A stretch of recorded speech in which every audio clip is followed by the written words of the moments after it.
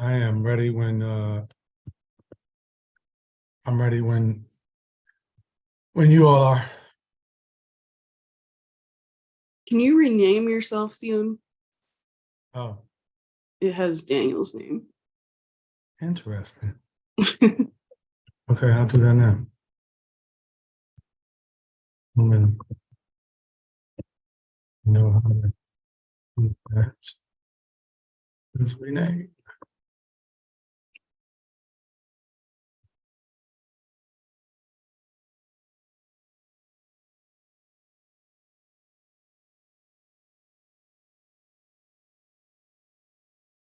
Okay, so I can do a countdown if you're ready.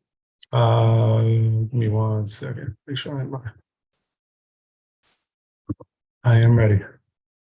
Okay, you can begin in 5, 4, 3, 2, 1. Good morning. My name is Kenya McDuffie, at-large council member and chair of the council's Committee on Business and Economic Development. Today's Wednesday, March 1st, 2023, and we are convening this public hearing virtually via Zoom. The time is 9:43 a.m. and I'm calling to order this performance oversight hearing of the committee. Today marks the committee's fourth and final performance oversight hearing, and we'll hear from the following agencies. The first is going to be the Public Service Commission, followed by the Office of the People's Counsel, and then the Alcoholic Beverage Regulation Administration, and finally, the Mayor's Office of Nightlife and Culture. As a reminder, public witnesses will have 3 minutes to provide testimony. Again, all public witnesses will have 3 minutes to provide oral testimony. We highly encourage witnesses to provide their written testimony to the committee via email.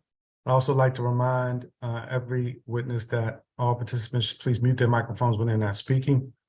We're going to begin with the Public Service Commission, or PSC, as it's commonly known. The mission of the Public Service Commission of the District of Columbia is to serve the public interest by ensuring that financially healthy electric, natural gas, and telecommunications companies provide safe, reliable, and quality utility services at reasonable rates for district residential, business, and government customers. The Commission has identified 3 goals for carrying out its mission: economic development, public safety, and customer satisfaction. The Commission contributes to the economic development of the district through the continued regulation of monopoly electric and natural gas distribution services. Public safety is promoted through the natural gas pipeline safety and public payphone programs, and the investigation of certain occurrences such as manhole explosions and utility outages. Customer satisfaction is encouraged by increasing public access to the Commission. With that, I'm going to call our first panel of public witnesses. Again, as a reminder, all witnesses should mute themselves when they are not speaking.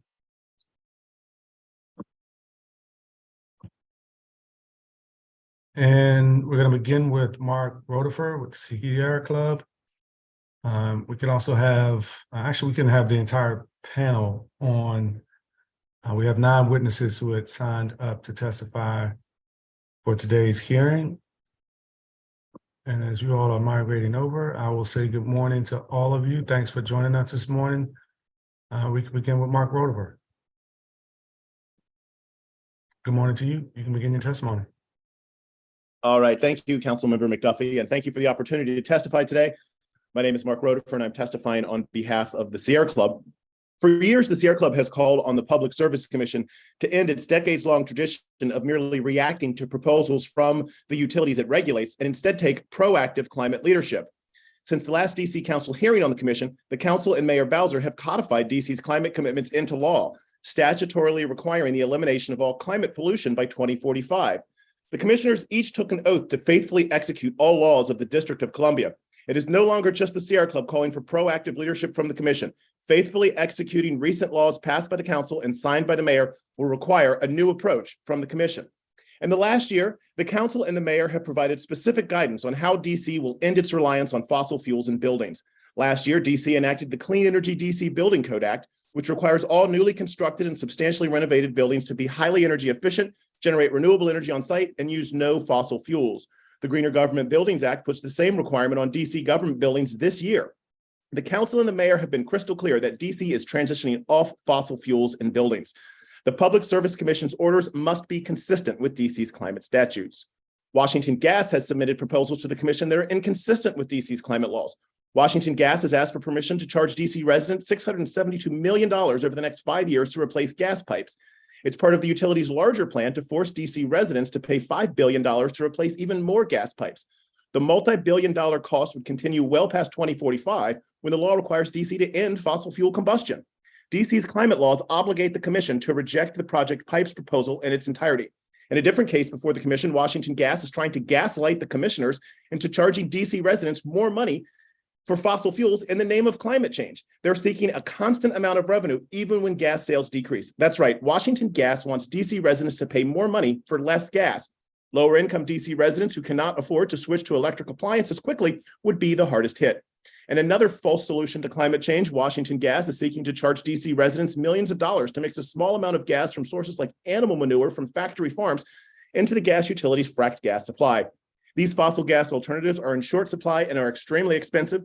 The proposal is a greenwashing attempt to gaslight the commission into approving false solutions to climate change. The Public Service Commission's mandate is not to split the baby on utility proposals. If our gas utility refuses to propose realistic and prudent investments to provide clean heat to buildings in DC, the commission must take proactive leadership to faithfully execute the law in DC.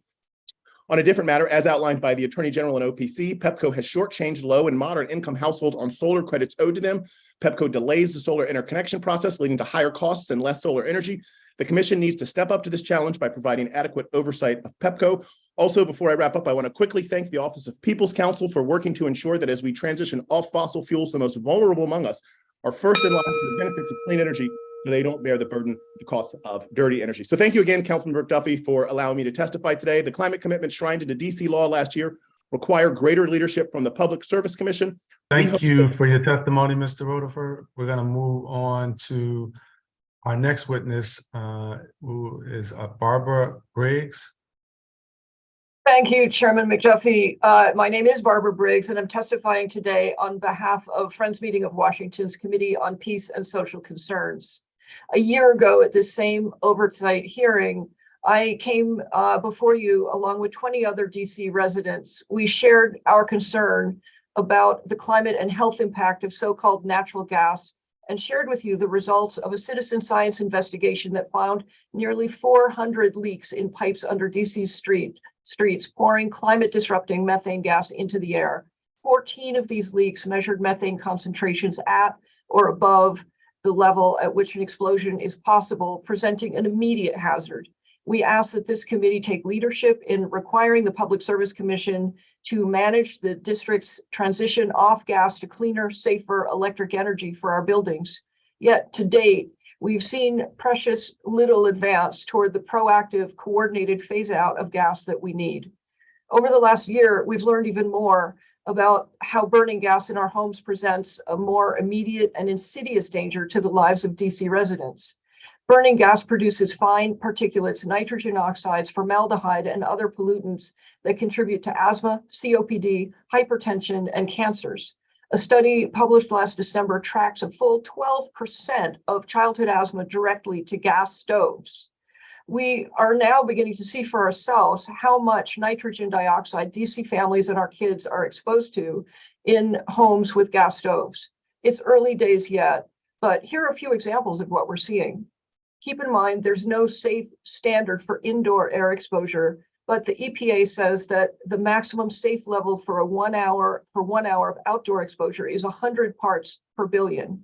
In many homes, we're seeing nitrogen dioxide levels climb to over 100 parts per billion in just 15 to 30 minutes. In some kitchens, including my own, we've measured nitrogen dioxide levels of 200 to 400 parts per billion in less than half an hour.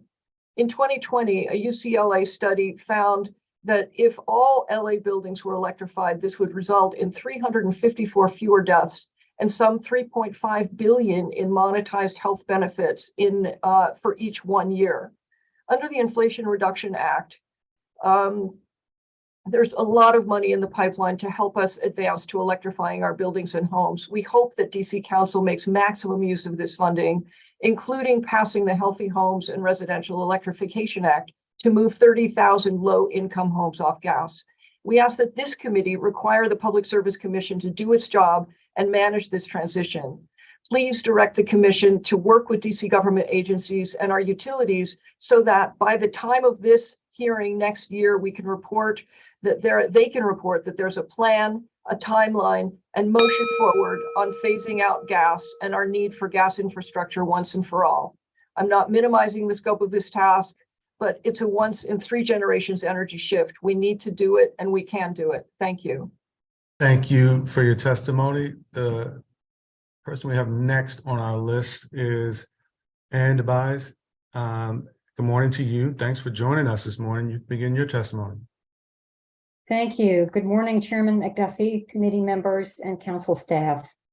My name is Ann DeBise. I'm a resident of Ward 3 and a Washington Gas customer. Thank you for this opportunity to testify. Washington, D.C. sets a national example in our intention to limit the greenhouse gas emissions that are warming our planet toward an uninhabitable future. But I observe a huge anomaly. That is, Washington Gas pipeline replacement operations are in direct conflict with the district's mandated climate goals. An extraordinary opportunity exists for the commissioners who have decisions pending on Washington Gas rate case, its Pipes 3 application, and its request to issue more debt. A chance like this will not arrive again soon to guide Washington Gas in the right direction by exerting decisive control over its future spending in 3 areas at once.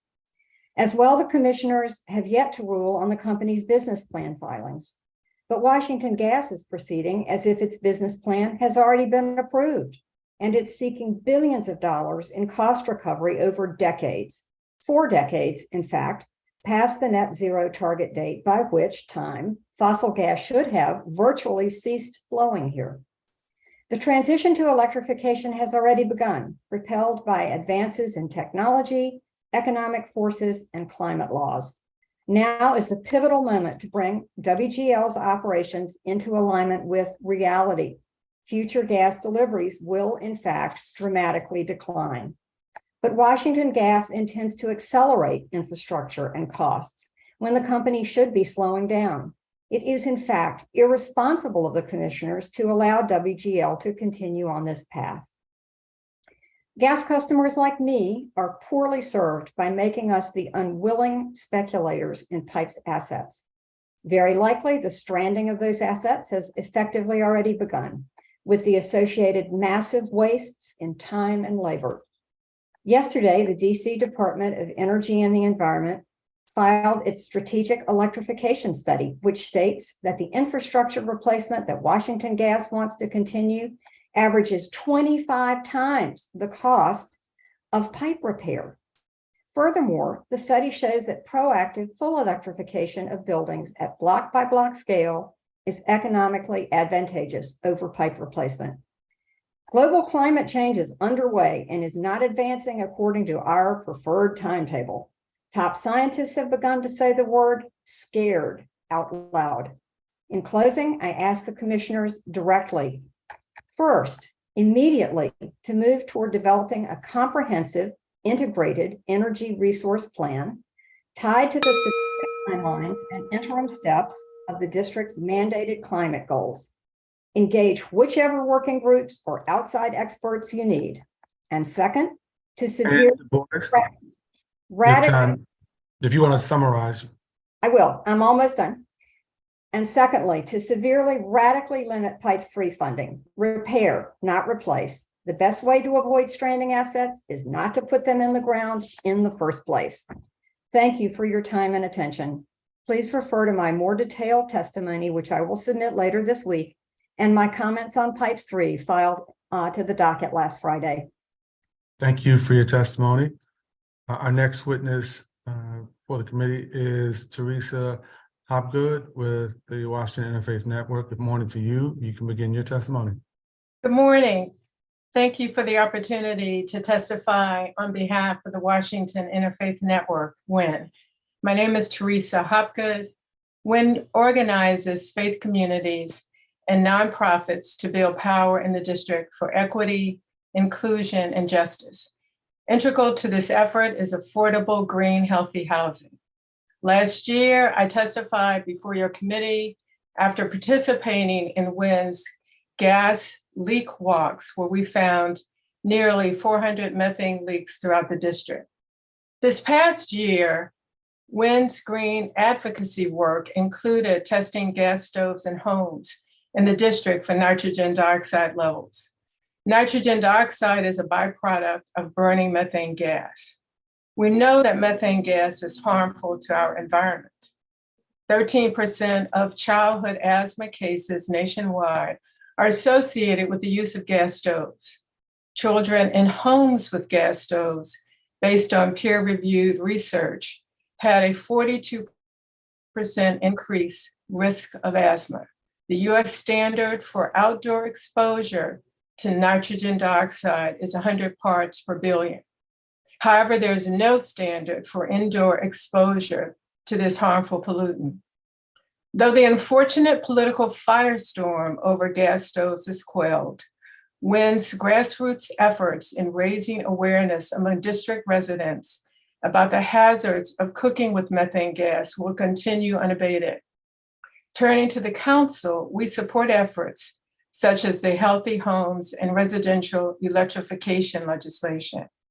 We expect $60 million in resources from the Inflation Reduction Act to serve our residents who can ill afford to pay higher energy costs.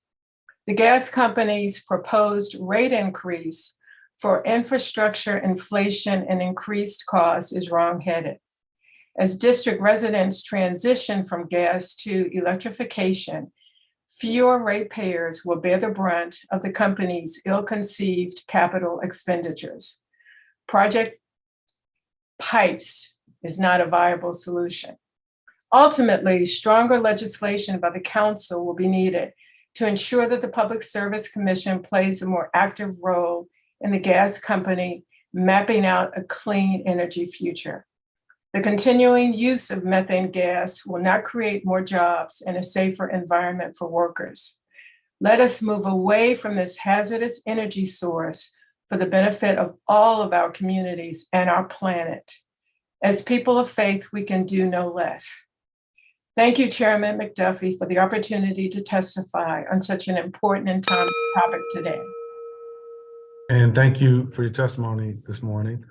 Our next witness is Nicole Rentz with the Chesapeake Solar and Storage. Good morning to you. You can begin your testimony. Thanks for being here. Good morning. I'm here today on behalf of the Chesapeake Solar and Storage Association, or CHESA, which represents over 150 companies that finance, develop, and install solar and energy storage in the district, Maryland, Virginia, and Delaware. Rapid deployment of renewable distributed energy resources, or DERs, such as solar and storage, is a key component of the district's climate and equity goals. Clean DERs are more efficient at addressing climate change, necessary for climate resilience, reduce ratepayers' costs, and support local companies and jobs. Currently, the most significant barrier to increased DER installation is the lengthy process and high cost of getting interconnection approval from the utility in the district. The PSC is responsible for oversight of this. They've made some progress on individual issues, but have not yet undertaken the comprehensive approach that is needed in light of climate needs and the district's goals. CHESA recommends that the committee urge the PSC to prioritize DER interconnection in the coming year. PSC should undertake a review of its DER policies and amend its rules to first clarify the interconnection process and facilitate better oversight and accountability. 2, incentivize utility investment in up-to-date grid technology that enables DERs. 3, establish strong regulatory and market mechanisms that allow full realization of the value of DERs. And 4, maximize capital deployment and benefits to customers by supporting a competitive DER installation market that brings in third-party capital as opposed to utility control. Customers installing DER in the district lack power and interaction with utility. Without active oversight by the PSC, this can result in death by 1,000 cuts to the district's DER market. And less competition and high costs also reduce the financial benefits of local clean energy for customers and ratepayers. We urge you to, in your oversight, encourage the PSC to focus on this and prioritize it in the coming year. Thanks for your time. And thank you for your testimony this morning. Our next witness is Larry Martin with Grid 2.0 Working Group. Good morning. You can begin your testimony. Good morning, Chairman Duffy. My name is Larry Martin, and I convene the Grid 2.0 working group. Grid 2.0 works to advance the modernization of the district's electric distribution grid. I appear here today to draw attention to formal case dockets of the Commission that are key to a cost-effective transition to a clean energy economy. There are 3 open cases before the Commission critical to coordinating the work of energy utilities to cost-effectively meet DC's commitment to clean energy, and I'll address each one now briefly. Formal case 1130 initiated a stakeholder process to examine utility compliance with the 2019 Clean Energy DC Act.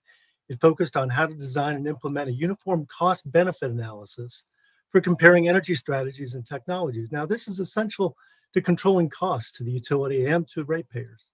The Commission specified that relevant outcomes from a rate case, that was 1156, and a utility planning case, 1167, they need to be aligned with the results of a cost-benefit investigation. The stakeholder work group submitted its report and recommendations in 2019. That was 3 years ago. With 2 important cases dependent on a decision by the Commission about benefit cost analysis, this needs to be a much higher priority. And now we'll look at those 2 other cases, 1156 and 1167. 1156 was a rate case, but it also initiated another stakeholder work group to examine how performance-based regulation can improve the alignment of utilities' business plans with DC clean energy commitments. How rates are set is key to incentivizing the utility to cost-effectively conform with the district's decarbonization mandate. The work group submitted its report, and the Commission ordered the work group to be reconvened for a second phase of study. The execution of the Commission's order is now 4 months behind schedule as of today. We strongly recommend that the Commission staff be instructed to prioritize the reconvening of the work group. Now, formal case 1167 requires utilities to set forth their plans to comply with the district's clean energy commitments and decarbonization law so that we can evaluate their adequacy. Although 1167 does not provide any timeline, it does state that the Commission may act to guide the companies in the right direction. And it notes this new proceeding could include the development of a comprehensive plan for how utility or energy companies can help the district achieve the directives of the Clean Energy Act. Well, the development of a comprehensive energy plan identified in 1167 is exactly what is required for success in achieving DC's clean energy goals. There's another case, 1172. The Commission is looking at federal funding available under the Infrastructure Investment and Jobs Act and the Inflation Reduction Act. It's billions of dollars. Such funding opportunities are dependent on a comprehensive plan, which in turn has to be guided by cost-benefit analysis.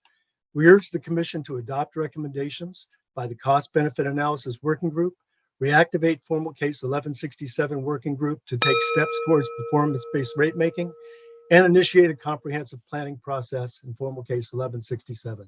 That concludes my remarks. Thank you. And thank you for your testimony. Our next witness is Nina Dodge with DC Climate Action. Good morning to you. You can begin your testimony. You are muted. Okay. Good morning. Morning. I represent DC Climate Action, a local civic group working in education and advocacy since 2006 to mitigate climate change and adapt the effects of global warming on the district. We call attention here to 2 areas of Public Service Commission performance that are vital in meeting the district's clean energy mandates. The first is implementation of commission orders. Utilities have often been slow or reluctant to comply with orders by the Commission or to share information that the Commission requests. We believe that as currently organized and staffed, the Commission lacks the capacity to enforce its orders. Talking about clean energy mandates here. The problem is that the Council should empower the Commission to create a strong enforcement unit within its General Counsel's office to increase compliance and to bring suits against utilities that fail to comply with its lawful orders. There is now a Chief of Compliance and Enforcement in the Office of Technical and Regulatory Analysis, OTRA, a single staff member who basically monitors compliance. Enforcement, however, is a specialized legal process that demands much stronger staffing and logically belongs under the General Counsel. Without a strong capacity to defend its regulatory authority before our courts, the Commission cannot make our energy utilities do what is needed to meet the clean energy goals this council has mandated. Our second point is on strategic planning to meet the district's clean energy and greenhouse gas emissions mandates. The commission is neither staffed nor structured to address these mandates. Regarding staffing, its strategic planning unit is a one-staff Office of Infrastructure and System Planning under the director of OTRA. There is also an unfilled post of Chief of Climate Action under the same director. Regarding structure, OTRA has four main responsibilities: analysis of issues and cases before the commission, monitoring of markets, compliance, reviews and audits, and surveys of competition.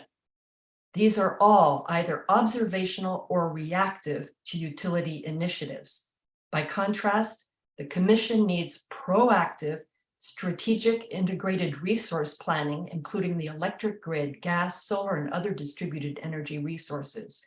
This integrated planning task should ideally be in a well-staffed office that reports directly to the commissioners, subsumes the Climate Action Office and the Infrastructure and System Planning Office, and coordinates closely with OTRA's economics and engineering teams.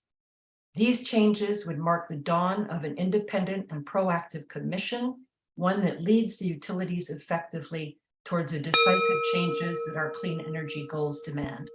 Thank you. And thank you for your testimony. Our next witness is Doug Siglin with the Chesapeake Climate Action Network. Good morning to you. You can begin your testimony. Morning, Chairman. Thank you. I'm Doug Siglin. I'm speaking today on behalf of the Chesapeake Climate Action Network. Mr. Chairman, you have my written statement. I'm going to put that aside and just speak for about 90 seconds to conclude this part of the hearing. More than 4 years ago, you and your colleagues voted to change the mission of the PSC, telling it to consider DC's climate change goals in its regulation of the utilities. PSC then began to examine the utilities' climate change plans and determine what the utilities should be told to do. That work is moving too slowly, but nonetheless making some headway, as I understand it. The vision of DC's future and the climate change plans put forward by the gas utility are simply not going to get us where we need to be. We can't meet our climate goals until DC residents and businesses stop burning methane, which is a destructive greenhouse gas in its own right and produces another destructive greenhouse gas, CO2, when it burns. It doesn't matter whether that methane gas is produced from farms or landfills, or whether it's so-called certified, or whether it's 5% hydrogen or 7% hydrogen, it's still a greenhouse gas that produces another greenhouse gas when it burns. If, despite tons of legal advice, PSC somehow decides it doesn't have the authority to do what needs to be done, I would ask the DC Council to step in quickly and give it all the clear authority it needs. But beyond that, the PSC needs to quickly embark on a process to create a roadmap to guide us from where we are today, where the gas company is asking ratepayers to continue to invest heavily in a system that's not in their interest and is destined to eventually shut down, to a future where DC residents and businesses no longer burn methane, producing CO2 and NOx and all those other pollutants. If the PSC can't or doesn't want to engage in a process to develop that roadmap, the council needs to tell it to do so. A clean and healthy DC that doesn't pollute the atmosphere and contribute to the death and destruction around the world has to be our shared goal. And the council needs to continue to drive us toward that goal if the PSC can't or won't. Thank you. Thank you for your testimony and for providing your written testimony as well. Our final witness for this agency is Abra Amin, who's with We Power DC. Good morning to you. You can begin your testimony. You have 3 minutes. Thank you, Chairman McDuffie. My name is Abel Amene. I'm a resident of Brightwood Park, and as you said, I'll be testifying on behalf of We Power DC, an organization devoted to advancing energy and climate justice in DC. We urge you to replace the for-profit investor-owned utilities in the district with publicly owned utilities. We Party C is deeply concerned by the Public Service Commission's extremely lax oversight of the district's utilities at this crucial moment when the district needs to phase out fossil fuel infrastructure. Let's begin with PEPCO. Given the fact that PEPCO has intervened to significantly water down climate legislation in 2018 and has grievously mishandled community solar installations and continues to maintain its energy mix at only 6% renewable, how can we trust PEPCO to be an effective partner in transitioning away from fossil fuels? Their primary responsibility is to the shareholders, not to the people of the district. Nothing could make this more clear than their strategy or lack thereof of adapting our energy acquisition in face of climate crisis. It's a well-known fact that PEPCO's plan to move away from fossil fuels is utterly inadequate. But the public, the PSC has done nothing to ensure oversight so that it addresses these flaws. We recommend some questions to put to the Public Service Commission so that the agency can better exercise its responsibility, and that's in my submitted written statements. Just getting back to PEPCO, beyond their deeply irresponsible and inadequate strategy for energy transition, PEPCO has wronged DC residents in a much more accurate way during the pandemic with utility shutoffs. We have some statistics there.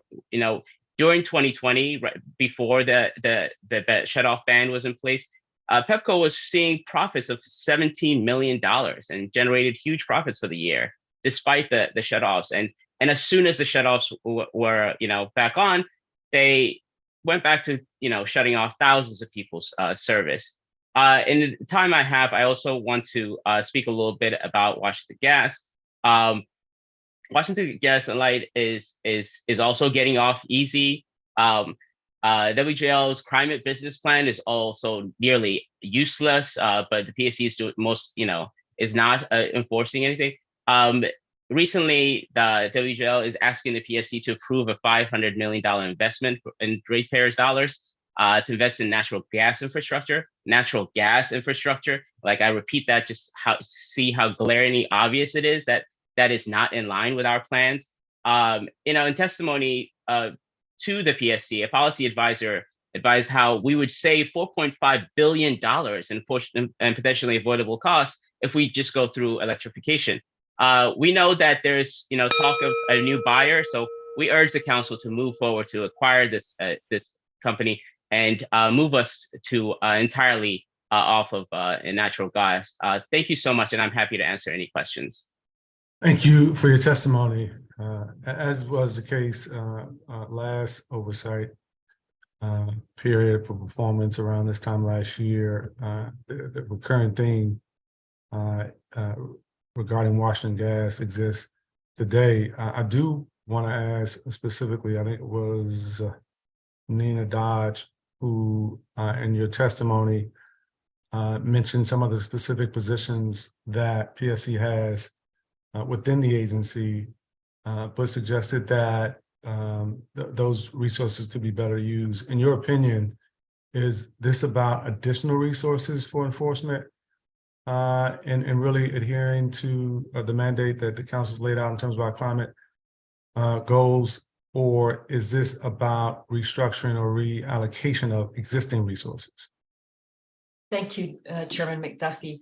I believe it's both a restructuring, which would also necessitate, well, I don't know for sure because I don't know the budget of the PSC intimately, in terms of what can be shuffled around. But my guess is that to hire the kind of expertise needed and set up an office with the appropriate expertise and gravitas, that they would probably need extra funds. And Doug Siglin, restructuring is definitely, as I mentioned, definitely. Does anybody else want to comment on that question about resources? Okay, Doug Siglin, you had mentioned in your testimony a point that I wanted to ask a question about, and I'm struggling to find. I know you already submitted it, but I got a lot of testimony on my screen, and I can't seem to find yours. But there was one aspect of your testimony that has escaped me right now that I wanted to note. Let me ask this: Well, no, you said that there has been some strides, but obviously things aren't moving quickly enough. And you laid out a couple of things that you think the PSC should be doing right now, and that the council should push them if they aren't going to do it more quickly. What's the top priority for you if you had a conversation with the commissioners of the PSC? What's the number one thing that you would urge them to tackle as quickly as possible? Really want to emphasize the plan, council member, because a lot of states around the country, and if you do find my written testimony, you'll see that I put quite a bit of detail into it, but a lot of states around the country are embarking on asking their PSCs or their public utilities commissions to do comprehensive planning that will lay out the pathway from where they are today to the climate change goals that the state has. So I think I mentioned 7 or 8 other states where proceedings like that are underway. I think that that's the most important thing, because as I observe it, just as a casual observer, the PSC is reacting, it's doing its job, but it's not proactive enough. And I don't know whether Nina's right about the need for additional resources in their strategic planning department, but it just seems to me that it's imperative that the PSC move pretty quickly to get into that kind of comprehensive planning, so that we actually know where we're going to go in the next 23 years. We've got 23 years to meet our no net carbon emissions goals, and it's going to come at us very quickly. And I think the PSC has to get on that task really quickly. Okay, and I did locate your staff, resent to me your testimony this morning. So I appreciate that. And for all those who haven't yet submitted their written testimony, it'd be helpful if y'all do so. Obviously, I'm going to ask the commission about where they are with the transition and exactly how they are executing on the mandate that the council established years ago with respect to our clean energy goals. And so I appreciate you all's testimony this morning. Let me ask this question though: how have you all, if anybody wants to comment on this, and I'll just throw it out there to the panel. This is a performance oversight hearing. In terms of engagement, transparency, communication, how would you all comment on the PSC's performance in that regard? I'd like to say a word about that. Sure, Councilman. sure. The performance of the PSC can be looked at as, very constructive in some ways. They are always setting up stakeholder oversight in their formal cases. There's always opportunity for people to comment and to provide constructive engagement. The problem lies in actually translating all of that stakeholder participation into decisions. As I noted, there are a number of stakeholder work group reports that have not been acted on, in some cases for years. Stakeholders, not just the utilities, but OPC and members of the public here today, spend a lot of time down at the Public Service Commission, bringing the best and brightest that we can. To see that just kind of set aside with little to no action, is a little discouraging sometimes. And I'd also want to just note that leadership by the Public Service Commission on the clean energy transition is essential. It's not enough for them to be an impartial, facilitator of the utilities plans.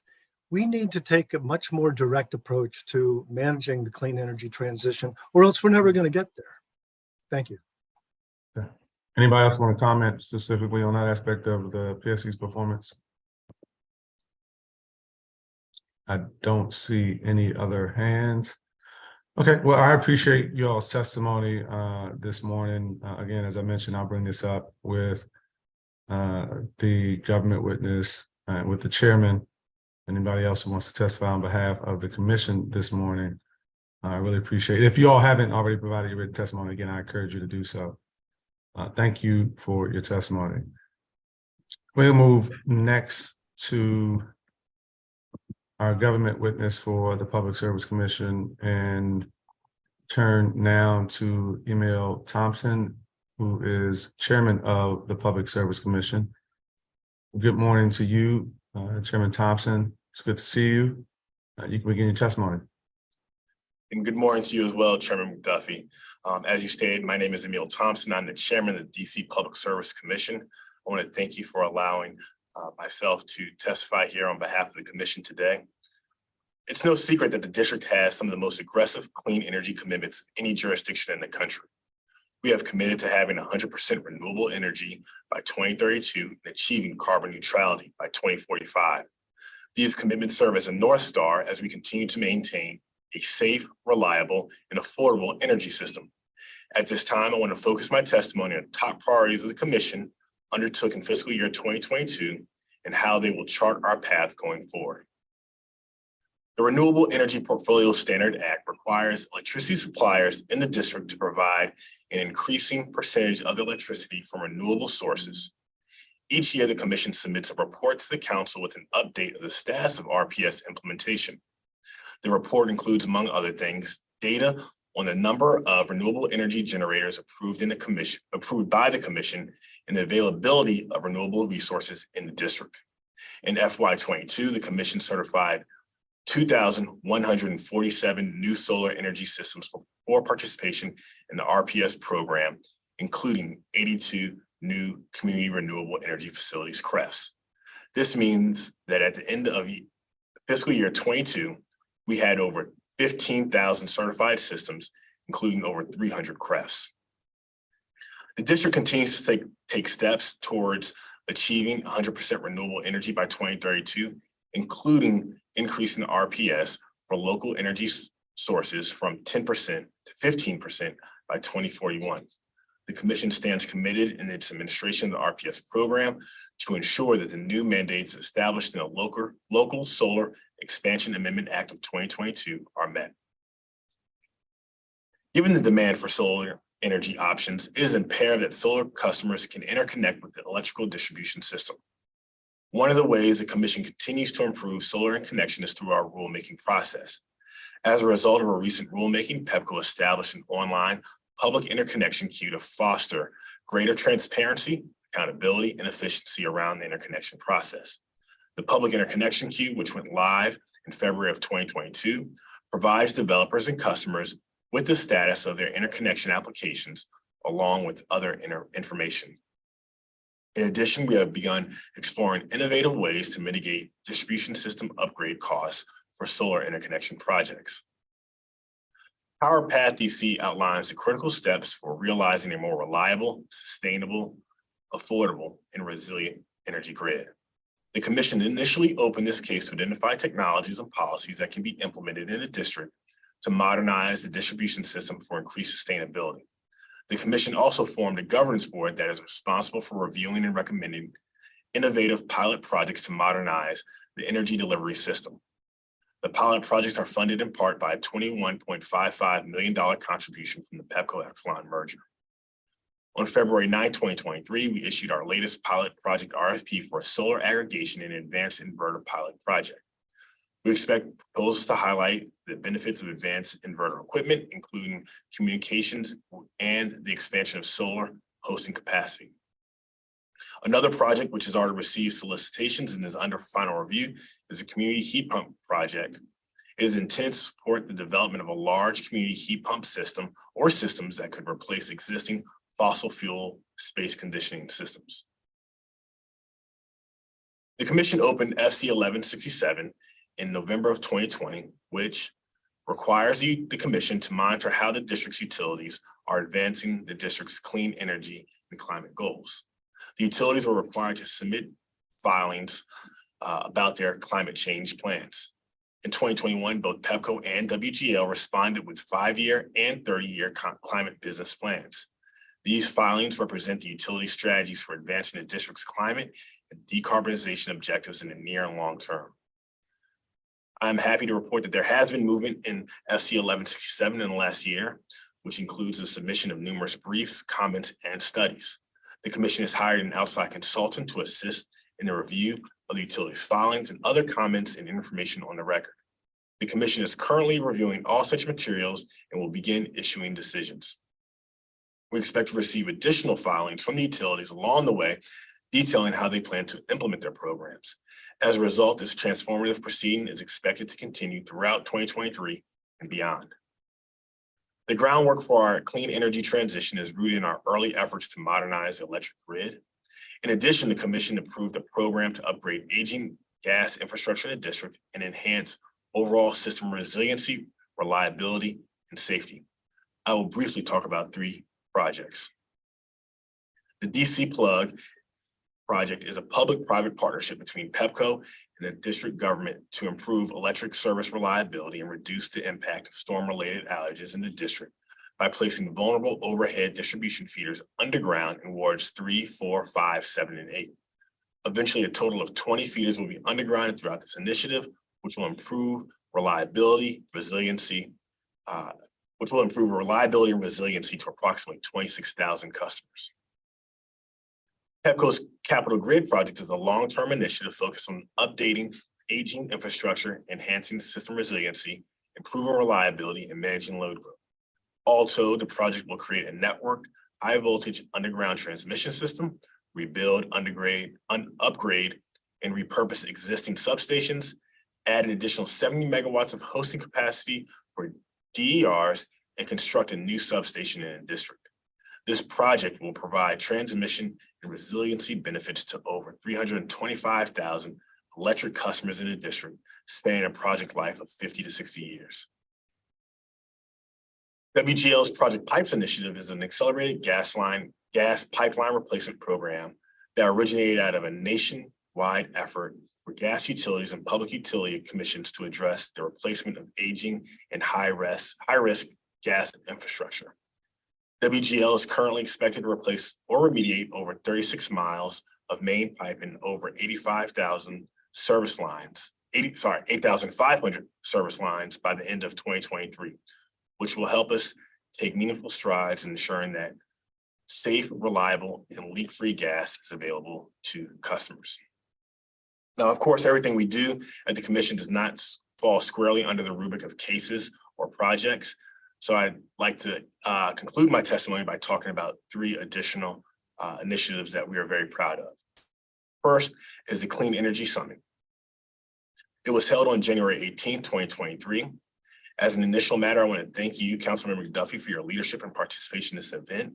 The panelists and moderators hailed from a cross-section of federal and local government agencies, private companies, and nonprofit organizations. We're also very lucky to have our former chairman, now acting FERC Chairman Willie Phillips, give the keynote address. The panel discussions focused on new federal funding opportunities for clean energy and energy efficiency, workforce and supply chain development, and energy affordability. The Clean Energy Summit was an excellent display of how engaging in discourse about these complex issues can advance our shared goals. Next, the commission recognizes that protecting utility infrastructure is becoming a national security issue. To this end, the commission hosts an annual cybersecurity conference for our regulated utilities to discuss best practices that they are taking to protect their infrastructure from cybersecurity threats. This year, we also plan to focus on physical threats to the electric grid. Our next conference will take place on April 25th, 2023. I'm also proud of the work that we have accomplished by our advisory council on utility supplier and workforce diversity. For example, we held our inaugural supplier diversity hearing on July 27, 2022, where utility representatives shared their progress on providing increased opportunities for diverse businesses in the district. Additionally, we have a memorandum of understanding with PEPCO, WGL, and Verizon to ensure they commit to providing increased opportunities for diverse businesses. We plan to reconvene this hearing later in the year. And last, but certainly not least, I'd like to take a moment to talk about affordability. Affordability is a top priority of the commission. As noted in some of the public testimony earlier today, there is a pending Washington Gas rate case before the commission in which WGL has requested an increase in its existing rates and charges for natural gas distribution in the district. In February of this year, we held a series of 3 community hearings across the district to provide a forum for residents to provide input on WGL's requests. We also oversee various assistance and discount programs that help reduce utility costs for low-income customers. We ensure that each utility has a utility discount program that in most instances reduces a customer's bill by almost 40%. During COVID-19, we reduced the threshold for eligibility for these programs so that more customers could qualify for this crucial benefit. We recognize that while the pandemic has officially ended, not everyone has recovered. Therefore, the Commission has maintained this new threshold while also creating deferred payment agreement terms of 12 months so that customers can pay down on large balances and avoid disconnections. In conclusion, I take great pride in the strides the Commission continues to take in helping the district achieve its climate commitments, as well as our role in ensuring that customers receive utility services that are safe, reliable, and affordable. I'm also grateful that the Commission is now served by a full complement of commissioners. I want to thank Commissioner Beverly and Commissioner Trabue, as well as our staff for all their hard work. While I was not able to touch on all the hard work that the Commission undertakes, I can assure you that our staff is committed to the core mission of the PSC on all fronts. Thank you for allowing me to present this testimony, and I am happy to answer any questions that you may have. Thank you for your testimony, Chairman. Before we get into questions and answers, I want to take a brief moment to do something I should have done before you testified, which is to swear you in. So if you don't mind, if you could raise your right hand and repeat after me. Do you swear or affirm independent of law that the testimony you're about to provide before the Council of the District of Columbia and the Committee on Business and Economic Development is the truth, the whole truth, and nothing but the truth? I do. All right, thanks for that. Now that we've got that out of the way, let's talk about racial equity. You and your team should be used to me asking questions about racial equity in these types of hearings. But I do want to know, as it relates to your performance plan for the agency, whether you all have specific racial equity related performance measures as a component of your work. In other words, is the Commission using a racial equity tool of some sort to further its agency performance? Yes, so Chairman McDuffie, the Commission has appointed a racial equity officer in the last year. And the number one thing that she's been tasked with is how we can create those definite measures, not only for the agency, but as we continue to work with the utilities. And so the quick answer to your question is no, we do not have those in place at this time. We are working to develop those though. Okay, well, I would love for you all to keep the committee updated about progress on this specifically. I appreciate that you all have appointed someone who's charged with implementing the Commission's work around racial equity. I understand that the Commission held a hearing to review your diverse spend commitments, and I know that's something that's been a priority for you in your position as chairman. So if you could, I'd love to hear any updates you have on your work towards encouraging the utility companies to spend more, at least 25% of their total procurement on minorities, women, service disabled veterans, and/or LGBTQ-owned businesses and nonprofits. Yes, so back under our previous leadership, we had a member of understanding that was signed with PepCo, Washington Gas, and Verizon about their diverse spend. Both PepCo and Washington Gas had goals of 25%. During our hearing this past year that I discussed earlier, I was very proud of the report out that both of those utilities surpassed their goals by huge numbers. But one of the takeaways that we saw was while the utilities do an excellent job of providing ground level pathways into this field or ground level opportunities in terms of spending, there is more of an emphasis that needs to be put on providing opportunities for legal services or engineering services. And so as we look forward to our next hearing coming up and looking outward, we want to figure out how we can really direct that movement, because we want to see that type of investment at all levels. Okay. And do you feel like the commitment with utilities still exists? I don't know if there's been any recent changes in leadership in any of them, but do you feel like the work that you all have been doing, you're building on that and not regressing in any fashion? No, I think there is certainly a commitment top down at both Washington Gas and Pepco, and at Verizon as well, to achieve these goals. And so this is something that we definitely discuss, and we expect to see continue onward. Okay, and you mentioned that they exceeded their goals.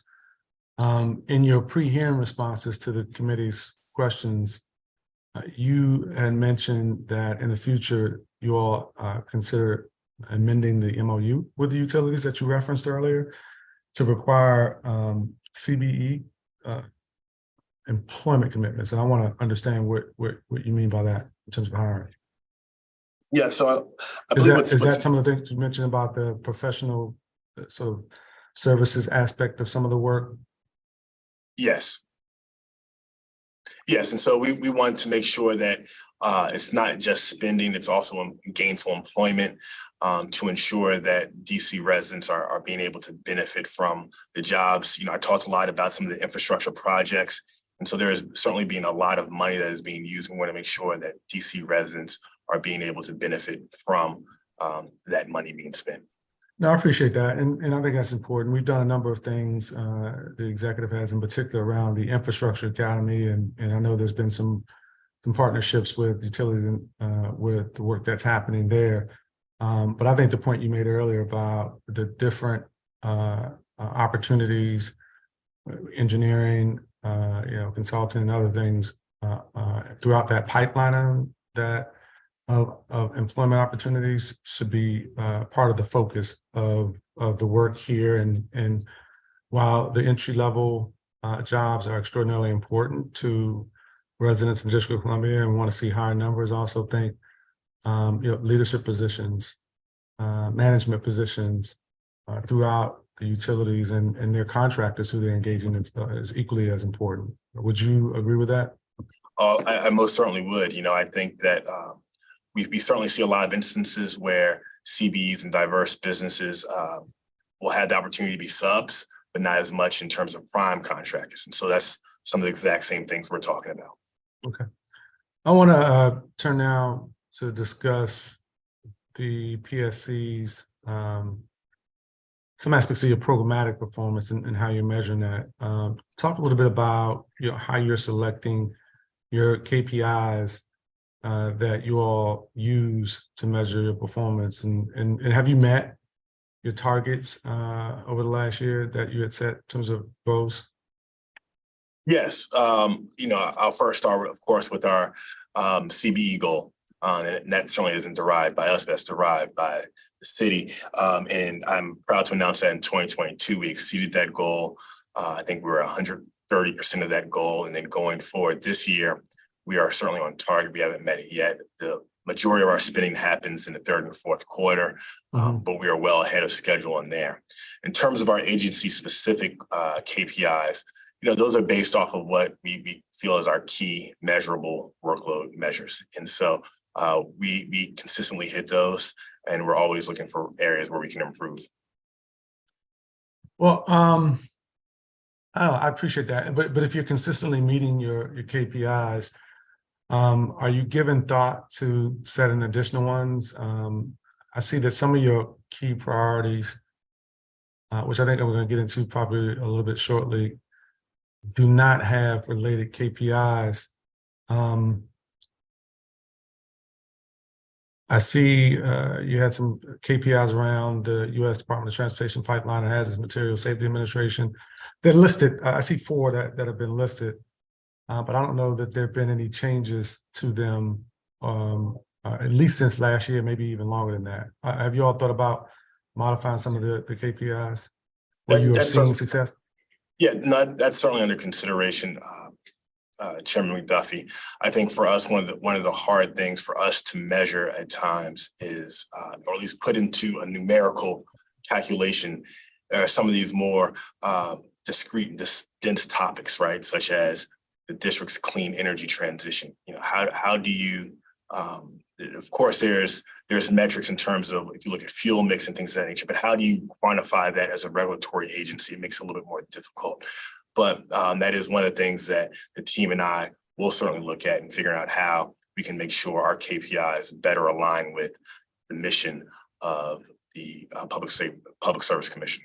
Yeah, I'll state and that I fully appreciate the challenges with trying to quantify that and measure that, but I think it has to be a part of your KPIs. I think I'm sure you listened and your team listened to the public witness testimony, and you heard the theme in this year's testimony around the clean energy transition and the challenges with meeting that, the criticism, frankly, of the agency and how quickly it's moving to meet the goals established by the council. And so I think including that as one of your KPIs will be useful for you all internally, but also externally for people who are also watching and participating in the advocacy space and otherwise.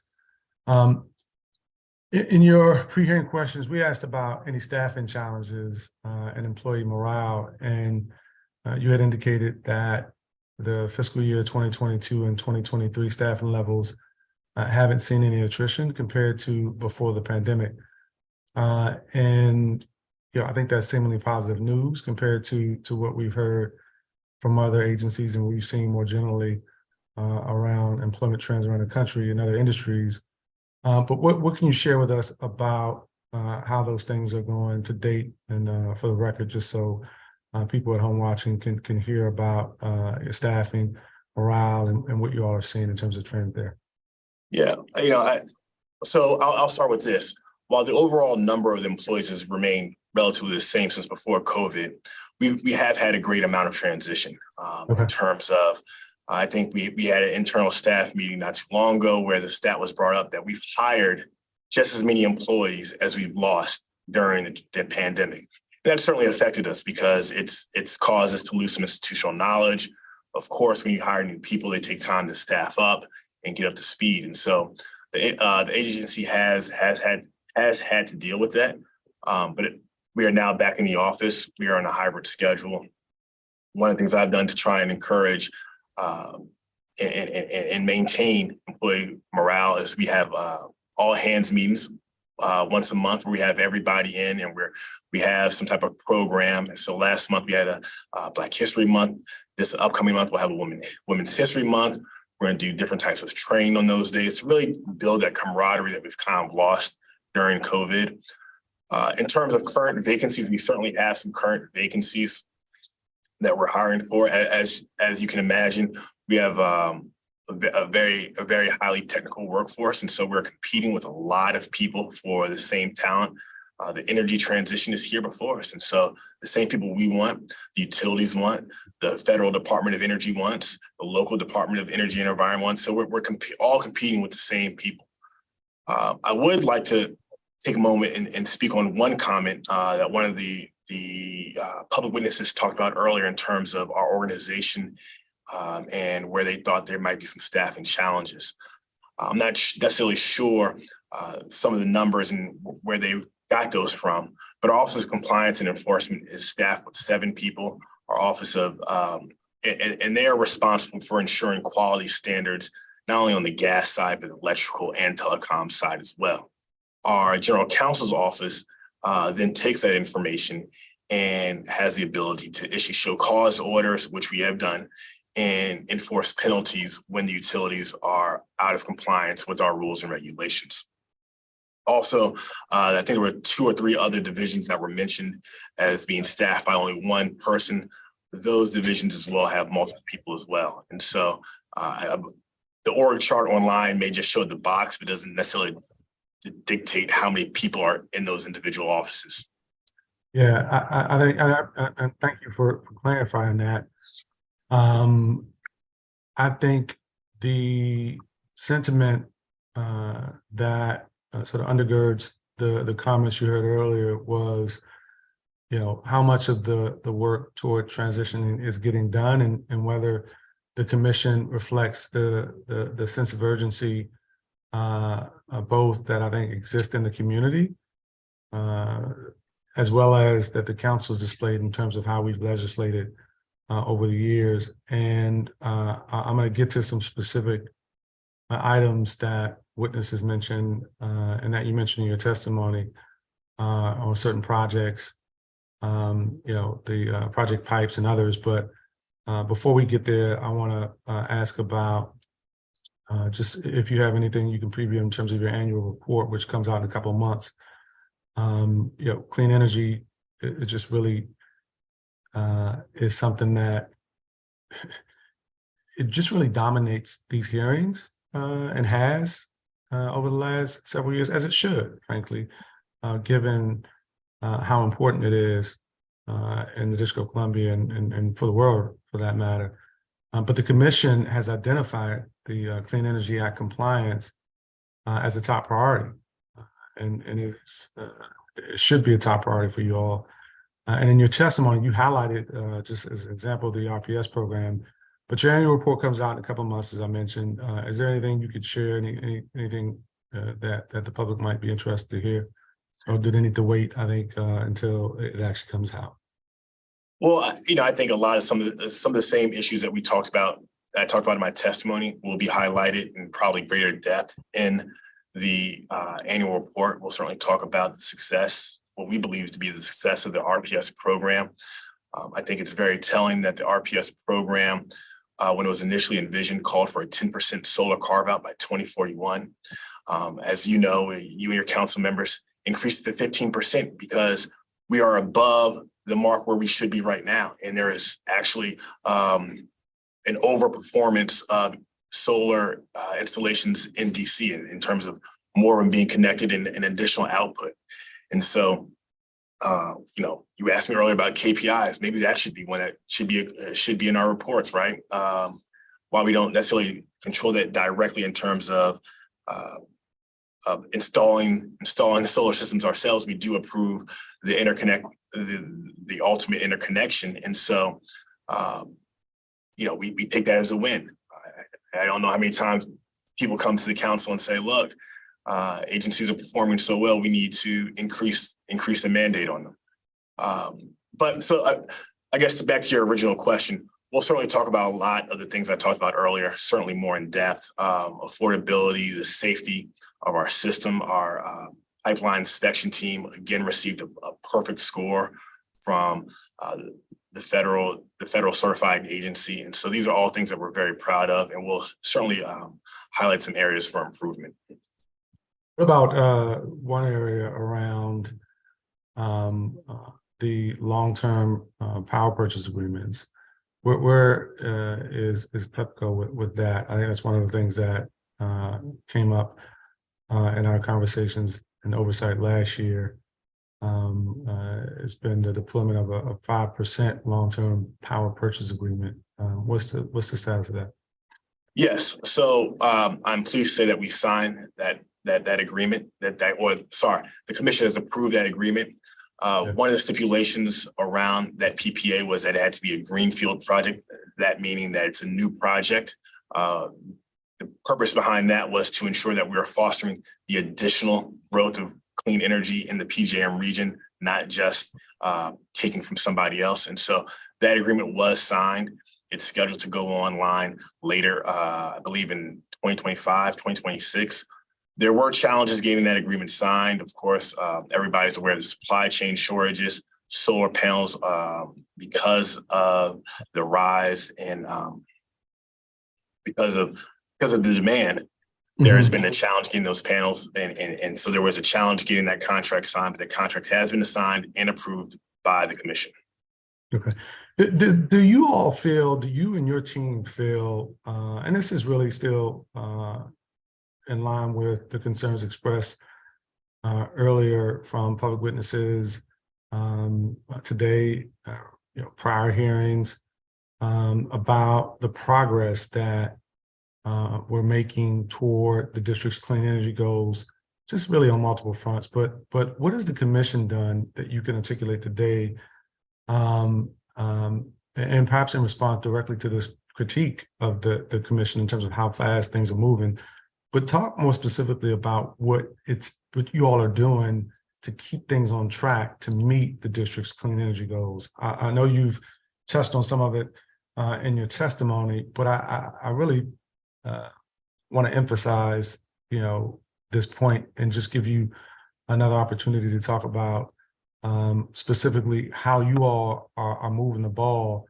and keeping things on track. Well, I'll start first with the PPA. The PPA was not something that EPCO came to us with. It was something that the commission ordered for them to do. So that's the first thing I would say. I talked a little bit about the RPS program that we oversee. The backbone of that is really the solar interconnection process. I understand that and I'll be the first to say that it's not a perfect program, but we have seen great strides there.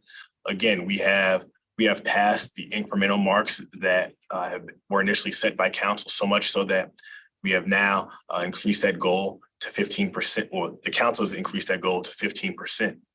We continue to refine the interconnection process through our rulemaking process. We set up, we mandated that PEPCO has to have hosting capacity maps so that solar developers can look online and see which areas are ripe for development. We've mandated that they have the public interconnection queue so that people can look and see exactly where their projects are in the queue and what projects are ahead of them. We have mandated that we have mandated the formal case 1167, which has utilities file these plans to detail what their goal and how they are going to meet the district's clean energy goals. When the district passed the Clean Energy Act, there was no reference in terms of fuel type, in terms of the goal to reach carbon neutrality by 2045. And I want to emphasize that it's carbon neutrality, not zero carbon, but carbon neutrality. And so the commission had to ask the utilities how they're going to meet that goal. And it's our job that now the comments have been submitted, all the studies to evaluate those plans. And we have brought a consultant on to really look at those plans to determine the feasibility, the efficacy, the real cost of these programs so that we can make informed decisions. I certainly let me before you go on, let me just stop you with formal case 1167. In terms of time frame for the consultant that you all have engaged to do its work, when should we expect some results of that? So what I'll say two different things. The first thing is we will begin to issue some orders prior to the consultant issuing their final report. Okay. They're providing a very comprehensive review of everything that's been filed. Okay. There are some individual filings within 1167 that need to be answered first. And so the commission certainly hopes over the course of the next few months, we issue some of these orders that really determine some threshold issues about the commission's scope and authority. And that will really guide the remainder of that docket. Okay. Okay. What about, I think it's a formal case 1130, which is the one, this is has to do with the design and implementation of a uniform cost benefit analysis for comparing energy strategies and technologies. The GD 2019 docket, is that what you're referring? I believe that one is one of that. And so no, we certainly hope to have an order issued on that as well. And I do want to say I certainly empathize and recognize that some individuals feel the commission doesn't move as quickly as they would like us to. And I certainly recognize that sometimes I want to move faster than we do. But at the same time, I recognize that sometimes it's better to move correctly and move right the first time rather than move quickly and then have to go back and undo work. And so part of the role as us as commissioners is we have to take all the data that's been presented to us in the work groups where we have a lot of fantastic presenters, but where we don't a lot of times have that consensus and analyze it and come to a decision on our own. And so that's certainly part of what causes that delay. As you're well aware, we were certainly without a commissioner for a year.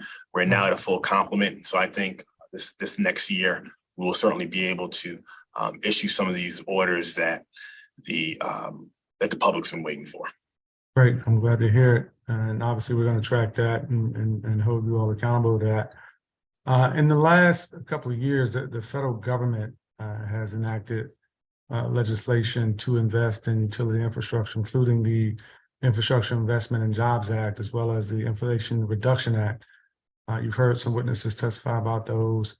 What kinds of new opportunities is the commission exploring in light of the passage of these measures and the potential benefits to the District of Columbia?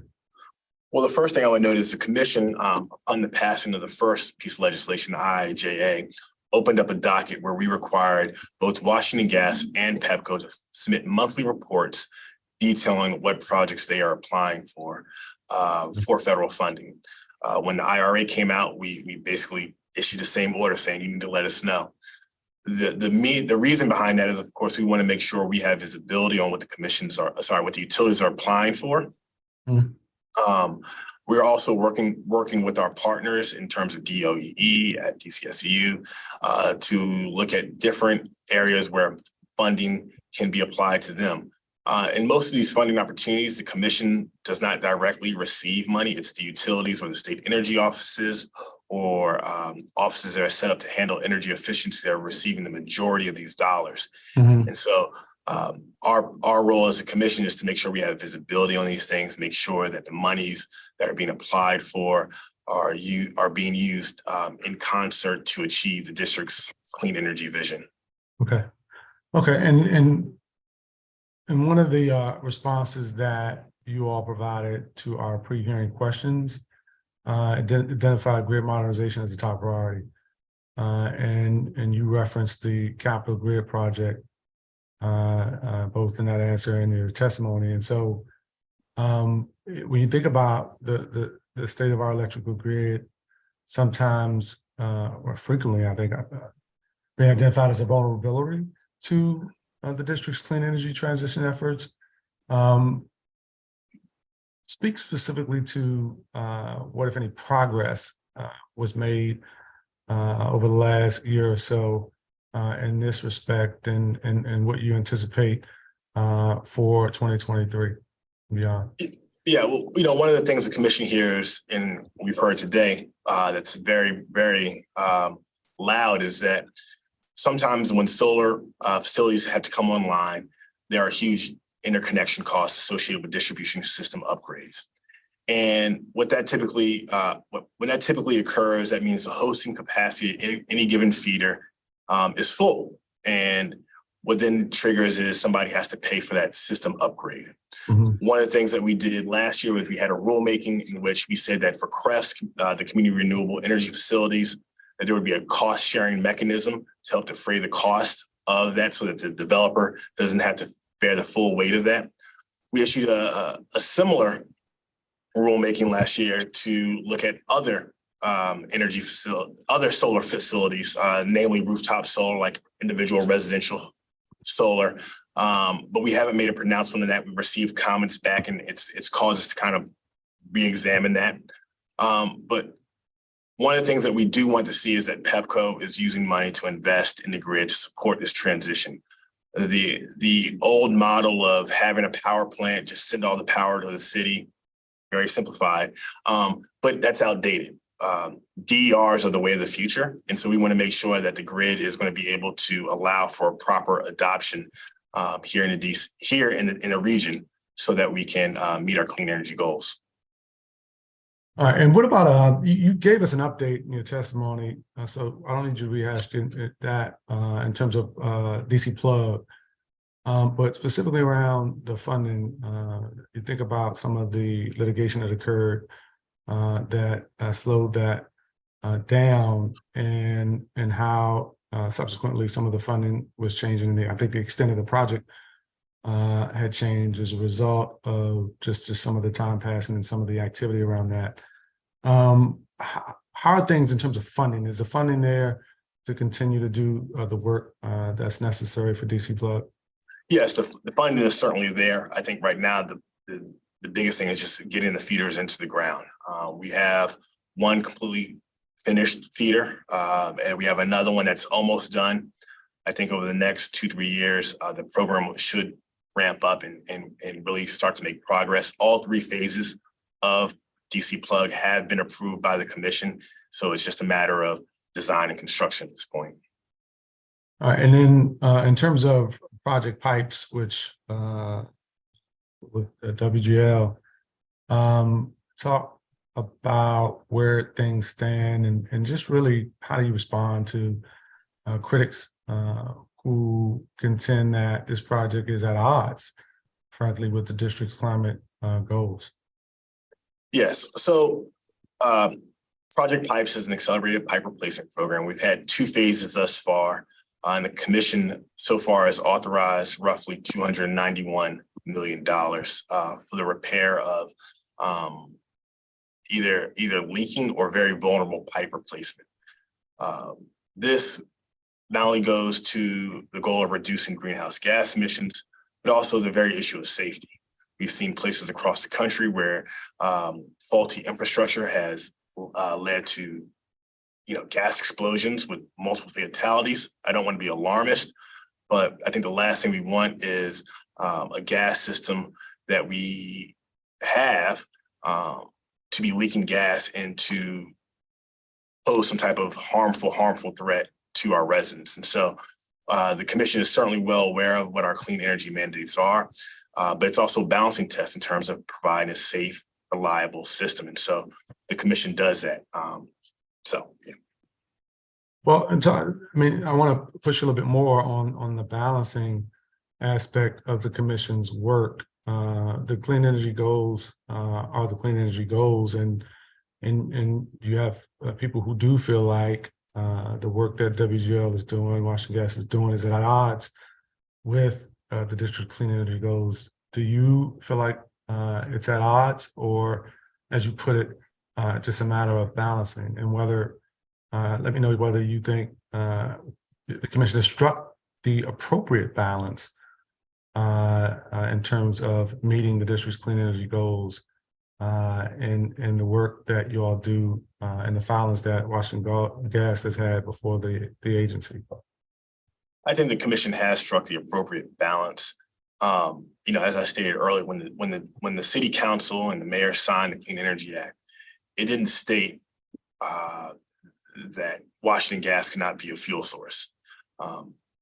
And so the commission, again, has to give Washington Gas the opportunity to present a climate business plan to see if they can come into compliance. Now, of course, I've heard the comments about what different people feel about that plan, whether or not it's actually feasible. But we have to do our own independent analysis based off of not only the comments that have been submitted, but using our own internal intelligence as well as our consultant.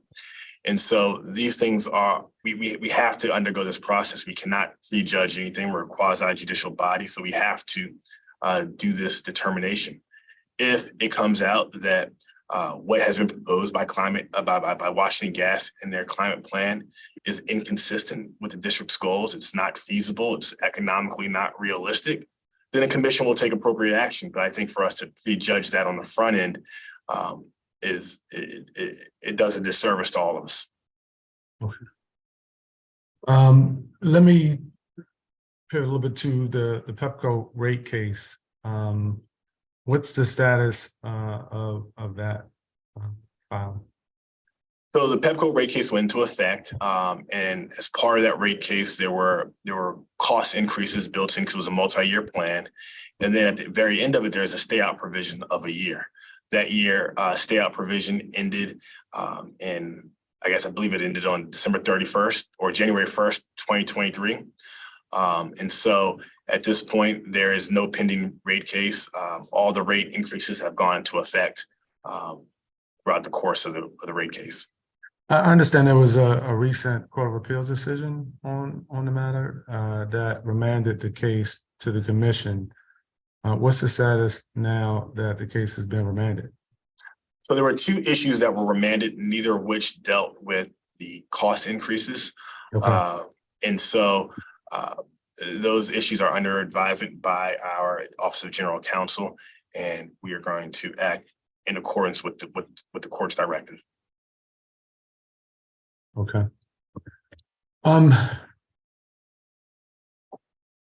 In your pre-hearing questions, the committee asked about consumer complaints, and your responses indicated some issues with WGL whereby certain call center performance metrics were not met. Now, the commission suspended WGL's disconnections for a quarter last year, but then reinstated them for the following quarter. And I understand that there's still some ongoing performance issues. Could you elaborate a bit on that and what the commission is doing about it? Yes, so we have certain customer service standards that each of the utilities must abide by in terms of time to answer, the amount of time customers have to wait. And there was a large problem last winter, so winter 2021. And it was during that time that we suspended disconnections because we felt it was unfair that customers would have their service disconnected when they couldn't even reach Washington Gas. After a series of meetings, which I personally attended, Washington Gas developed a corrective action plan and came into compliance. Fast forward to this most recent winter, while Washington Gas started off well, they had some performance issues in November.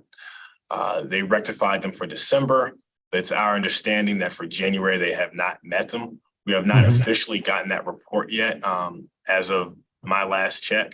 But we've been informally informed that they did not meet those metrics. And so once we get that report, we will certainly take the appropriate action. This is something I told Washington Gas is a non-starter. And so the commission will move on this.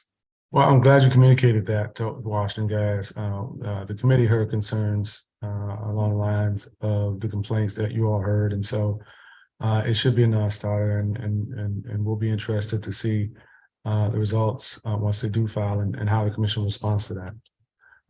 From your pre-hearing responses, I understand that the commission has received a noticeable number of complaints from Verizon customers regarding loss of copper services to their home. There are still residents who really love their copper services, and I think it's important to make sure that concerns that they raise are heard and responded to. Tell us more about that, and is there something more the commission can push Verizon to do for these customers? Yeah, so I mean that's certainly the case. Just as you stated, in terms of customers, they want that copper. They're not used to the fiber, and so one of the things that we're going to do is we're going to work not only with the utility but also with the Office of People's Counsel to really educate homeowners, and not only homeowners but just ratepayers, residents, about this issue and trying to address those concerns. Something we want to be proactive about, and so certainly work on that front to make sure that people's concerns are addressed. And have you all seen any particular trends though in terms of complaints to utilities? Obviously, during the pandemic, matters were exacerbated, but as things have leveled off, what are you all seeing, if anything, in terms of trends? Downward, upward? What's happening? The numbers, I believe, are about flat, and most of them revolve around billing. I mentioned earlier the utility discount programs. We've really done a hard push at making sure people are aware of these programs, deferred payment agreements, making sure that all this is available to the public. We had an end of the year report that was filed in which I believe DOE does a comprehensive review of all the utility discount programs, not just for Washington Gas and Pepco, but also DC Water. And I was pleased to see that the numbers of participants in the Washington Gas and Pepco programs have been as high as ever. And so that means people are taking advantage of the programs and they're getting the assistance they need. Yeah, glad to hear that. The committee made some policy and operating budget recommendations to Public Service Commission in our fiscal year 2023 budget report. I'm sure you and your team combed through those. Provide, if you could, an update on how the agency has addressed those recommendations, if at all. We had recommendations that the Public Service Commission work to fill vacant positions because it had consistently it consistently had several vacancies. We talked about staffing earlier, but love to know how you all have considered those recommendations of the committee. We also recommended that PSC work to establish relationships with clean energy, environmentalist experts and groups who can provide independent expertise necessary to support the commission's expanded mission and advance the district's climate policy commitments. And then we had another recommendation that the PSC work collaboratively with OPC to ensure grid modernization efforts and infrastructure investments are equitable across the District of Columbia.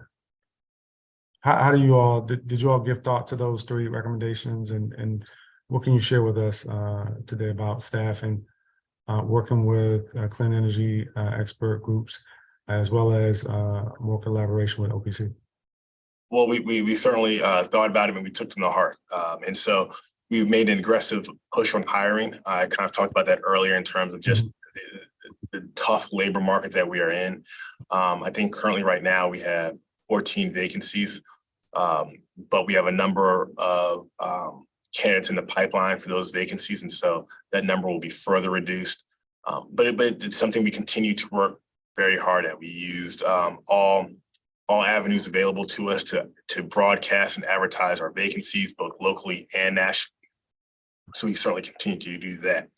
In terms of cultivating relationships with experts, that's something we also have done. I mentioned earlier for 1167, we have brought on an expert to help assist with the evaluation of the utilities business plans. And so we've used experts there. We use experts in the rate cases. And then through our working group process, we have experts that come and provide testimony as to what best practices are. One of the things that we found is because we are the district, a lot of what we do here is a matter of first impression. And so therefore, we have to be more thoughtful about our measures. And then the last issue in terms of course, working with OPC. OPC has been a great partner. I talk with the People's Council, so it's just not up top, but also our communication staff, our consumer services staff, our technical and legal staff, they all work together. And so I would certainly describe it as a very workable relationship. Okay. And how many days you all, I noticed you're in the office today, and the Clean Energy Summit that you referenced in your testimony that I participated in was in person and in your offices in that building. And so are you all working remotely? What percentage of your staff is in the office versus working? How's it working for you all these days? So we are a hybrid office. And so on any given day, I would say there's probably about anywhere from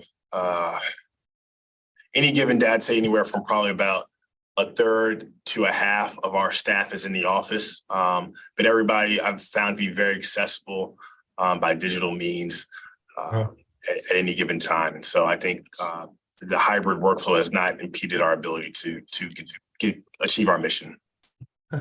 All right, well, I don't have any additional questions right now. I definitely want to make sure that you all take to heart and highly encourage you to think about those KPIs we talked about earlier and aligning some of your KPIs with the district's climate goals to try to address, I think, both your ability to achieve those goals, but also address the public's concerns in seeing progress more rapidly towards achieving those goals. So no further questions. Anything else you'd like to add to the record before we transition to our next agency?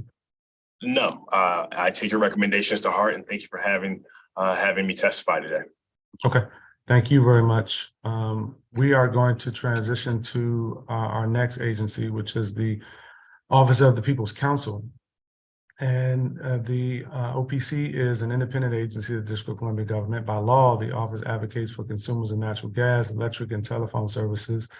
OPC also represents the interests of the district utility ratepayers before the Public Service Commission, the Federal Energy Regulatory Commission, the Federal Communications Commission, other utility regulatory bodies, and the courts. The office is mandated to conduct consumer education and outreach and may represent individual consumers with complaints related to their utility service and bills. I'm going to give staff just a few minutes to transition our previous agency off and our public witnesses on to this panel. And so just bear with us for a few minutes.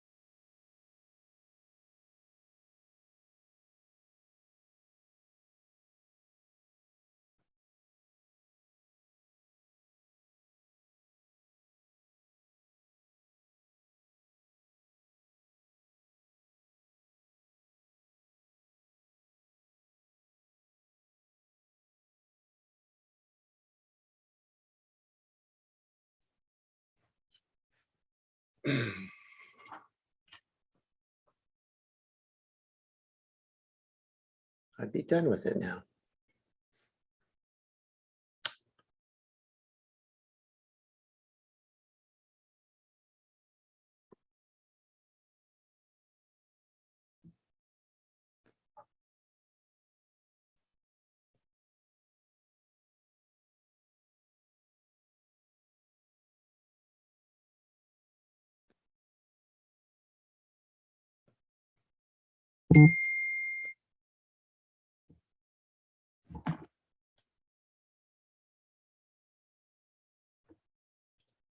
Okay, we are back. And we're going to turn to our public witnesses for the Office of People's Counsel. I see Chris Weiss here. It's good to see you with the DC Environmental Network. We're going to begin with you. You have 3 minutes to testify. Thank you very much. Good morning, Chairperson McDuffie, council members, and staff. My name is Chris Weiss, and I direct the activities of the DC Environmental Network. I am testifying today on the performance of the Office of People's Counsel.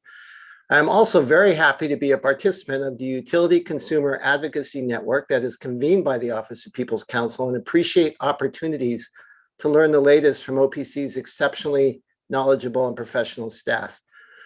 We're not always on the same side of every issue, but appreciate much of what OPC does. The Office of People's Counsel's work overlaps with our efforts in a shared commitment to working hard to support climate crisis solutions while making sure utility services and rates are just, reliable, and affordable.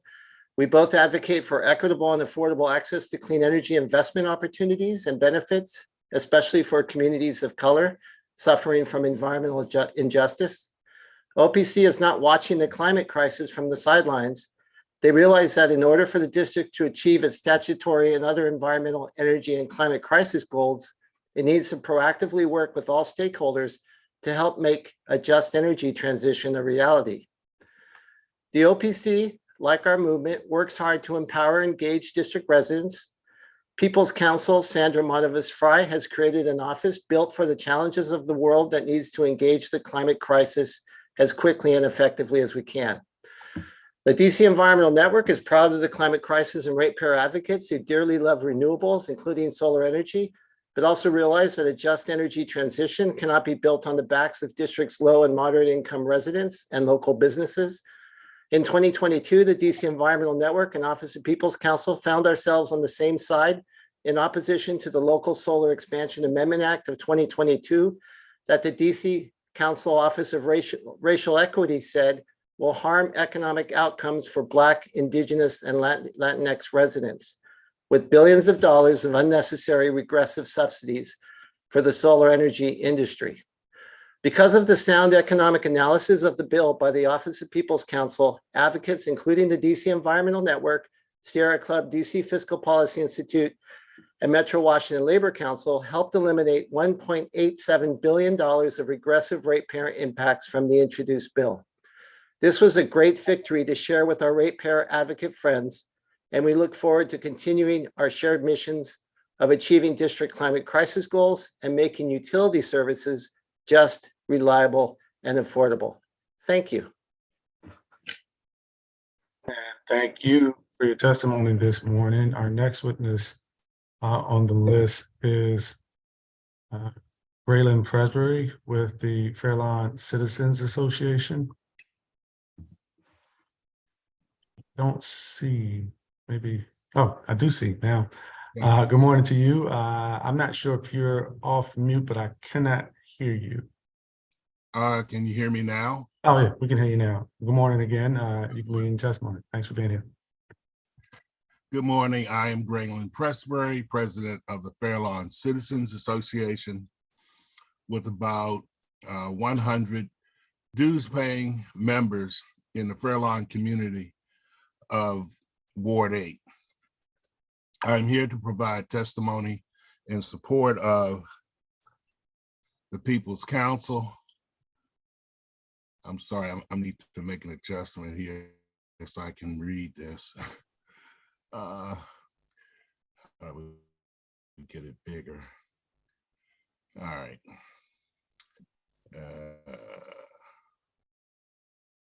And the phone is ringing. Oh boy. Anyway, let's see here. Here we go. As the People's Advocate, OPC leads a continuing fight to advocate for district utility ratepayers, consumers across all 8 wards and diverse languages and cultures to improve the office's services to them in all utility regulatory matters except mobile phones, internet, and cable services to ensure both appropriate service delivery and affordable rates. I personally wish OPC's advocacy included mobile phone, internet, and cable services, as those services are very often intertwined with our traditional telecommunications services. Whether through their consumer advisories, press releases, or briefings, virtual and in person, or through their presentations as guests to neighborhood associations and other organizations, OPC staff continues to provide utility ratepayers with important information on such things as third-party utility suppliers, clean energy alternatives, home energy audits, and utility scams. Lastly, when utility consumers are facing challenges with utility service delivery or even paying their utility bills, OPC staff has provided consumer advocacy with complaint resolution assistance and, if necessary, referrals for financial assistance with social service organizations. As DC's utility consumer advocate, OPC resolves well over 2,000 individual complaints per year, and it continues to be the standard in DC government agency service. Thank you for this opportunity to express my support for the Office of the People's Council. And thank you for providing your testimony. We're going to turn next to Victoria Leonard, who is with the LIUNA. Good to see you, and thanks for joining us this morning. You begin testimony. Thank you. Thanks, Chairman McDuffie. Happy to be here. For the record, I'm Victoria Leonard, the Political and Legislative Director for the Baltimore, Washington Laborers District Council. We are the local LIUNA affiliate, and we represent more than 7,500 members across the DC metro area. And many of our members live and work in the District of Columbia. And in addition, a very large portion of our members are part of Washington Gas's contracted out construction workforce. So utility companies and their responsiveness to issues and concerns is very important to us. And in addition, I'm also the representative of the construction trades on OPC's UCAN, which Mr. Weiss mentioned earlier that he's a member, and also Mr. Presbury. The UCAN was established about 5 years ago, and I've served on the UCAN since its inception. And so I'm very proud to be a longtime member of the UCAN. And as one of LIUNA's frontline points of contacts with OPC, and as a member of the UCAN, I can tell you that OPC, under the leadership of Sandra Matavis-Fry, does a great job representing the interests of DC residential ratepayers. For example, OPC has been very active in fighting for racial equity as the city moves forward with implementing climate change solutions. And when the committee held a hearing last September on Bill 24370, the Electrical Utility Underground Work Wage Act of 2021, the People's Council submitted testimony. And in her testimony, she stated that a racially equitable district is one in which access to benefits and opportunities are not defined by race or economic standing. She noted that utility companies contracted out construction workers are mostly people of color. And she cited that New Jersey, Illinois, and Maryland have each enacted laws that comprehensively address the inequities faced by these workers. She urged the committee to examine the laws of these states so that the district is in step with best practices to create equity for the district's underground utility construction workforce. We at LIUNA greatly appreciate People's Council Fry's thoughtfulness on this and other matters related to the contracted out construction workers who do most of the infrastructure upgrades for the utility companies. And we at LIUNA look forward to continuing to work with the committee to improve the wages of these contracted out workers, whether they are employed on gas or electric company projects. In closing, OPC does a first-class job representing the district's residential ratepayers. And under the leadership of Sandra Matavis-Fry, OPC is an effective and important counterbalance to the power of utility companies. The OPC staff is accessible, skilled, and forward-thinking. Has expired. Okay. I want to give you a little extra time, but I'm going to turn to our next witness. We have Ann Lane Maldonado, who is a commissioner with ANC 3805. Welcome, Commissioner. Thanks for joining us. You can begin your testimony. Thank you very much, Councilmember McDuffie. I'm Ann Mladinov. I am now a commissioner in ANC 3A, but I formerly served on ANC 3B and until redistricting changed the boundaries. The first ANC meeting I ever attended, an OPC representative was speaking, and I was so impressed. I have made sure to keep in touch with that office and have been very grateful for their information and services to me and to my constituents and to the district as a whole. OPC is a small organization, but it does a huge amount. They reach out to consumers around the district, as Graylin said, through meetings, ANC meetings, community meetings, citizens group meetings, community fairs, senior centers, information sessions, workshops. The staff answers questions from consumers on utility bills and services, and they also investigate individual problems or clusters of problems with the utilities and help solve problems. They connect people to the utilities and they connect people to programs like the residential discounts that you've heard about to be sure people get utility services at rates they can afford. During COVID-19, when they couldn't be reaching out in person, they shifted to work from home, but they kept meeting with us by Zoom, using the phone to help consumers go through bills when they couldn't sit down together. And they upped all of their communication. So they have even better newsletters and public advisories to share information. They've added 2 elements to their work. They hired a very strong expert in environmental programs and laws, since that's such an important part of utility issues today. And they also have established a very strong division working on DC water issues after the council extended their authority to investigate and help customers with rates and services from DC water. I want to highlight their work on PSC issues. You have heard some about that already today. OPC has been working very diligently on the Washington Gas rate case, where the utility has asked for an unprecedented $63.5 million rate increase. OPC dug into those details, the kind of work that you see only from top legal teams at the national level, the way they comb through the filings. And they have identified only $6 million of that 63.5 that they believe should be approved by the PSC, because the rest was not justified under our current regulations, including the surcharges that you heard about earlier to cover climate change initiatives that the utility did not specify and have not yet begun. The way the regulations work, the customers are supposed to be billed for costs that have been incurred to provide services. And that simply was not what Washington Gas was talking about. The comprehensive analysis that they do is really unmatched. They are the ones who identified the essential conflict of interest between PEPCO's profit imperative and the interest of consumers. And I hope you continue to pay attention to OPC's work. Thank you very much.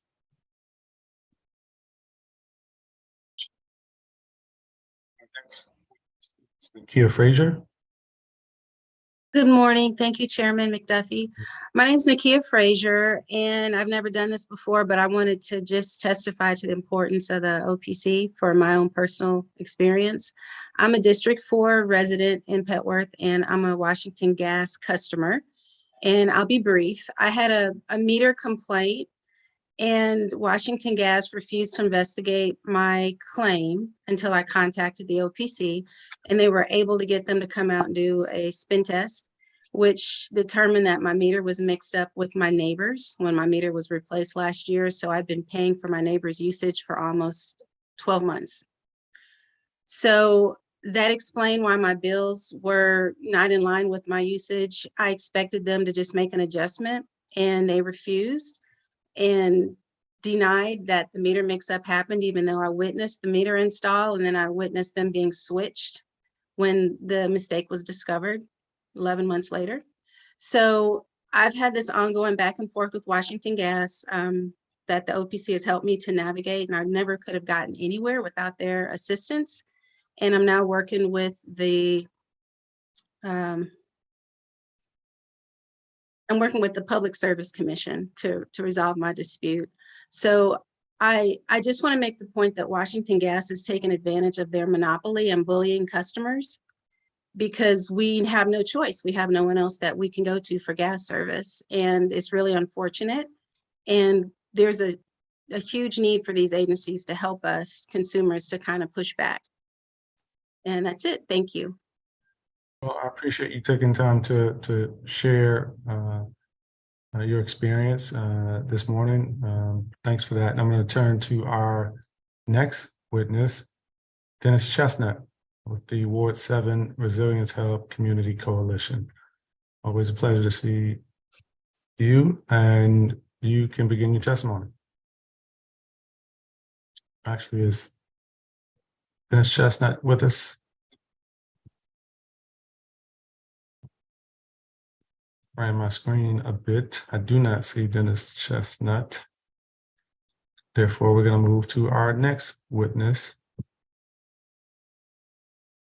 Reverend Wanda Thompson. Yes. Good morning. afternoon.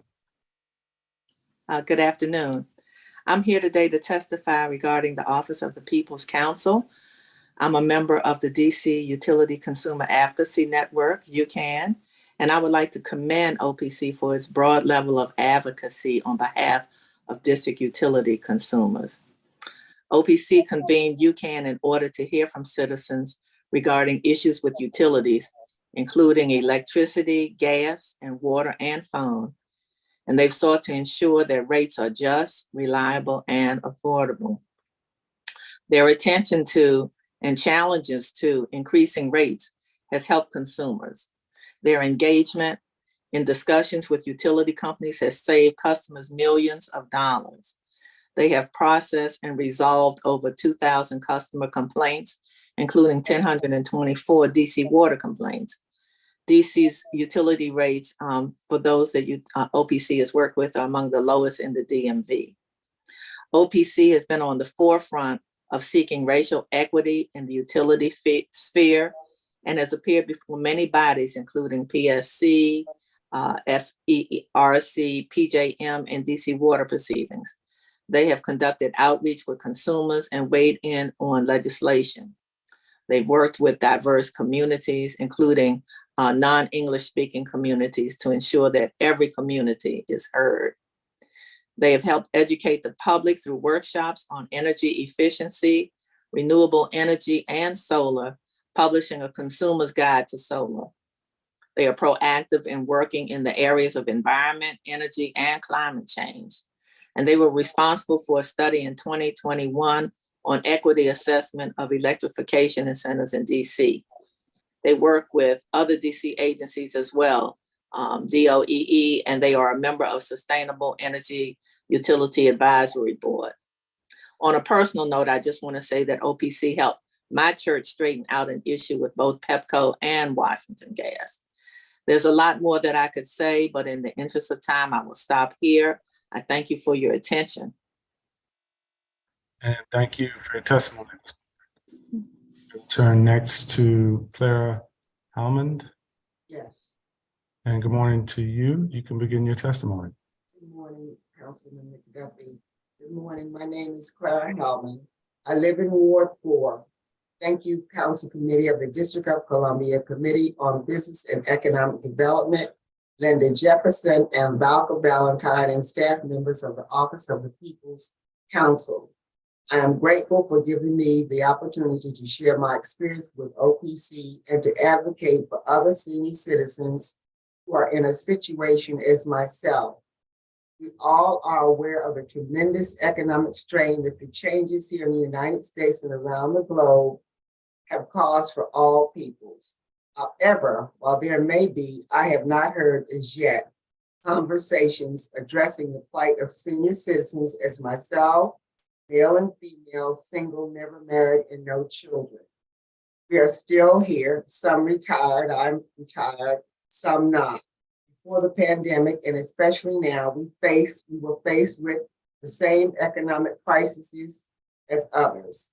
In many circumstances, more so because we do not have multiple incomes.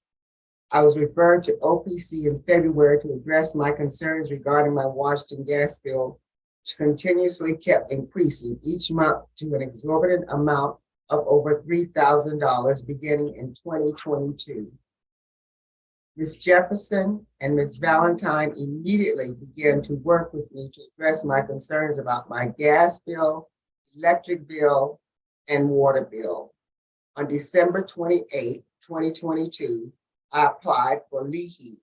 I was informed that my application for low-income home energy assistance was denied because my household income annually exceeds the program limits for one member.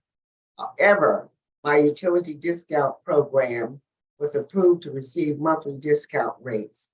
Prior to calling the Department of Energy and Environment, I was not aware of how OPC could assist utility consumers with referrals and escalating applications.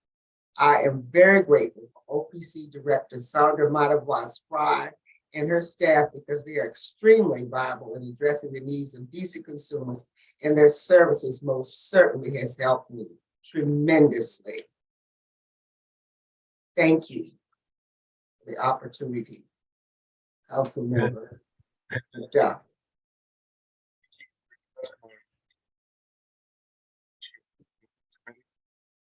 Turn next to Laura Levinson with Sierra Club.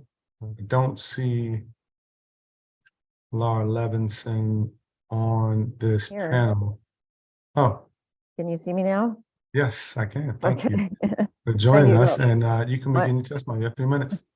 I think my hair is a lot whiter than the last time you saw me, maybe, council member. As is mine, as is mine. Sure. My name is Laura Levison, and I'm the chair of the Energy Committee for the DC Sierra Club. The Sierra, I won't give you the Sierra Club spiel, you know who we are. I am testifying today to express the Sierra Club's appreciation for the People's Council, Sandra Matavu Fry, and her dedicated and talented team. Investor-owned gas and electric utility companies have large cadres of experts and lawyers to promote their interests with the Public Service Commission in setting utility rates and other proceedings. The Office of the People's Council provides an essential counterbalance to the institutional and political power of these for-profit companies. OPC advocates on behalf of DC's residents for gas and electricity rates that are affordable and just, and utility service that is reliable. OPC also assists ratepayers in troubleshooting their individual problems with utility service. This role became even more important because of the pandemic, as many DC residents have faced financial challenges. OPC has also taken on an important need in the community by advocating with DC Water on behalf of water consumers. As an organization heavily focused on alleviating the climate change crisis, the Sierra Club appreciates OPC's recent focus on promoting climate solutions that are both effective and equitable. In the Clean Energy Omnibus Act of 2018, the DC Council expanded OPC's responsibilities to include addressing climate change in the district's public climate commitments. Pardon me, I have a cold, a little raspy here. The OPC responded vigorously to this mandate by adding climate expertise to its staff and expanding its focus on bringing clean energy opportunities to communities of color and other vulnerable communities. OPC promotes climate justice before the Public Service Commission, the Regional Electricity Transmission Organization, the Federal Energy Regulatory Commission, the DC Council, in DC water proceedings, and through public outreach. Last year, while navigating some complicated issues concerning legislation on subsidies for local solar power, the OPC engaged with council staff and industry groups to revise the legislation to better protect low and moderate income ratepayers, and provided the Sierra Club with valuable insights on the potential costs and benefits of the proposal.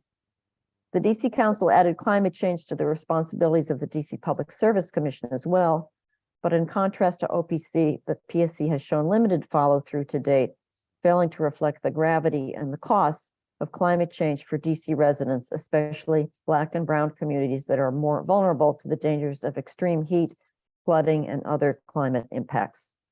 As an advocate and an electricity and gas ratepayer, I also appreciate OPC's informative newsletter for consumers. The newsletter recently alerted me to upcoming public hearings held by the PSC on raising gas rates. The PSC itself did a poor job of notifying the public about these hearings. Thank you for the opportunity to testify.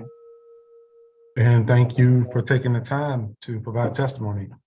We're going to turn next to Barbara Morgan, who I always love to hear from, although I do not see Barbara Morgan this morning.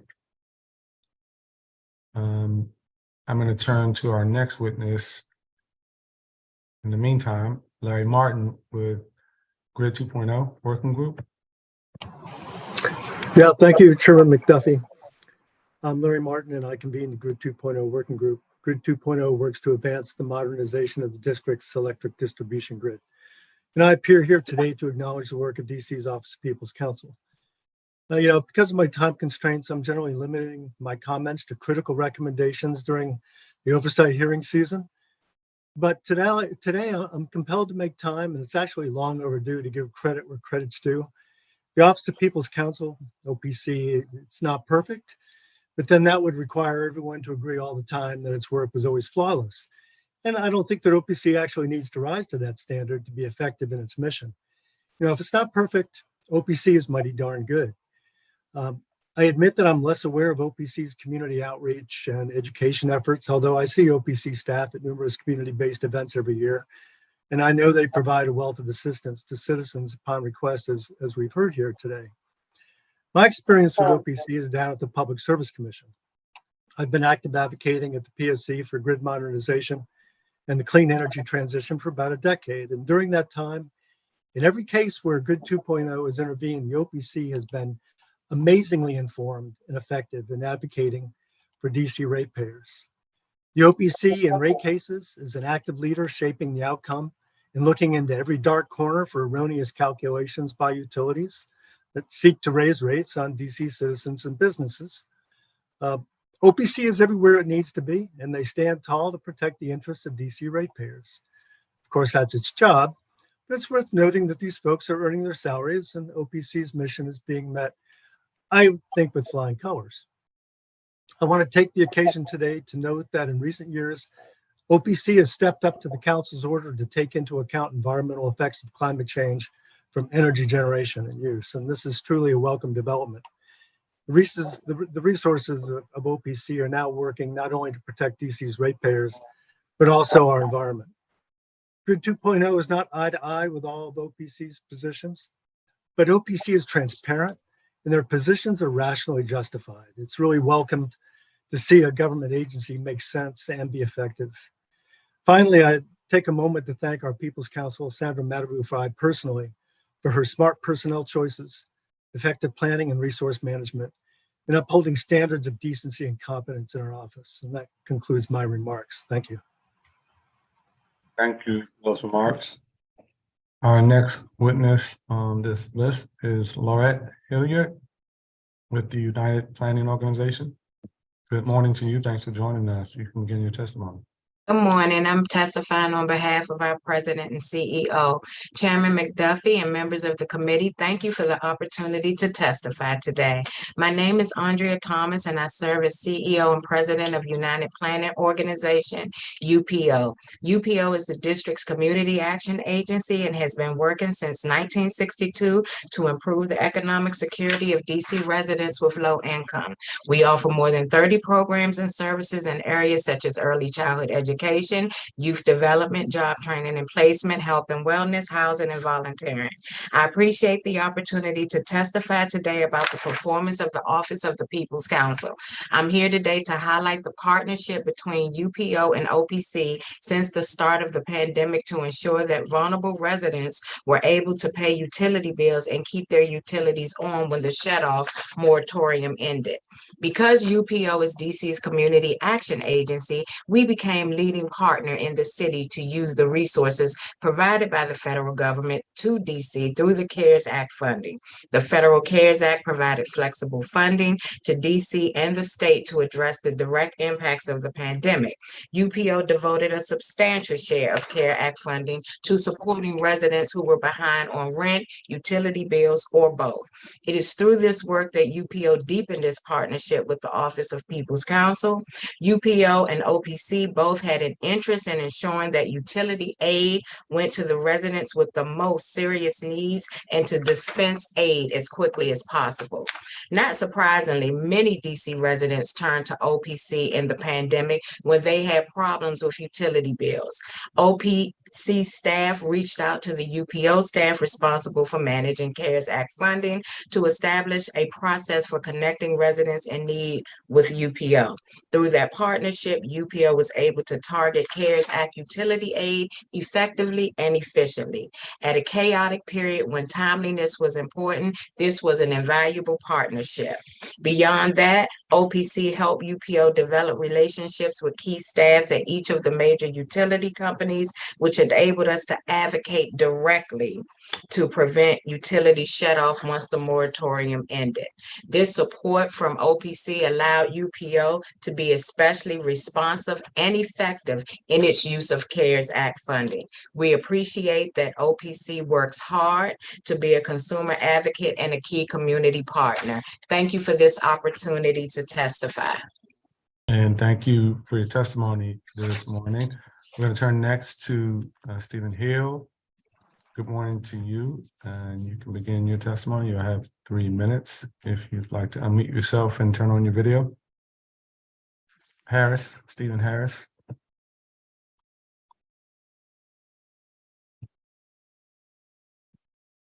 Oh, Good morning. And I'm not sure if you just muted yourself, so I'm not sure if you're speaking, but we welcome you to turn on your video and unmute yourself and begin your testimony. You have come off mute. You're off mute now. We can't hear you though if you're speaking. We can hear you now. okay. Good morning. Are you going to turn on your video or just your audio? I don't know how to turn it on. This is my first day with my computer, sir. Oh, okay. All right. Well, you've done better than I would have in my first day, so you can go ahead and begin your testimony. Thank you. Yes, sir. Good morning, council members, staff, and my fellow District of Columbia residents. My name is Stephen Harris. I'm a native Washingtonian, and I reside in Ward 5. As a senior living on limited income, it can be challenging to meet rising costs of living in DC.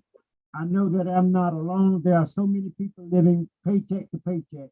Believe it or not, many DC residents are living with disconnected utilities that have no water, electricity, or gas services in their home because of their inability to pay their bills. For years, I have reached out to the Office of the People's Council for help. They have referred me to utility discount program and emergency assistance. And I would like to thank OPC, Ms. Valencia, Ms. Bethel Valentine, Ms. Jean Bethel, called the water department, and Ms. Bethel called Pepco and Washington Gas. They helped me every step of the way to apply for low-income home energy program. I call and email them every day for help with the application process that answered me every time. They were patient and kind. Because I did not have a computer, Ms. Valentine sent me to the public library. She talked to them and explained what I needed to process my application. They emailed her and made sure my application was processed. Thank you, DC Public Library. I want to testify today hearing, so I went out yesterday and bought a computer. You best believe I'm going to learn how to use this computer, but I'm still going to need people like Ms. Valentine and Ms. Bethel. I am asking the council to please make sure that the Office of People Council have the resources they need to help DC residents. We need OPC. Thank you for allowing me to testify. I am happy to answer any questions you might have.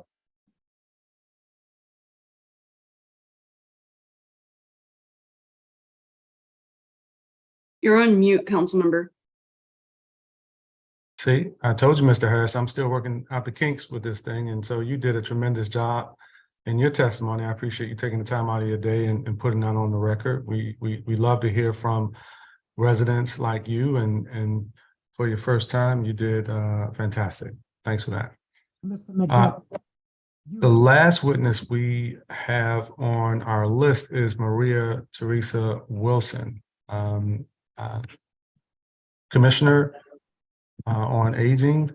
And good morning to you. You are muted. Well, good morning to everyone, and hello to Ms. Hilliard from UPO. I was on their board for 6 years. Awesome. Okay, I just want to say good morning, and also thank you so much, Councilmember McDuffie, for having this.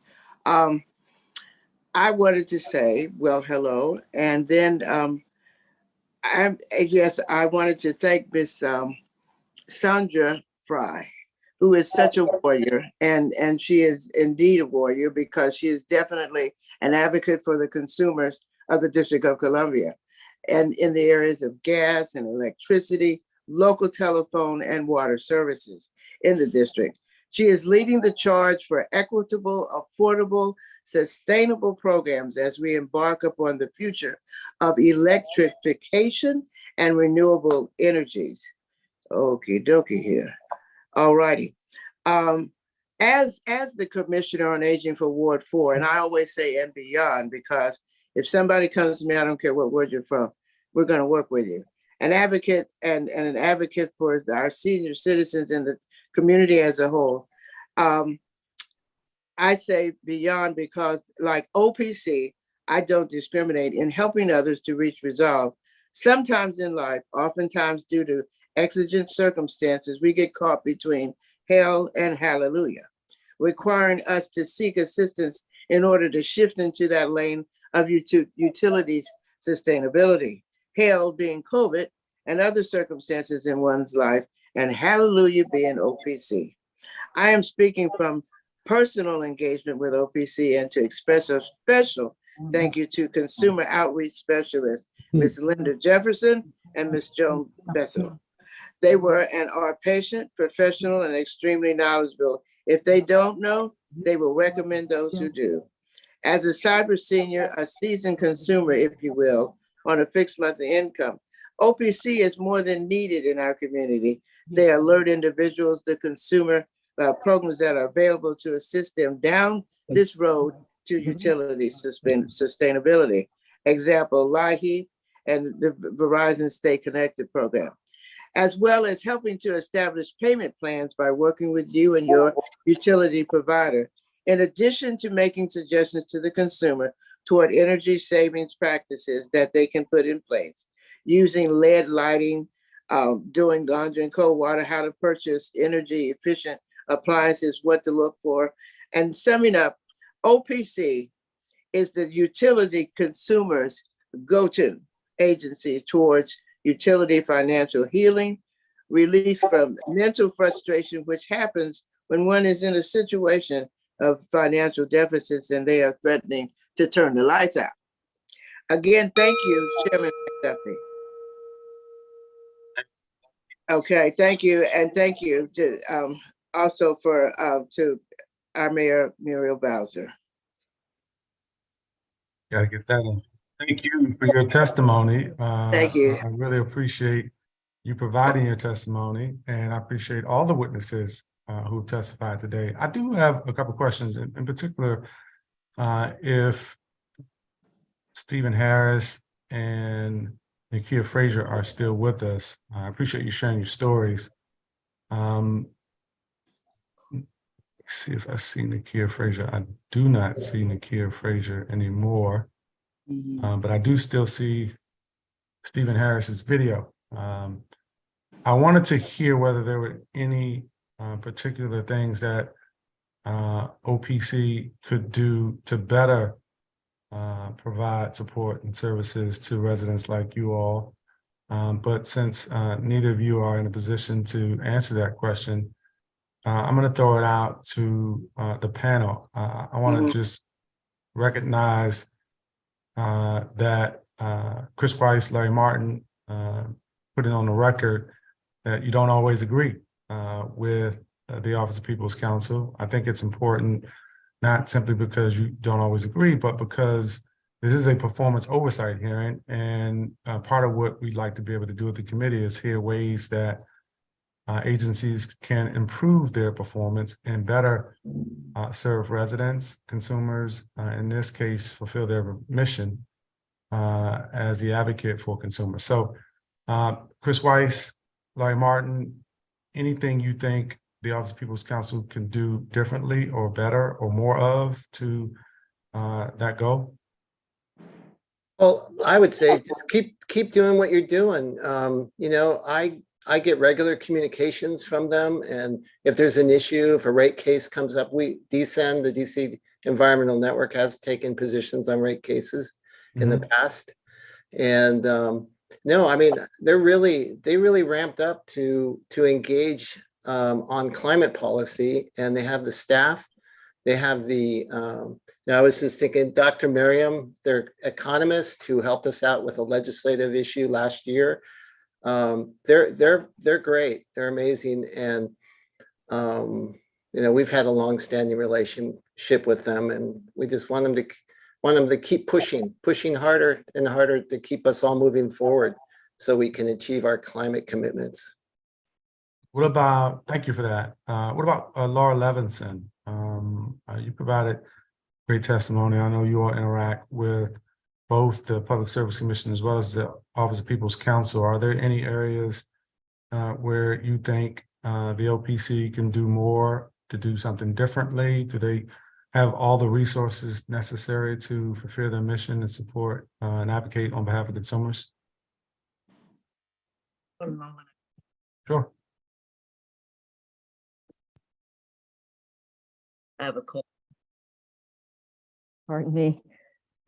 My experience with the OPC has mostly been quite recent and all extremely positive, really impressed by all of the staff that I've met and worked with. I have a terrific lawyer working on climate issues, and really impressed with Alia, who does their council work, and of course with the People's Council herself. So I don't actually have anything to contribute.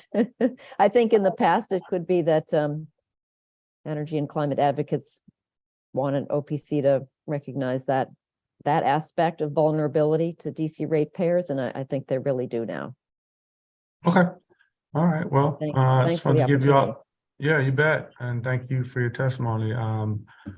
I just wanted to give folks an additional opportunity if there are things that, in terms of OPC's performance, that might enhance the work they're already doing. We normally hear good testimony about OPC's work in the community, the way that they communicate with residents, support for concerns, challenges, complaints. So we'll leave it there. I do appreciate each of you taking the time to provide your testimony to the committee this afternoon. We're going to move now into the portion of our hearing where we hear from our government witness. And so I'm going to turn to Sandra Madabu Fry, who is the People's Counsel. And before you begin your testimony, I'm going to start.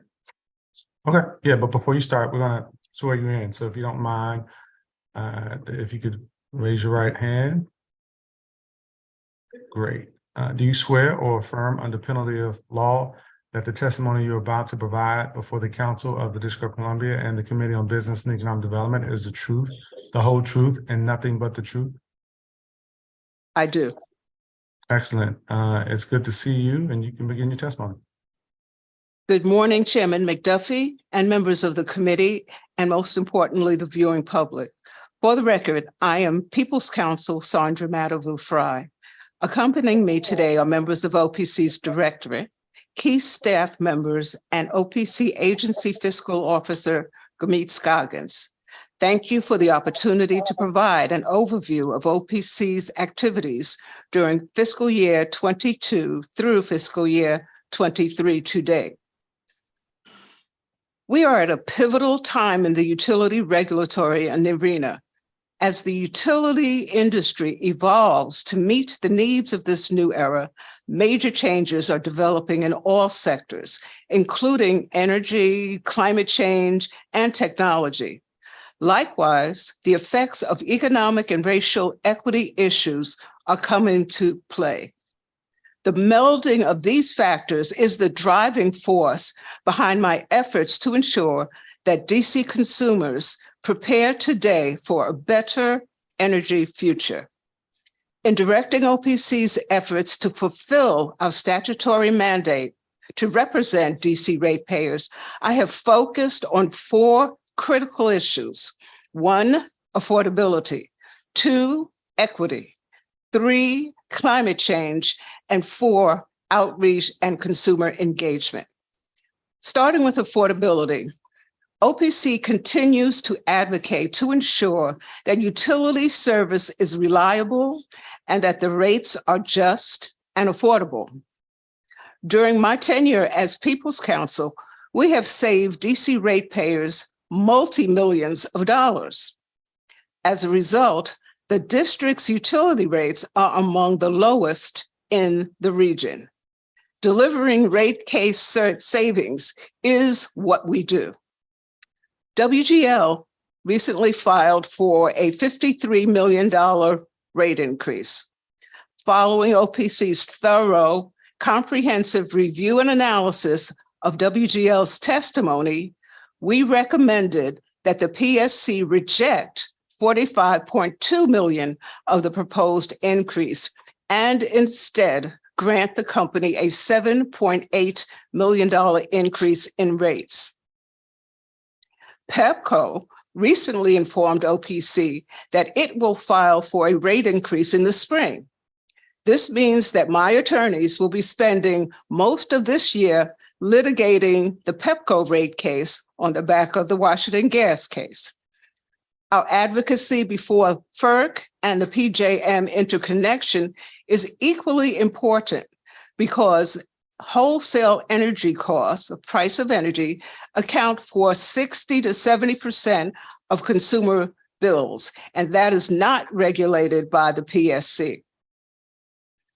In addition, we continue to advocate for safe and reasonable cost recovery in longstanding cases such as Washington Gas Light's Project Pipes concerning gas leaks and Pepco's DC plug power line undergrounding project. Last year, OPC successfully appealed a PSC order before the DC Court of Appeals. The court rejected a PSC decision that allowed Pepco to recover costs associated with the cleanup of its Benning Road power plant, which violated a prior settlement agreement. We are using the data from both of OPC's affordability studies to guide our policies. The energy study data concluded that the consumer's energy burden is the most relevant factor to consider when providing benefits. It recommended enhancing outreach to the elderly, the disabled, households with young children, single and non-English speaking populations. The water affordability study examined the impact of water rates on DC water consumers. We are using the data there to support our advocacy for water bill payment assistance, particularly for residents of multi-family buildings who pay fees based on their lease or agreement.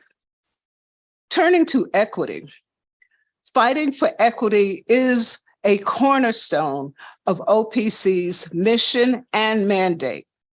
Race and demographics undisputedly impact the equitable delivery of utility service. At last year's oversight hearing, I said, ideally, an equitable DC would create an environment where race or economic standing do not define access to benefits and opportunities. We still believe that. Then I vowed that OPC's first step in the upcoming year would be to identify the problem, look for the root causes, determine potential solutions, identify resources needed to make a meaningful difference, and curate a plan to solve the problem. This past year, OPC has promoted racial equity through its advocacy in PSC, FERC, PJM, DC water proceedings, council legislation, and consumer outreach. We have also advocated for climate change solutions and argued for equitable access to clean energy investment opportunities and benefits at affordable cost to communities of color and other vulnerable communities suffering from environmental injustice. As mentioned, we have also added a environmental climate change section with the attorney devoted specifically to addressing climate action and environmental issues. Last March, OPC and the Office of the Attorney General filed a complaint against Pepco for mishandling community solar projects and overcharging more than 6,800 district households on their monthly electric bills. In response, the PSC granted our petition and opened an investigation in formal case number 1117. That case is still before the commission. OPC also receives complaints from individual solar customers who are trying to put solar on their rooftops. We are reviewing these claims and will develop and propose solutions to make clean energy technology access more affordable and equitable. Unfortunately, equity is also a factor when it comes to sustainability issues. Many low and moderate income households pay a disproportionate share of their income for energy. This disparity in energy burdens will likely escalate as climate change mitigation costs and the move to electrification increase bills. OPC works to ensure that low and moderate income consumers can reap the benefits of clean energy and electrification and not just pay the costs. Turning now to climate change. In keeping with our statutory mandate to consider climate and the environment, we are a party to all PSC proceedings that consider climate change. And that would be the cases that were discussed earlier today, 1160 and 1167, as well as the Commission's modernization proceeding. In addition, in October of FY22, we hosted our inaugural community climate conversation, The Price You Pay, Straight Talk about climate change and environmental injustice.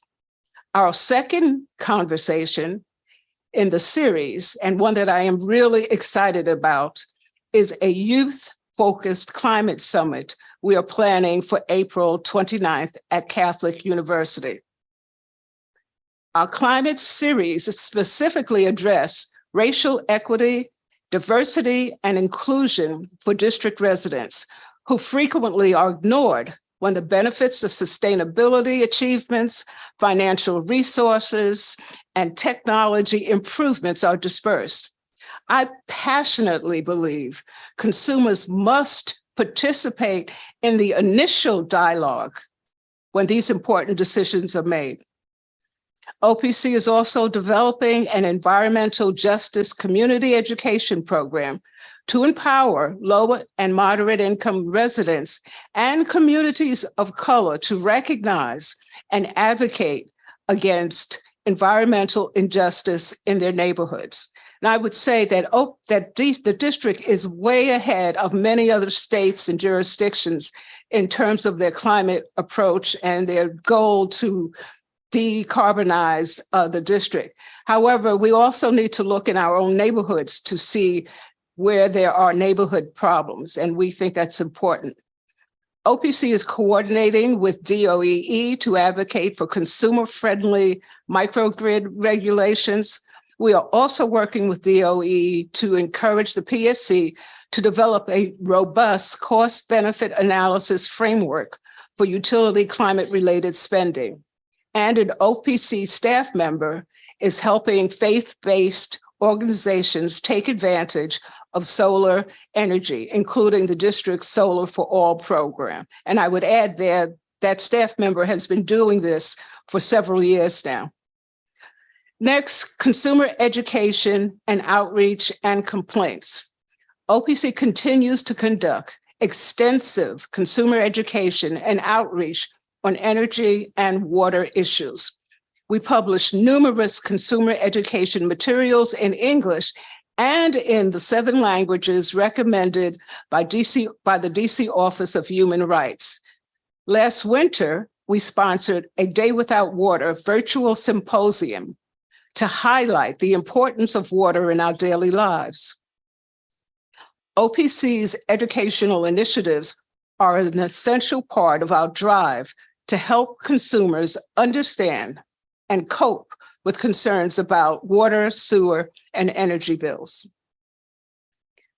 In FY22, the Water Division received 824 consumer complaints. We, OPC, has received 1,174 water complaints and 3,346 energy complaints, bringing the current total of complaints to date to 4,520. Actually, the cutoff was January 31st. We continue to work with water consumers on issues ranging from billing and flooding to lead pipe replacement. While OPC does not have authority over water rates, we review DC water rate proposals and urge them to balance the consumer's need for safe, clean, reliable, and affordable water service with the valid need, which we recognize, for infrastructure upgrades. Turning next and last to Verizon. Recently, ANC representatives from Ward 4, Shepherd Park, Ward 5, Woodbridge, Ward 7, Fort Davis, and other citywide consumers came to us and complained that they were being forced to give up their landline service that they have relied on for decades. That's the copper wires. On January 12th, we convened a community briefing. We invited representatives from Verizon, the FCC, and the PSC to participate and answer consumers' questions. That had not been previously done, and there was a lot of misrepresentation, confusion, and just concern. We urged Verizon to be transparent in their communications and roll out, particularly when dealing with seniors. We have scheduled, as the chairman of the commission indicated, another meeting, and we hope to work together with Verizon and consumers to resolve some of their issues and concerns. In conclusion, as I close, I would be remiss if I did not acknowledge and express my appreciation for the selfless work and commitment of OPC staff, many of whom you heard were referenced today. The National Association of State Utility Consumer Advocates recently presented me with their Manifold Award, which is the highest award for a lifetime of dedicated and meritorious service. Of course, I am personally honored, but I really share this recognition with my staff for their committed service to DC residents, for being feet on the ground, engaging our residents and collaborating with decision makers and important stakeholders will set the stage for future generations to thrive as we collectively prepare today for a better future, energy future. Chairman McDuffie, I had planned on thanking the consumers who came and testified on our behalf at the end of my presentation, but I don't want to take the chance that I may forget. So I wanted to really thank them for coming out, on their own time and providing testimony. As you know, being a public servant, that is a hard job and that there are lots of challenges and there are lots of rewards.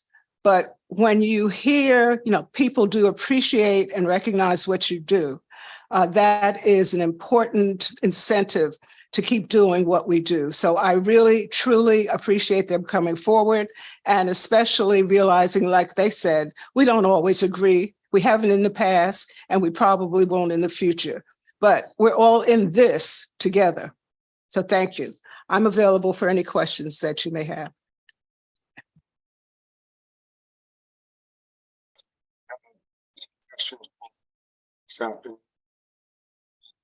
You talked about equity in your testimony. I want to begin there to ask, as I've asked of other agency heads who've come before the committee this performance oversight period. Does your office use a racial equity related performance measuring tool to measure performance? And it's different from the initiatives necessarily, but do you have a way of measuring success of certain equity initiatives that you all put in place? The REACH Act, the Racial Equity Achieved Results Act, required the executive to work with agencies to put in place a tool to measure performance. And so we're asking agencies whether or not they have a tool to measure their performance around racial equity. Thank you for the question, Chairman McDuffie. I understand that the DC government is in the process of developing a tool that they can use to measure equity accomplishments. We have established what we're using as a tool to determine our equity achievements. Last year, I guess in June of 22, one of my staff members, Stephen Merknecht, presented in a conference in California. And what we have done is we've used the CMS, our CMS database, which collects our client information from our claims, our consumer complaints, And what we've done is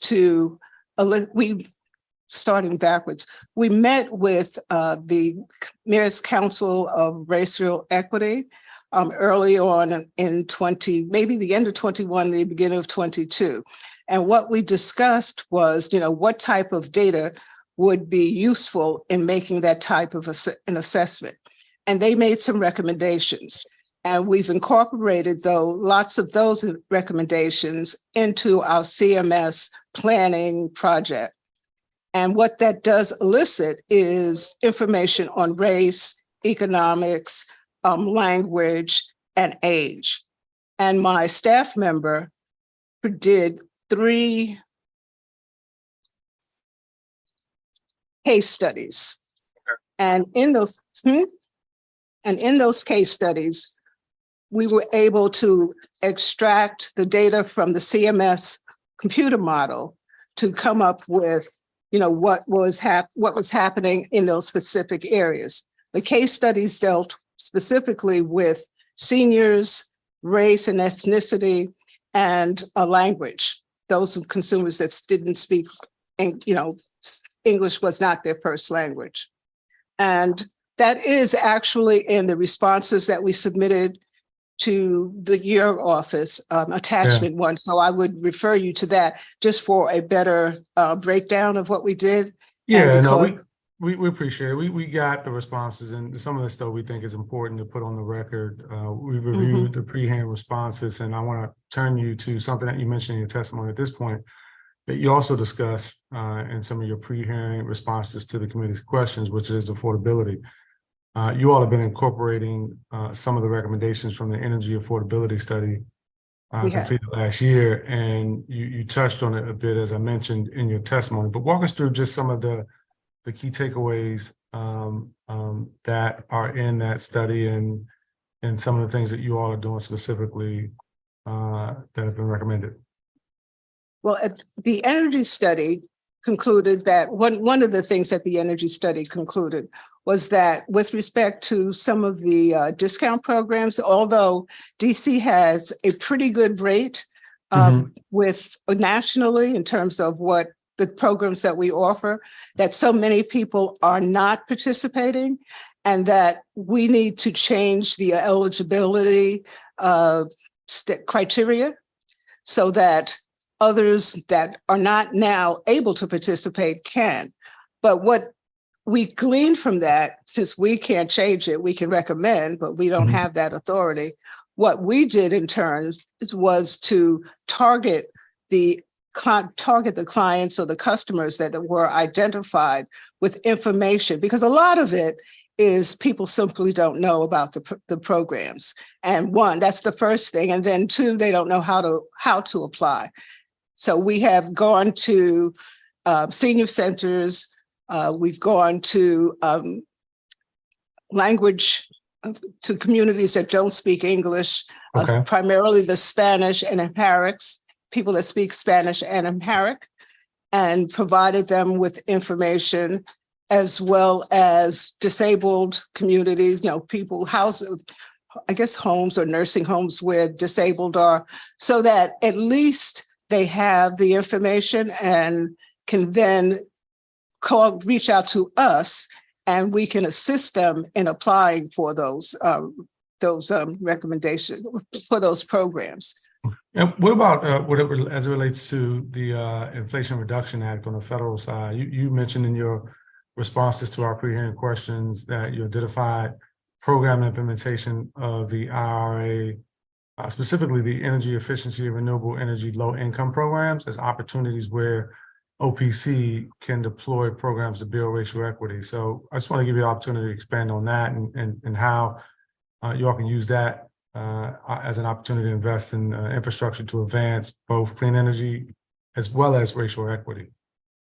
Well, we are looking at the IRA funds as, a gift from God, in a sense that it really provides an opportunity for the district to achieve some of its goals in a cost-effective way.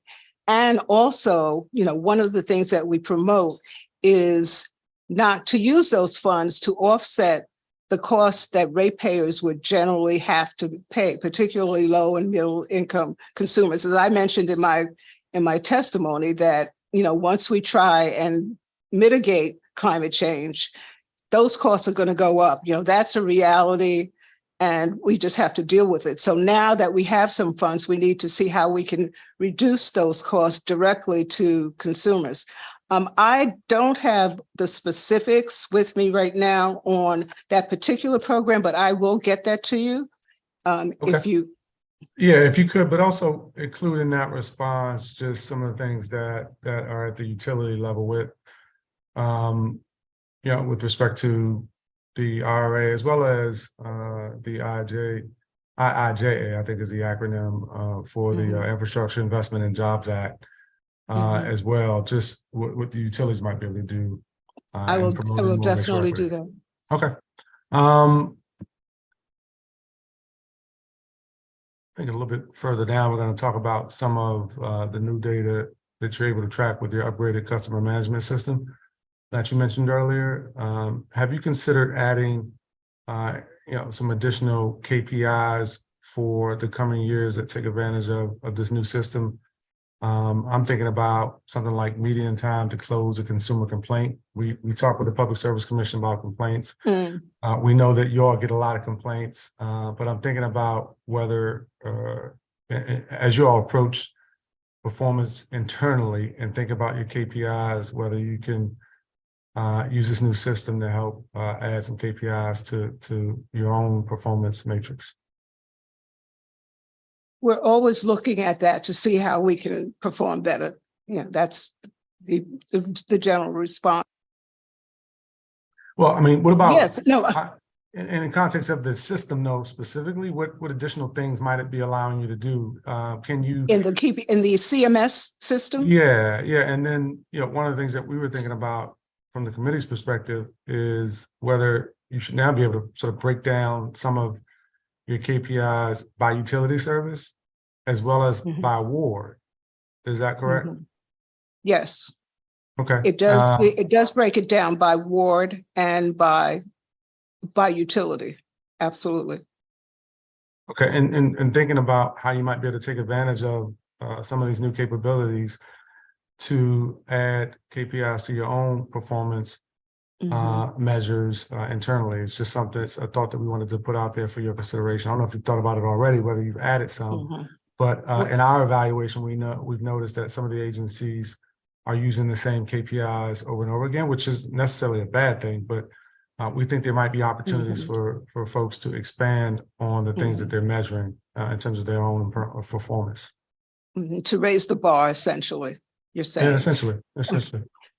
I will say that internally we have done that, and we've taken action to address those needs. The data from the CMS, that's how we target, as I mentioned, our outreach. That's how we target, all of the alerts that we do. That's how we get information from those, the wards in our CMS. It identifies the wards that have the greatest percentage of arrearages, those that are minorities. And so we focus our attention on that. And not only do we focus it in terms of presence, but also in terms of message. And I think that that's something else that we need to look at. How do you message to communities that have been underserved historically and throw away a flyer or, don't know, can't spell electrification or decarbonization like I can or can't say it.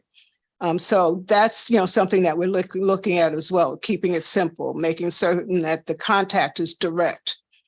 But yes, I mean, I think you're right. I think you're definitely right. And maybe that is a KPI, because obviously your scrutiny or your focus is stronger if it is a, formal KPI to make certain that you meet it. And it's easier to measure it, the gains.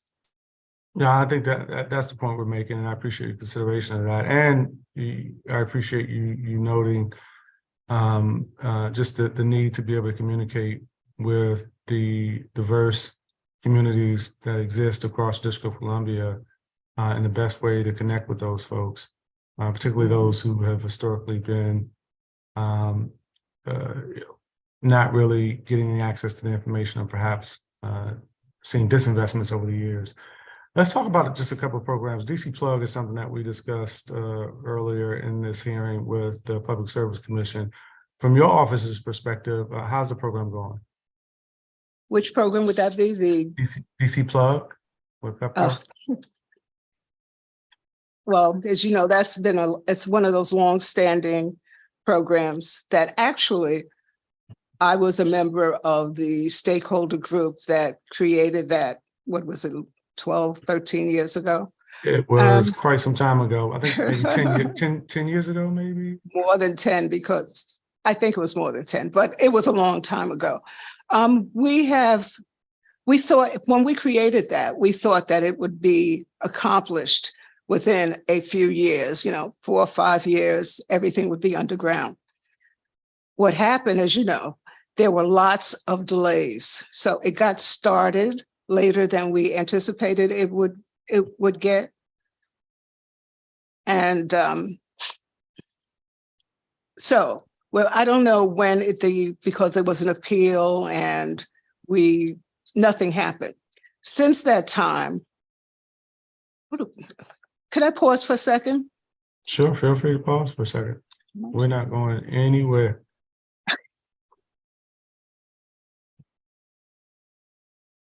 And just for the benefit of folks who might be listening and less familiar with the process for DC Plug, it was a long time coming, so to speak, with the working group that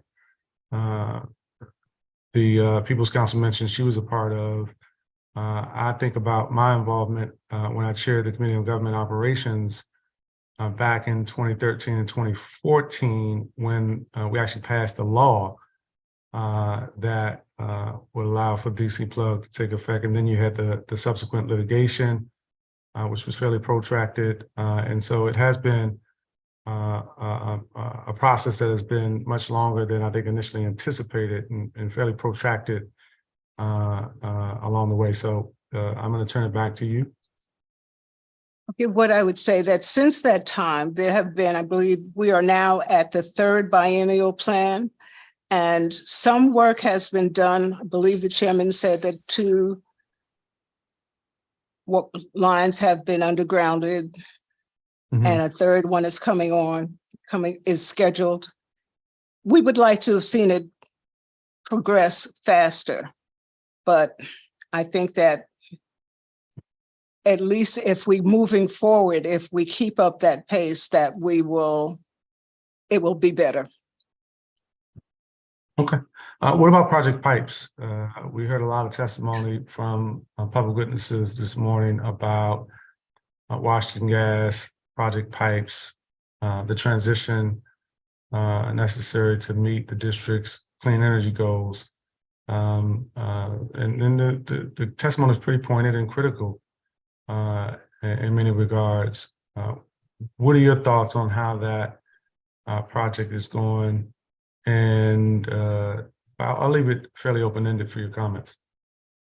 We are very concerned with, excuse me, with leaks from the pipes, the grade 1 and grade 2. Grade 1, apparently, they're pretty much doing repairs on that, but grade 2, which are significant, are not. And they are way behind schedule, and they are over cost. The original costs are much higher than they projected, which we know are always recovered from ratepayers. So that's a major concern. We filed a petition for an investigation into the leaks, which would be a portion of that, but the commission has not acted on that. And that is a problem, because that contributes to carbon release and delays the ability of the district to achieve its climate goals. And I had mentioned earlier in my hearing with Chairman Thompson, that there are people who feel like the work being done on the Project Pipes is incompatible with the district's clean energy goals. Where do you stand on that? His response was that there's a a necessary balance of the equities to what's happening in the District of Columbia and what their work is at the Public Service Commission and your role as an advocate for consumers. Where do you stand on that? Thank you for that. As you know, the commission and OPC, we have different roles. And the commission views its role as being one that basically is there to balance the interest. My role is to represent consumers. I advocate on their behalf. So my role is very, very different in that respect. Mm-hmm. And when I look at what has been done and what could be done, I am not satisfied that the progress has been as fast as it should be. I also have concerns and have filed petitions and motions, numerous petitions and motions, you know, regarding one, when we talk about the individual utilities climate action plans, that they need to coordinate, they need to be, the commission especially, needs to look at them in a coordinated fashion so that we have what we have now essentially, and we said this in our comments, is you have PEPCO filing a climate plan and you have Washington Gas filing a plan, and they don't coordinate, they don't mix, they don't, you know, they don't complement each other at all. And so that is one, it delays the process because it doesn't make sense to, you know, litigate, review a policy that are policies, energy policies that are totally inconsistent. Well, I want you to flesh out a bit when you said that they don't coordinate. I don't know that there's an expectation that they coordinate. Obviously, the district has very ambitious, I'd say very bold and important priorities in terms of our climate goals that we very much want to meet. And the work that the Public Service Commission does, the work that you do, is extraordinarily important in that regard. But when you say that the utilities are filed, but they haven't coordinated, what is it that you think they should be doing that they're not doing with respect to those filings? Well, let me phrase it this way. The commission needs to have a comprehensive plan or an idea of how they believe the district is going to achieve its goals. Mm-hmm. What you have now, when I say that the utilities need to coordinate, I don't know, that might be ambitious because it suggests that Washington Gas is going to agree with PEPCO that they should sell less gas or that they should not sell gas at all. But there needs to be, from the commission, a view, a world view or a district view of what we want to see. What would this look like as an end result? Is it a hybrid? Is there some gas and some electricity? Is it no gas? Is it, some other variation of that? And we don't have that. And everyone is just sort of spinning wheels, particularly the utilities. And that's just not going to get us anywhere. And as you've mentioned and everyone else has mentioned, time is short. And we really have to, and the things that need to be done are time intensive. You're not going to be able to, turn off the light in a minute or get consumers to give up their gas stoves in a minute. You're going to have to, it's going to take work, it's going to take implementation. And we need to have a focus on what we should do. And there's a lot of information before the commission.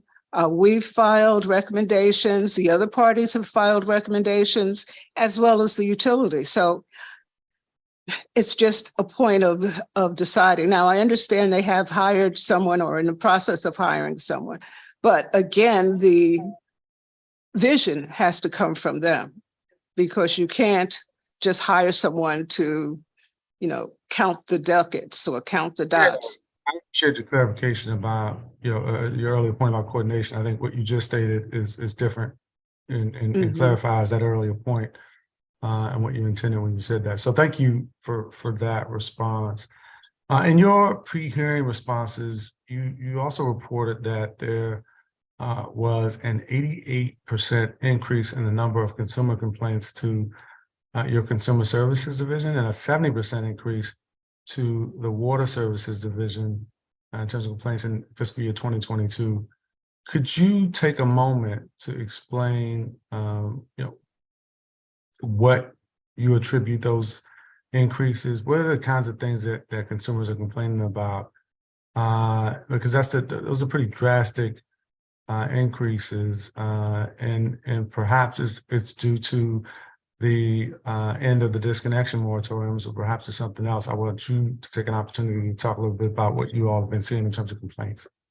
No, you're absolutely correct. The increase we are attributing to the elimination or the end of the disconnection moratorium, and consumers came in droves, because they began to receive disconnection notices or they were actually disconnected. Mm-hmm. So our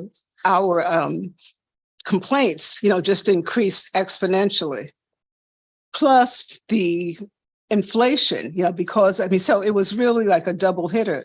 It was the end of the moratoriums, and then the inflation rate went up so high that even those people that could arguably have afforded their utilities previously might not be able to now. So it's a double hitter in that respect. We're working on, trying to reduce the number of complaints or to provide consumers with enough programs and resolutions so that there's no need to complain, so that the complaints would go down or back to what was a regular, a more standard response or a standard amount. But if I had to identify two major issues, it would be the pandemic and the moratorium and just inflation kicking in. So I'm listening. I'm sorry, I can't hear you. That's probably on our end. Perfectly clear, but I was just going to follow up on that and say, in the first 5 months of fiscal year 2023, given what you just mentioned about the pandemic and inflation, some of those conditions still exist for people. So you probably haven't seen much change. Have you seen, given the new system that you all have, that's helping you to better track consumer complaints, are you seeing any different trends? Any other reasons that you might point to that some folks are complaining, or still the issues that you just articulated? The trends are the same, basically, in terms of disconnections and inability to pay. But I think that there's a gradual reduction in the number of complaints. Because I'll be frank with you, during the height of the elimination of the moratorium, which interestingly came around the time in December, around the holiday season, we were besieged with complaints. Mm-hmm. And I think since then, they're still coming, which is unfortunate, but not with the frequency or the amount that they were at its height. Okay. But the issues are still the same. They are the same: disconnection, inability to pay, things like that. Now, one thing that, my staff had mentioned to me is that with the change in demographics, that we are seeing a new group of consumers that are higher income, younger, and their complaints generally are service related. But right now, the data on that is too low, from my perspective, to really focus in and identify that as a systemic problem. Okay, and the new system that y'all are utilizing, it seems to give you greater insights into the data. And so I appreciate the point you're making about some of the demographic changes. And I imagine you probably don't, I don't want to assume, but it sounds like you may not have the types of access to similar data for prior years before you implemented this new system to establish any trends there? Yes, that's true. We don't have, we didn't capture it in the way that we're capturing it now. No. This is Okay. more of an intentional capturing, data intensive capture, as opposed to, oh, well, everybody knows that, people in Ward 6 or something, just the sort of intuitive kind of knowledge. But now we have the actual data to support it, and that's different. Yeah. Okay. No, One thing it's that I different. did want to say is that with respect to the disconnections, we are working with the utilities to address and to see where they can forestall disconnections, and to see also we're working with them on the arrearage management programs, which provide, some relief for consumers who can pay a lesser amount over a longer period of time with some level of consistency. And then some of their arrearage is removed or eliminated. Okay. So we are working with them, and they are cooperating. I'm glad to hear that. I'm glad to hear that they're cooperating, that you all are working with them. The Water Services Division, your pre-hearing responses suggest that there's some funding issues that persist. And so, although this is a performance oversight hearing, not a budget oversight hearing, what should we expect in terms of OPC's requests as it relates to the FY24 budget that the mayor is going to be submitting to the council soon? Anything you want to preview for us now with respect to the Water Services Division in particular? Yes, well, we are, underfunded. That's the only way that I can think of it, of saying it. And I don't mean that as a criticism, and I recognize where the district budget is. But the bottom line is that we have fewer representatives that are working in that division. We have a vacancy for one attorney, and that's the staff for the most part. We have some administrative assistants, and they handle the same volume of calls or claims that the energy, our CSD consumer section handles, and they simply can't do it. One of the things that we discovered was that the closure rate for claims is lower with our water division. And I said, well, why? What's happening? And the facts are that there are 3 consumer complaint representatives in that section. Plus, DC Water, their process is a lot more complicated. Before they will even speak to us, they have to file an affidavit, saying that we can represent them. That takes time. And then they have, a process that is a lot more convoluted. No, I won't say convoluted, but a lot more detailed than the energy utilities. So it, by definition, makes the process more technical, more longer, and the burden being upon 3 consumer representatives is really difficult.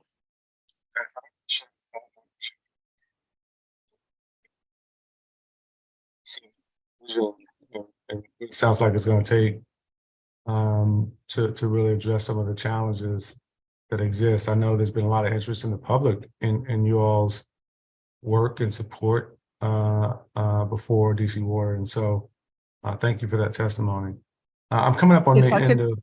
If I could just add one slight thing. Sure. We received the Water Services Division. As you know, OPC did not previously represent water consumers, but the council thought, and I appreciate that recognition, that we could do a good job. And we have done an excellent job. And when I say we, I mean my staff has done an excellent job representing those consumers.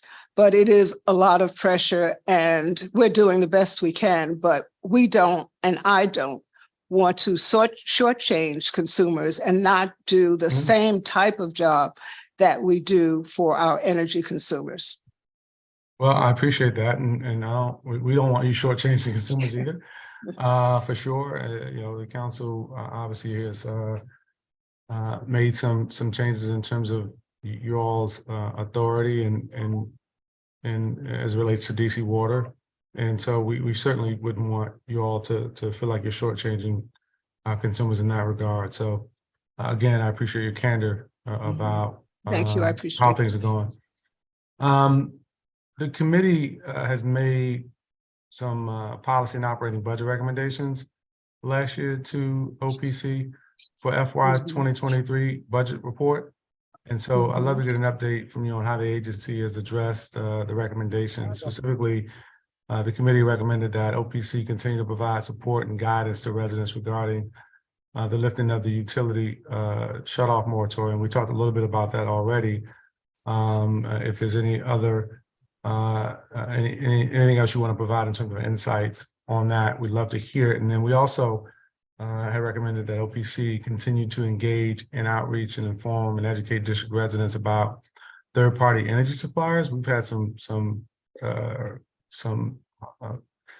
things that have come up in oversight over the years, and some cases that you all have dealt with on behalf of consumers that I've really appreciated from the committee's perspective. And so we made that recommendation with those types of things in mind, wanting you all to be able to help consumers make well-informed decisions and understand how their utility costs may be impacted when they make those decisions around third-party supply. So any insights on those two recommendations that we made? Yes, I can say that we have actually satisfied those recommendations, that we have worked hard to, one, increase our support. As we talked about, that we worked with the utility shutoffs and did that. So I think that we more than satisfied that. In terms of the third-party suppliers, we have been working to educate consumers on some of the issues related to third-party suppliers, and we've sent out alerts. I've appeared on television and radio programs warning consumers what to do and what not to do, not to give out their numbers. We've worked with the commission. They have a really kind of a robust third parties division. It's not a division, but an approach or a plan. So we have satisfied that, that responsibility or that recommendation. I appreciate you sharing that. I don't have any additional questions at this time. Is there anything else you'd like to add to the record before we transition to our next agency? I don't have anything really substantive to add.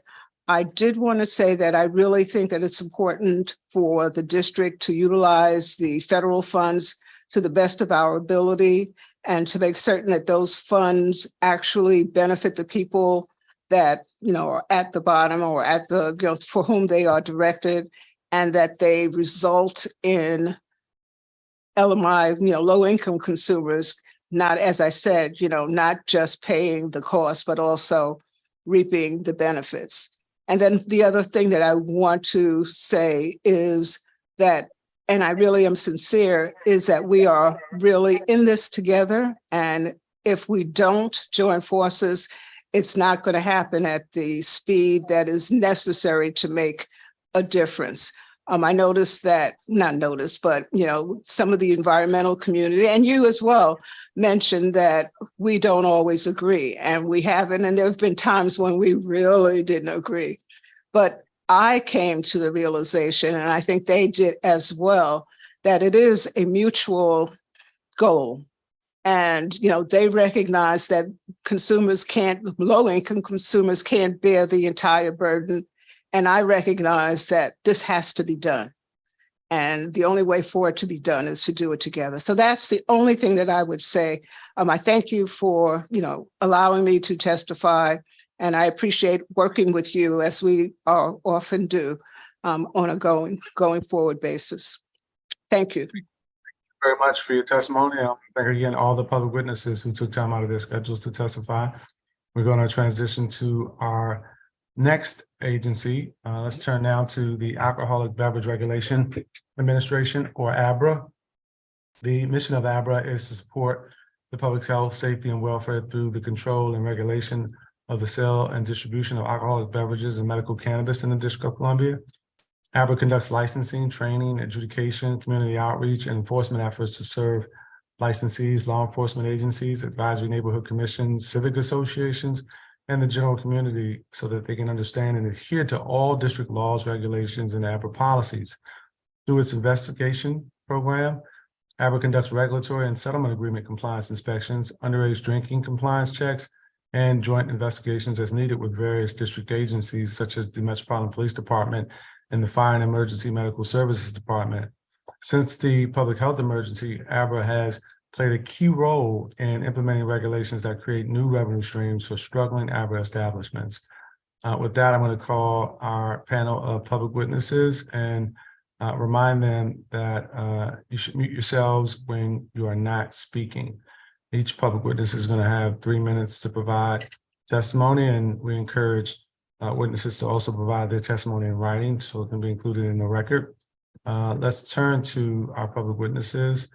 We're going to have Naima Jefferson, Kimberly Bender, Yvette Alexander, Frank Chauvin, Eric Spencer are the 5 who signed up to testify prior to today's hearing. And I see my former colleague and friend Yvette Alexander is with us. So I'm going to turn to you first for your testimony. Good afternoon to you. Thanks for joining us. Good afternoon. Am I the only one so I can get about 30 minutes? You are not the only one. We have a number of other public witnesses for other agencies, and we're going to give you the benefit of a long time, which is 3 minutes, to get in your testimony this afternoon. I'm sure you're going to do a great job of testifying within that time frame. How are you? I'm well, and thank Awesome. you so much for this opportunity. I'm Yvette Alexander. I'm CEO of Y. Alexander and Associates, and I'm representing the position of the DC Cannabis Trade Association. Linda McCardo Green is the president of the board. And the DCCTA was formed to advocate for improved access for patients in our city's medical cannabis program. The members represent licensed medical marijuana cultivation centers and dispensaries in Washington, D.C. The association would like to thank you, Mr. Chairman, for all your hard work and commitment to the medical cannabis program, especially highlighting the Medical Marijuana Amendment Act of 2022, and look forward to your continued support. I know my time is limited, so I will go over the important issues and then I can expound upon them if I have additional time. But Director Musali and staff, along with Chairman Anderson and the ABC board, have been consistent with listening and addressing the association's ongoing concerns and providing support. However, there's still some issues that need to be resolved. At present, there are about 20,000 new Virginia patients that will have to pay a $30 fee per month if they come into DC for the reciprocity, despite the fact that the Virginia Board of Pharmacy specifically amended the patient certification form to include a unique patient ID number to address Abra's concerns. We want them to be able to use reciprocity just like other states. They don't have a card currently, and that's one of the rules, but they do have certification from the Virginia Board of Pharmacy to be in the medical program. So they should have reciprocity just like every other state. We're pleased that the out-of-state certification, self-certification, is in place. However, there is a $30 fee, and we do have recommendations for a lower fee. Sometimes visitors come in town just for the weekend, and they have to pay that $30 fee, and we think that's an exorbitant amount for someone just to come in during a visit. So we do have recommendations for a sliding scale of fees depending on how long the card would be in use. The sliding scale, and we've mentioned this before, and all these issues have been discussed with Abra. We want to eliminate the sliding scale, which mandates a 20% discount to low-income patients. This is taking away from the revenue of dispensaries with no tax credits or reimbursements from the city. Even when that 280E comes into effect that they can write off, this still does not apply to the sliding scale.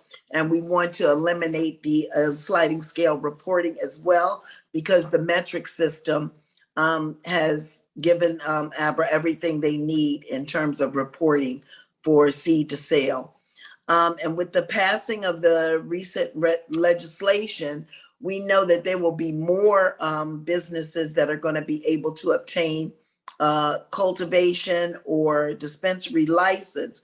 And we think it's imperative before Abra make a decision on how many licenses are to be issued, that there be a supply and demand study mandated that Abra do that so we can assess the right amount of growers and retailers that we need to add additionally to the city.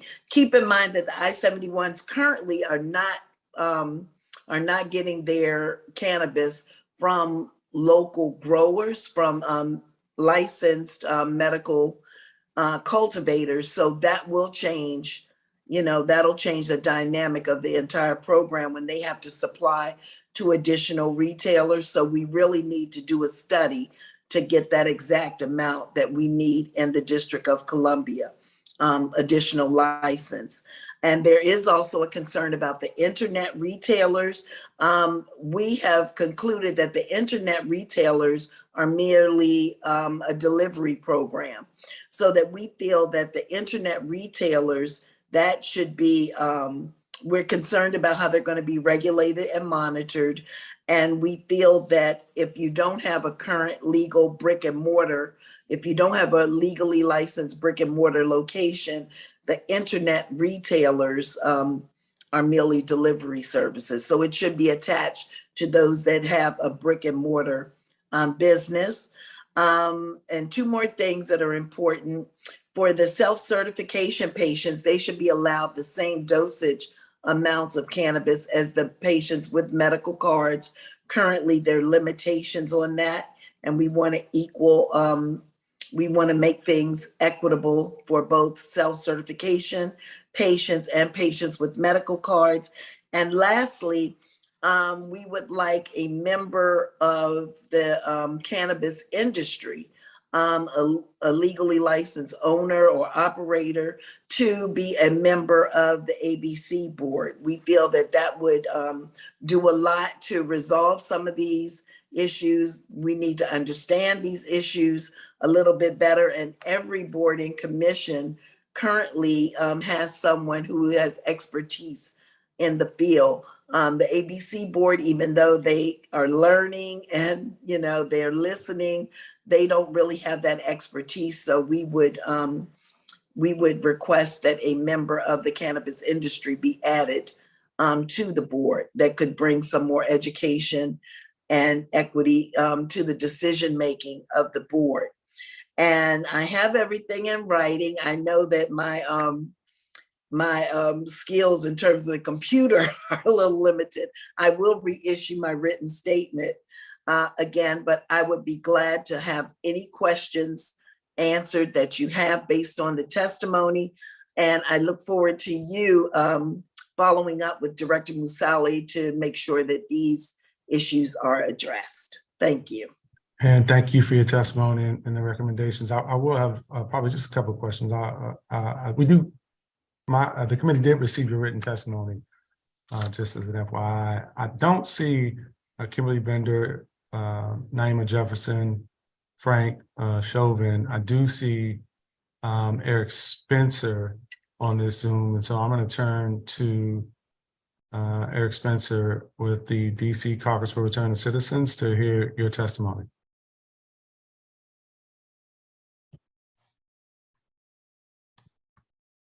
Chairman McDuffie, members of the, can you hear me? Yep, we can hear you. Thanks.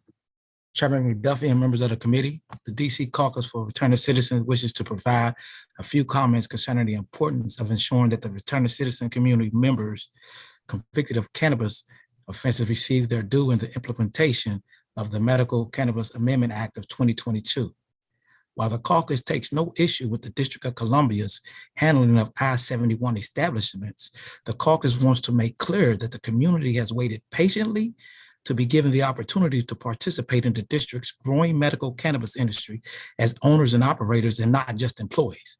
To date, not one licensed medical cannabis dispensary or other cannabis business for that matter is owned and operated by a returning citizen, despite the caucus repeatedly bringing this anomaly to the forefront of the conversation. The act seeks to address the issue, but also places an emphasis on I-71 shops. The caucus believes that the agency charged with creating an equitable industry must be intentional regarding the community's participation. Too often our community hears the myths associated with the shortcomings of our participation. If capital is the barrier, then provide the funds. If technical assistance is a barrier, then provide technical assistance. To feed into those myths at the expense of the community and at the community's participation only perpetuates the myths associated with the war on drugs. Both rely on scare tactics generated by those who seek to corner the market in the district's industry. The community is and always has been the culture of the industry, humbly speaking. The caucus applauds Chairman McDuffie for being steadfast in his support of the community, and we want to help make the industry more equitable and inclusive. Therefore, the caucus believes that the agency charged with issuing licenses should immediately begin outreach to the community while simultaneously releasing licenses specifically for the community to apply.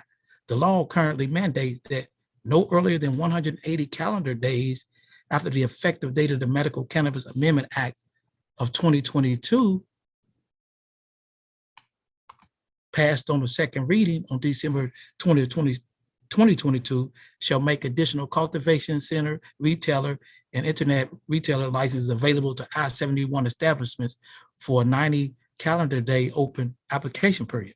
Importantly, the caucus believes that the administration shall also make additional cultivation, retailer, and internet retailer licenses available to the community 90 days after the effective date of the act. The 90 days will allow outreach to the community. To be certain, Chairman McDuffie and the council has passed an emergency amendment to the act to make available 1 dispensary and 2 cultivation centers, which no one in the community was awarded.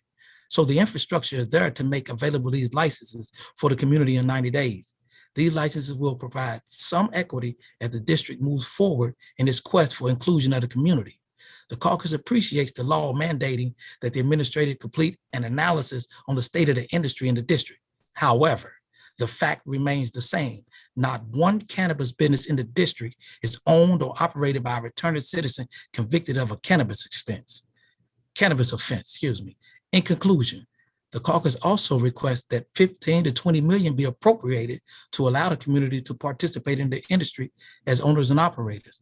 The community also requests it be given the opportunity to participate in the Commercial Property Acquisition Fund too. Thanks. And thank you for your testimony this morning. We're going to turn to our final witness. We have been joined by Frank Chauvin. Welcome, and if you can unmute yourself and turn on your video, we're happy to hear your testimony. You have 3 minutes.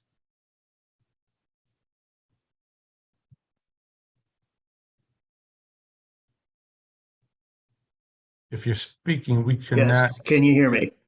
We can hear you. We can't see you, but we can certainly hear your audio now. Can you hear me? Yes, we can hear you. We cannot great, see great. you. If you want to turn on your video. All right, sorry about that. Give me 2 seconds. Looking for the button. Let's see. Sorry.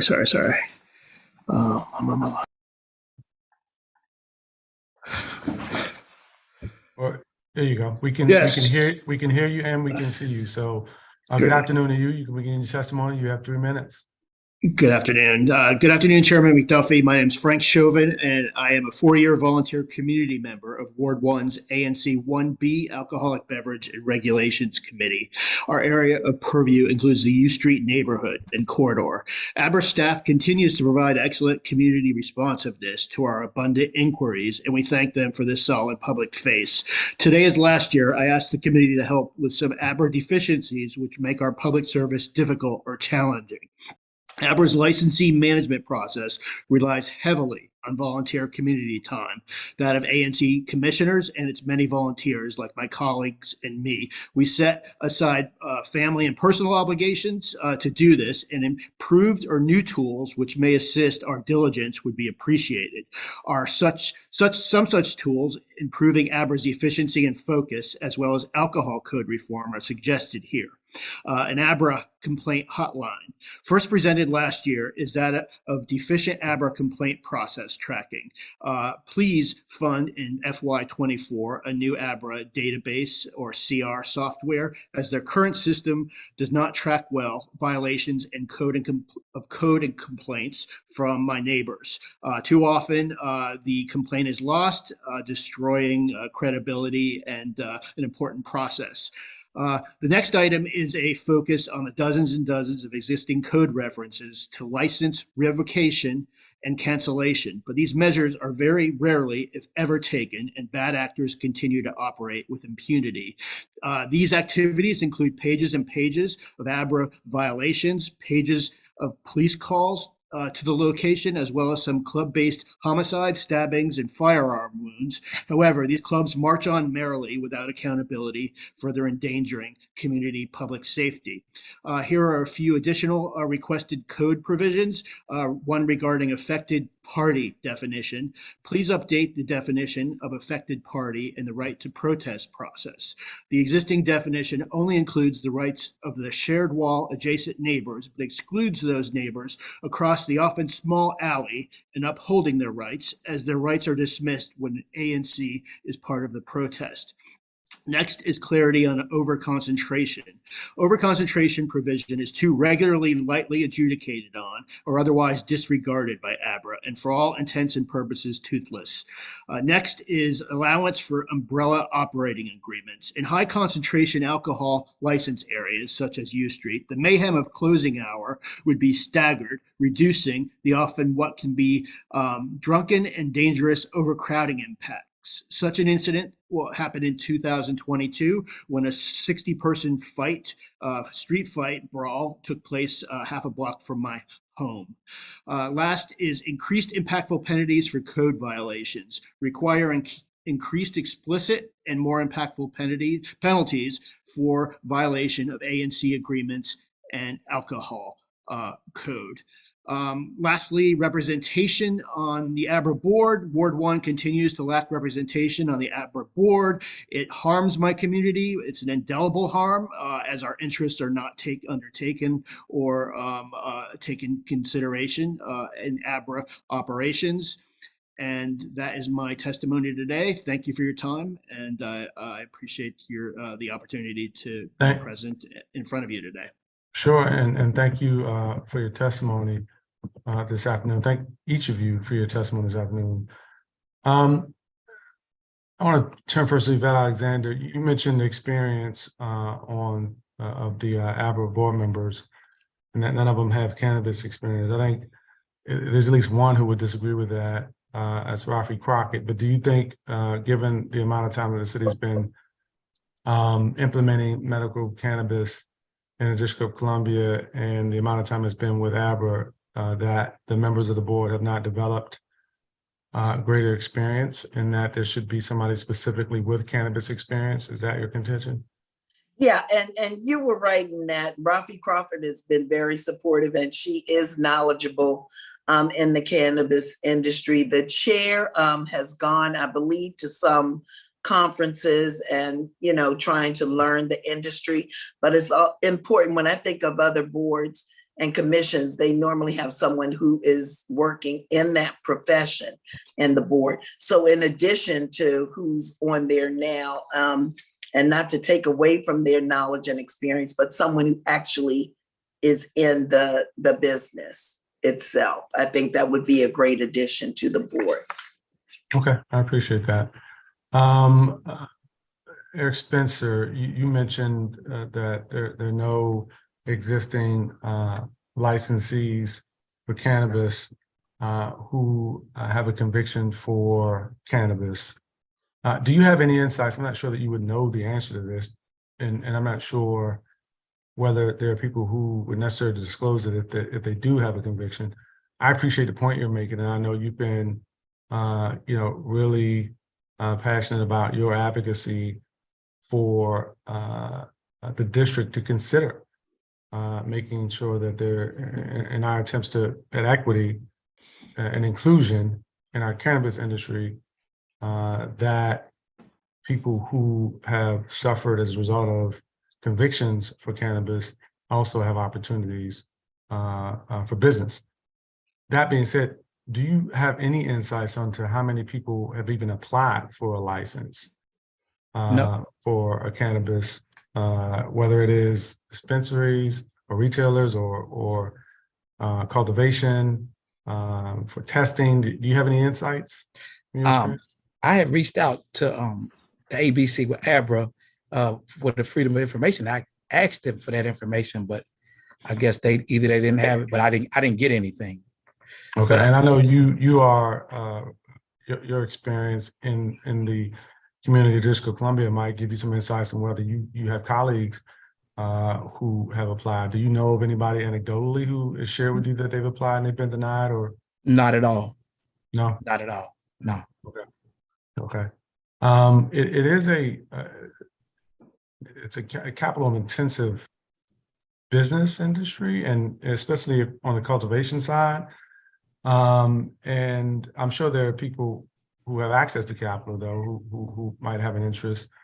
I hesitate to say that it is a problem without having insights to any data that confirms that it is a problem, that people who have been convicted of cannabis offenses are in fact applying and being denied. I'd love to know, and maybe I'll ask Director Musali in my questions whether he has insights into that. But I definitely wanted to pose that question to you because I'm just thinking about how we characterize where we are on the point, right? Do you think it's a problem that nobody that, to your knowledge, who has a license in the District of Columbia has a cannabis conviction?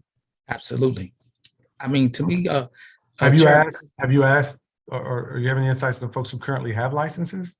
Well, I know individuals that currently have licenses based on the old law before the emergency amendment. If you had a cannabis conviction, you couldn't apply. Okay. So, I mean, I would assume that those who have them now, when they applied initially, they didn't have one. That's my understanding. But far as my community, I don't know anyone in my community that's been applied or even been denied or even had the opportunity. Do you have any insights as to why they're not applying? Not at all. I mean, perhaps outreach, they don't know that they can apply. And I've reached out to Abra a few times on that subject. It's just, I think that, and I'm going to echo something Councilwoman Alexander said. There's no representation. If there's no representation on the board for returning citizens, then you don't get a voice from the community, which I think is imperative. If you don't have someone with a cannabis conviction or a nonviolent conviction, given a different perspective as the rules are made, you're never going to reach the community. You won't even. I don't know if I agree with that, though. I appreciate your advocacy, and I mean that sincerely. But I've had conversations personally with people who are returned citizens who've had an interest, and the reason I asked the question of you is just because I know how much time you've spent, advocating in this regard. But I don't know that we need a person on the board with a cannabis conviction to necessarily make sure the information is flowing to the community of people who might be interested in starting a cannabis business, right? So wouldn't you think that there's some people in the I-71 space who have cannabis convictions? It looks like Eric Spencer may have lost them. You're muted. I'm not sure if you heard my question, Mr. Spencer. You mentioned, I heard the part you mentioned, I-71. Yeah, I mean, do you know, I'm making an assumption here, but there are a number of people in the I-71 space. And I'm wondering if you're aware of anybody in the I-71 space, without disclosing any names or anything, who have cannabis convictions. I haven't met one, and to be honest, I've never. Well, I have. Okay, well, I haven't met one. I've never been in an I-71 shop. Okay. But again, my main objective is to make sure, even those that have the I-71 shop, just to create a space for returning citizens so we feel included. Well, I mean, I guess what I'm getting at, and I'm not gonna spend too much time on this, but you know, you've been really diligent in your testimony and the time you spent, you know, before this committee and others. You are implying that they're not included, and I'm if you hear a sense of I guess I'll say I'm a bit incredulous about whether they are not being included, because I feel like as broad as this conversation has been, as many people as I've spoken to over the last several years, my work, my team's work on social equity, I've had specific conversations. You've testified on more than a few occasions. I've even talked to people who who have convictions, right? So this notion that they aren't included, I'm going to push back slightly on that, because I guess I would, and maybe I'll spend a little bit more time and ask my team to think about other ways that we can make sure that they're getting access to the information to know that the opportunities exist. But I think the blanket suggestion that they're not being included in the conversation and therefore nobody's been awarded a license might not be totally accurate. According to the law. So maybe you and I can have a follow-up if you're open to Yeah, it, absolutely. to talk Absolutely. specifically about things that you think the city and Abra could be doing that they aren't currently doing. I think that would be helpful, because I'm happy. Well, let me ask you this.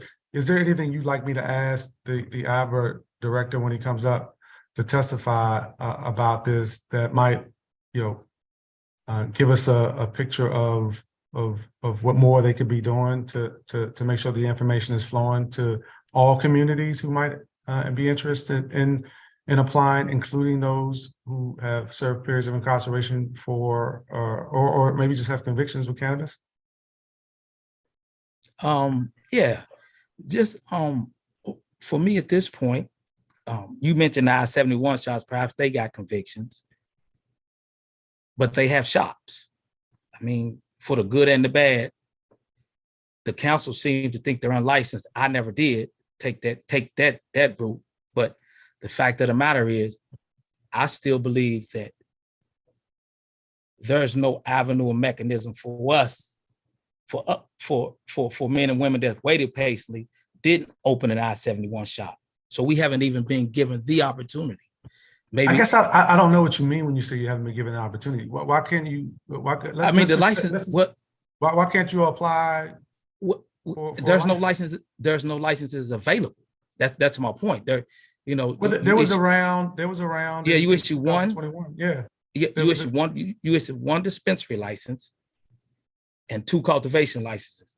And there were 2 testing licenses as well. So there were two testing licenses. Right. Total of 5. Okay. So why couldn't somebody with a conviction with cannabis have applied for those licenses?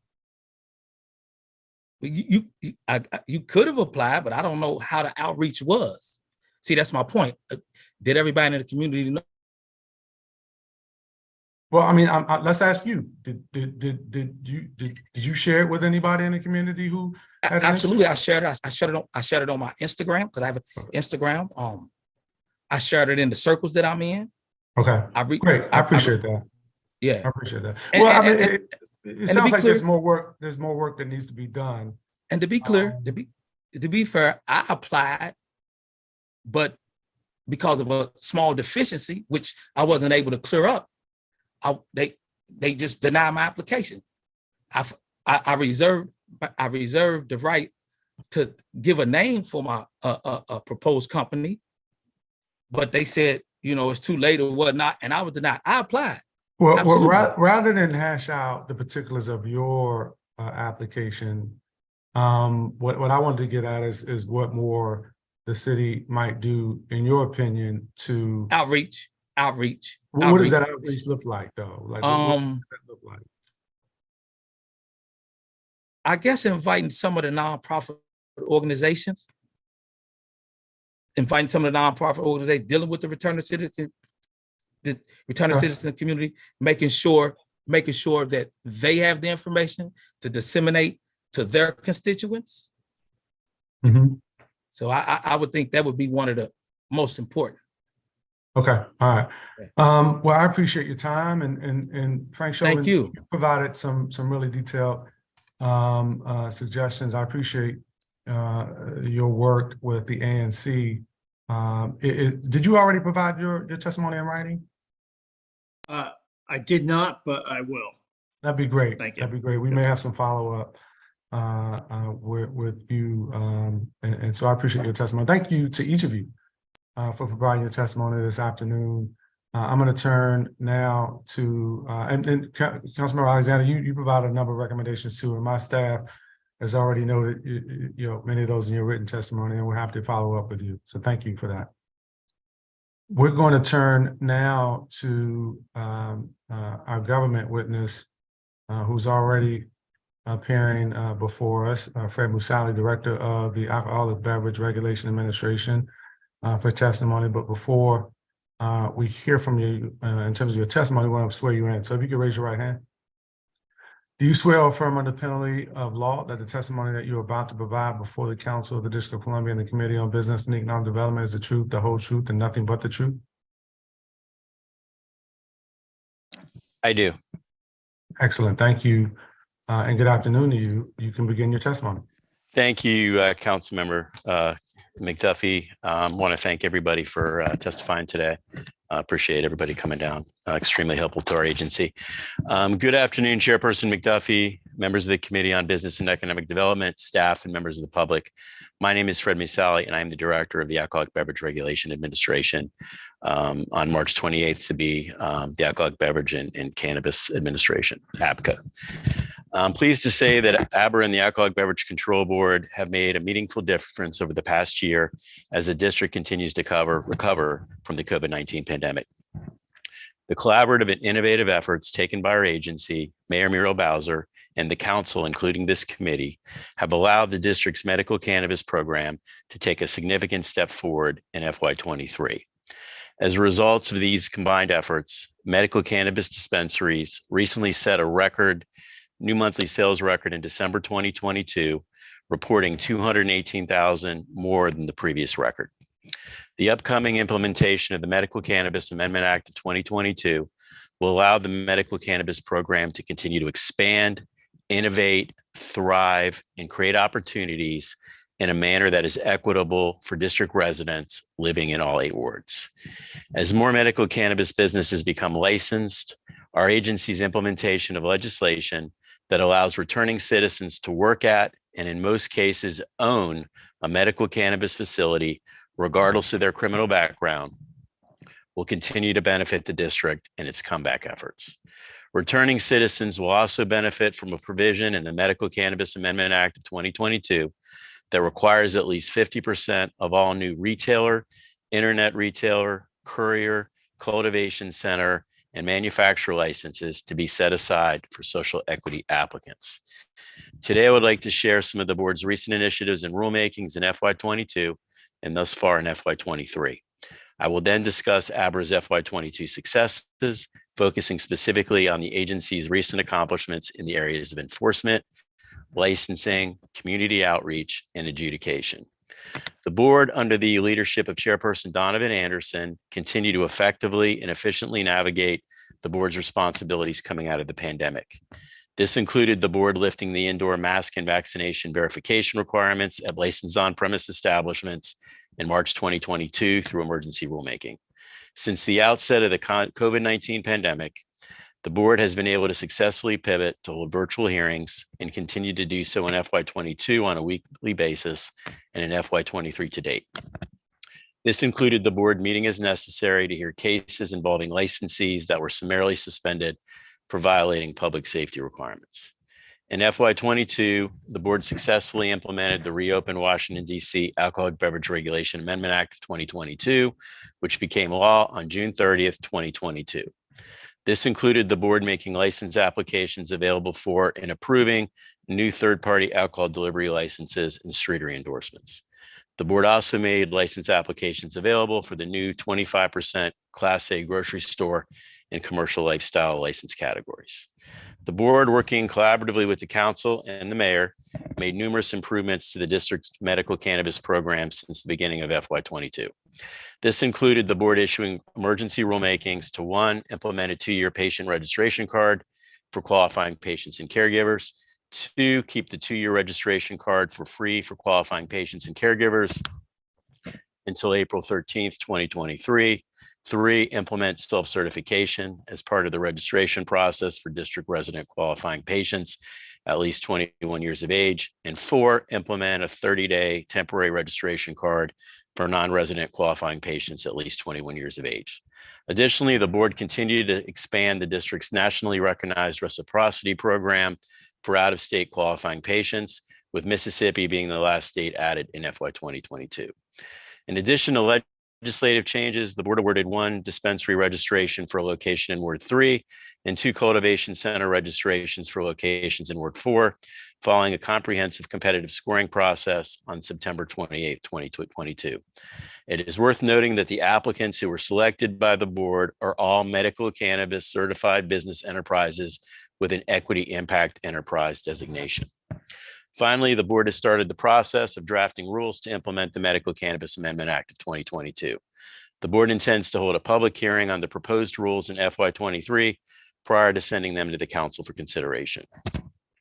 With regard to enforcement, Abra is proud of its efforts and accomplishments this past year, which has continued to work in the field enforcing various alcohol and medical cannabis statutory and regulatory violations.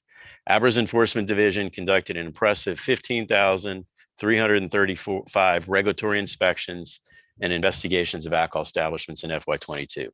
This significantly exceeded the 11,874 regulatory inspections investigations of alcohol establishments conducted in FY21. Abra was also successfully able to conduct 422 compliance checks for underage drinking in FY22, which exceeded the agency's goal. In FY22, Abra's enforcement division continued to monitor and inspect the district's licensed medical cannabis cultivation centers and dispensaries. The agency conducted inspections of all operating medical cannabis cultivation centers and dispensaries in the district at least once a quarter, with 74 medical cannabis facility inspections being conducted in FY22. With regard to licensing, Abra staff did an excellent job in several areas. For example, Abra's licensing division was able to keep up with the significant increase in medical cannabis patient registrations. In FY22, the licensing division issued 4,513 patient registrations to DC residents. And as of February 1, 2023, the division has issued 4,066 patient registrations to DC residents in FY23. Abra staff also deserve credit for the quick and effective implementation of a 30-day temporary card registration process for qualifying non-resident patients that, as of the date I submitted this testimony, has been utilized by qualifying patients from 48 states and 18 countries. Of significance, between October 20th, 2022 and January 23, 2023, Abra issued 4,348 registrations to non-resident qualifying patients. Additionally, in FY22, as part of the agency's implementation of the Reopen Washington, D.C. Alcoholic Beverage Regulation Amendment Act of 2022, the agency processed and approved 141 streetery endorsements for on-premise alcohol license establishments that are valid until December 31st, 2023.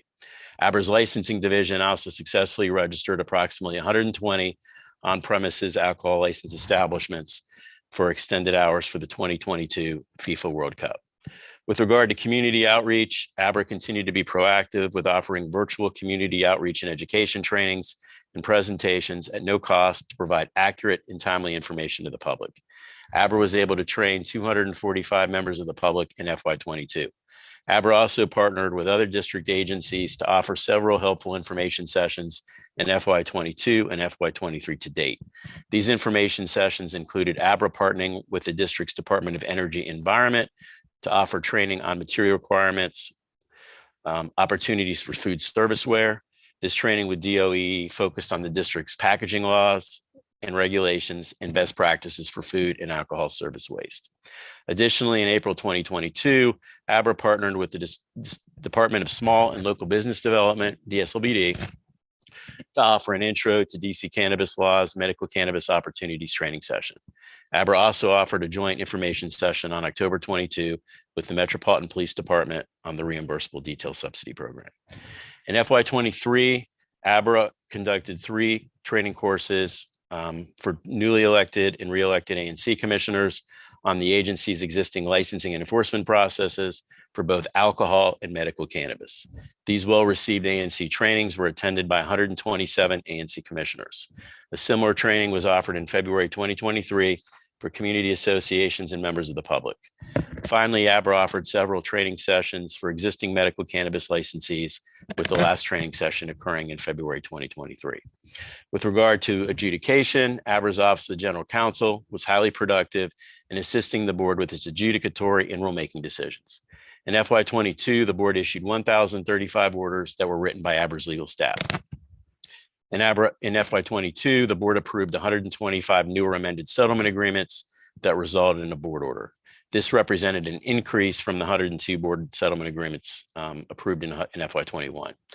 Abra also, as mediation specialist, mediated 72 cases in FY22, with 85% of the cases mediated in FY22 being resolved with either a settlement agreement or the filed protest being withdrawn. Abra's OGC successfully worked in drafting numerous rulemakings in FY22 containing a variety of medical cannabis and alcohol topics. This included working with the board on a rulemaking to make changes to the reimbursable detail subsidy program. Additionally, OGC worked with the board to extend rules extending the Glover Park moratorium zone that were deemed approved by the council on February 8th, 2023. Abra's OGC also worked with the board on an emergency rulemaking to keep 2-year medical cannabis qualifying patient and caregiver registrations free for DC residents until April 13th, 2023. Looking ahead, I would now like to focus on 4 of the agency's ongoing initiatives for 2023. First, the implementation of the Medical Cannabis Amendment Act of 2022.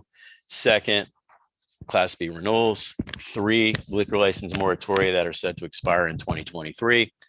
And 4th, the April 420 medical cannabis sales tax holiday week.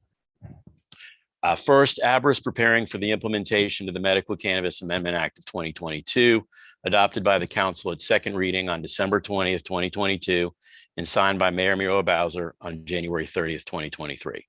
This comprehensive legislation will significantly change the district's medical cannabis program once it takes effect, most likely in late March, after the completion of a 30-day congressional review period.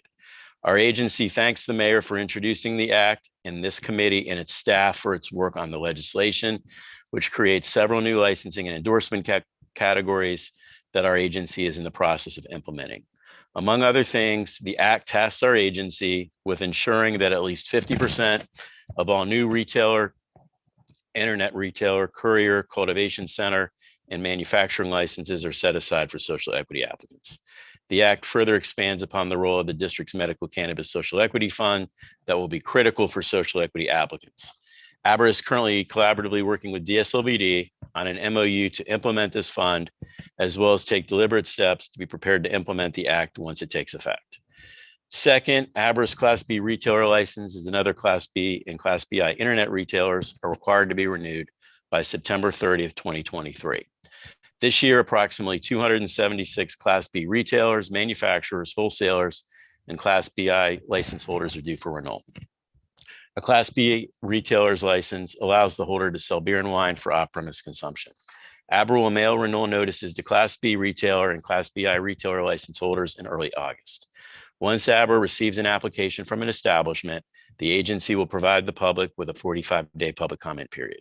Specifically, Abra will provide public notice by 1, posting 2 red placards on the outside of each retail establishment, 2, sending written notice to advisory neighborhood commissions and the council, And 3, publishing renewal notices on Abra's website and in the DC Register. A late fee of $50 will be assessed for each day a licensee is late to renew its license, not to exceed the cost of the license. Third, with regard to existing moratoriums, there are 2 liquor license moratoria that are set to expire in 2023. First, the West DuPont Circle Moratorium Zone is set to expire on April 9th, 2023. The Adams Morgan Moratorium Zone, which is set to expire on February 6, 2023, has been extended on an emergency basis in response to a written request from Advisory Neighborhood Commission 1C until June 1, 2023. If the board receives a moratorium petition to extend either one or both of the existing moratoriums, the board will schedule a public hearing to receive comment on the petition. Any decision by the board via proposed rulemaking to continue a moratorium provision would be sent to the council for a 90-day review period. Fourth, one of the numerous innovative and beneficial changes made to the medical cannabis program in 2022 was the creation of the 420 medical cannabis sales tax holiday week that first occurred last April. As a result of the Medical Cannabis Amendment Act of 2022, the 420 medical cannabis sales tax holiday week will return starting on April 15th through April 24th and on an annual basis. Under this initiative, the district's 6% sales tax on the sale of medical cannabis at licensed dispensaries is waived. Abra will be working with the district's Office of Tax and Revenue and licensed dispensaries to implement this initiative. In closing, I would like to thank you for your leadership and support, as well as the work of the committee staff. Our agency appreciates the opportunity to share our accomplishments and plans for FY23, and we look forward to continuing to work with the committee and its staff. I would also like to thank the hardworking staff at Abra. I would not be able to share our agency's accomplishments and future plans if not made for the commitment made by our staff to ensure that the work gets done. This concludes my testimony. I'm happy to answer any questions that the committee may have at this time. Thank you. And thank you for your testimony. Just have questions for you this afternoon. I'm going to start with racial equity questions.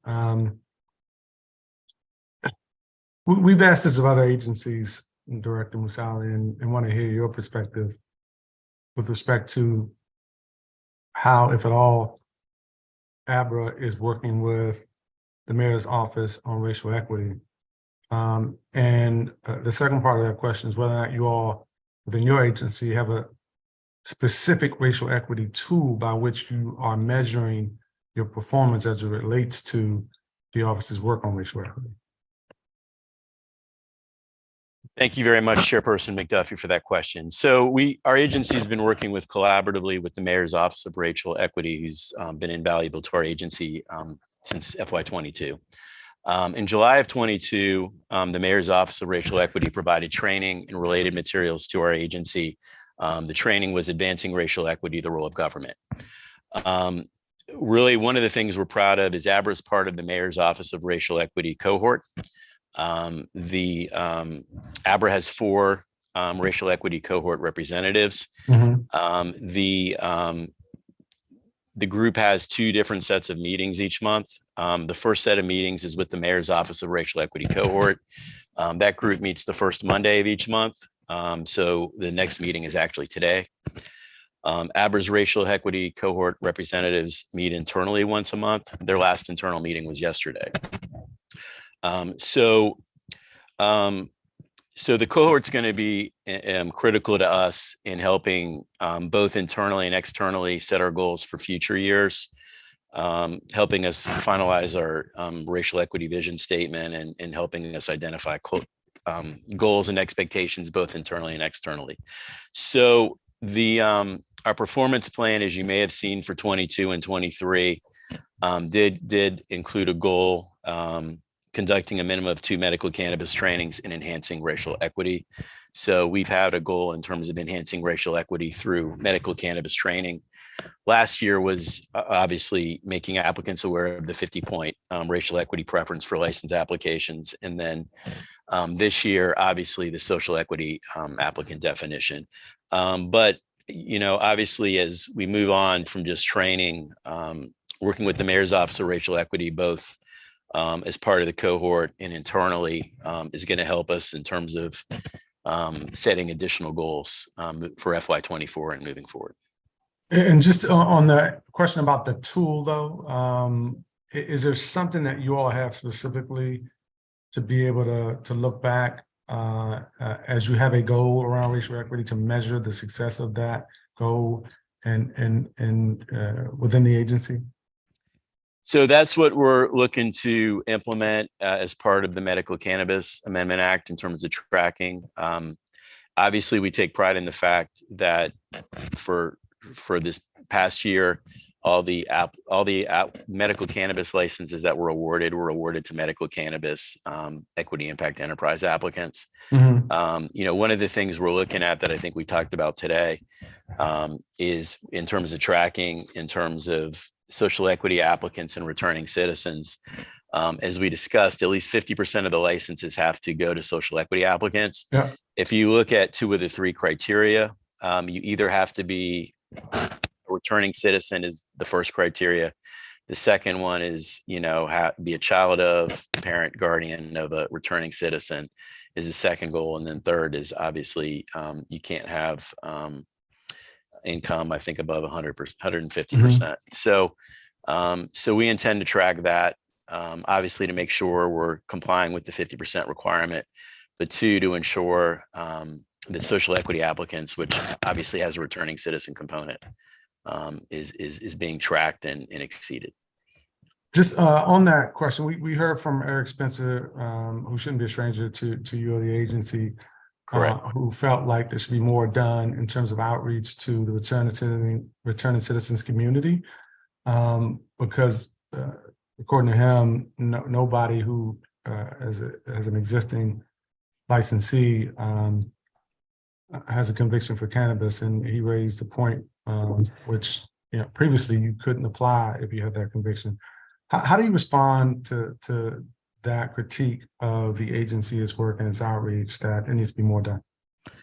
Well, there always can be more done, council member. I'd put it in 2 buckets. So one is we are planning on having 3 information sessions in April because licenses, as we said, will at least 50% have to be made available to social equity applicants. So it's critical that we get the word out for applicants so they know they can apply. We did, as I mentioned, the training we did do previously with DSLBD was actually a training put together for returning citizens. So when we did the DSLB training, DSLBD asked us to come in and do a training for returning citizens. And so we collaboratively did that training with them. I think the other important point to mention, which is really crucial with this Medical Cannabis Amendment Act of 2022, part of the complaint and the frustration is statutorily, there weren't licenses available. If you look at the retailers, when Abra took the program, there were already 7 dispensary/retailers. The statutory cap is 8. So when you only have 1 retailer/dispensary license to make available, that's part of the frustration. And so for us, you can talk about outreach, but how much outreach can we do for 1 license? I mean, it's, in terms of setting expectations. Now that we don't have a cap on licenses, obviously, we'll have to manage that, to avoid overconcentration issues. But without the cap, it's going to make it a lot easier in terms of being proactive. We continue to meet with groups, but given the fact that 50% of the licenses have to go to social equity applicants, we're happy to work with Eric, the mayor's office of returning citizens, and other nonprofit organizations to get the word out, right? Because the bottom line is at least 50% of the licenses have to go to social equity applicants. Yeah, no, I appreciate you raising the point about how few licenses there have been in the last round.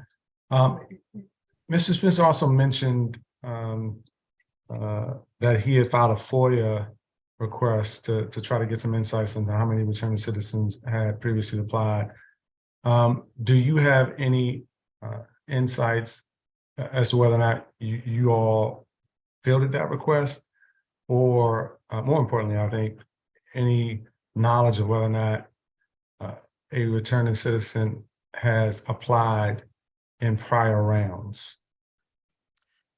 Well, I know, and he mentioned that he had applied. Yeah, I know. So we know. I don't want to get too much into it, but we know, we know that a returning citizens have applied. I can check on the status of the FOIA request, from Mr. Spencer. I don't know top of my head here I mean, what the status is. beyond him acknowledging that he had applied, are you aware, without getting into any details or any, or any specific names, whether any other returning citizens have previously applied?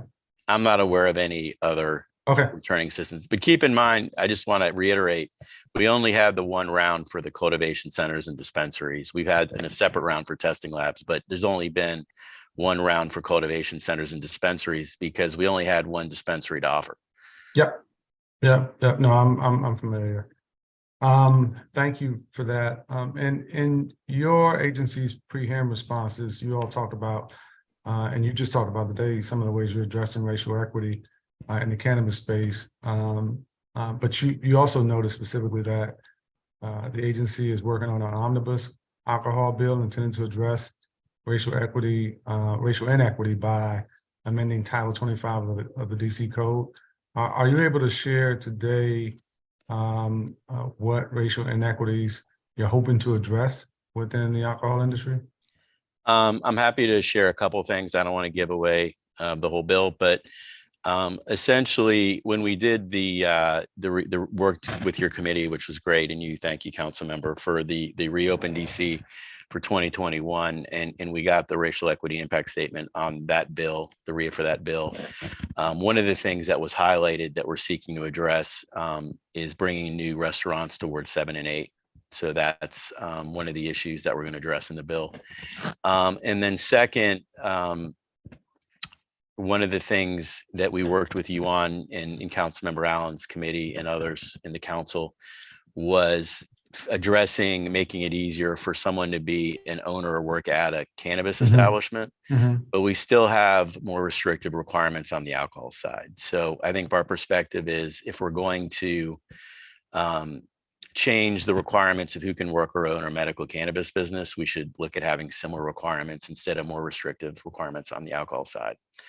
And then I think, one of the other issues, which I think you got some testimony on for Kimberly Bender, we wanted to look at, which we think there's an opportunity, is for addressing in terms of contract brewing and minorities getting involved in made in DC manufacturing alcohol and brewing in the district. Okay. We think there's some opportunities there. If you look at some of the minorities who advertise or make beer, they're giving the impression that they're making it in DC when they're really making it in Maryland. And we think there's an opportunity to have them actually make brew their beer in DC and improve the diversity in terms of alcohol manufacturing made in DC. Okay. There's others, but I just wanted to give a little bit of a summary. I appreciate the preview.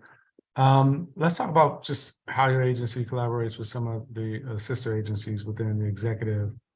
The committee had asked about ways that you all are working with agencies, actually in other jurisdictions, with federal agencies as well, with non-governmental organizations. For the benefit of the public, if you could explain Abra's partnerships with entities like the U.S. Marshal Service, as well as Department of Buildings, which is a new agency, that would be great. We know about MPD and some of the work you've done with DDOT that you touched on earlier with the streeteries, but if you could talk about the U.S. Marshal Service and Department of Buildings.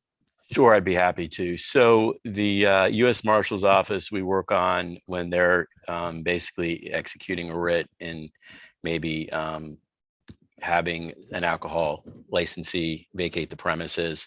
We work with them to secure the alcohol, to make sure the alcohol is secure. We don't want a situation where the alcohol is just put on the street or the sidewalk and just left on the sidewalk for somebody to take. So we're obviously just trying to make sure that the alcohol is secured. And so that's pretty much the main aspect of that relationship. The Department of Buildings, we're working with to make sure that premises don't have building code or safety violations, that they have a proper certificate of occupancy, that they have a basic business license, other licenses and such. We also work with DOB as part of the noise task force. So DOB has noise meters where they go out and take noise readings. So that can be extremely helpful. As I think, we talked to the committee, the last 2 years, we've had an increase in noise complaints. So it's important that we have DOB out with us doing noise meters, looking for possible noise violations. Okay, let's stay on that topic for a moment into the noise.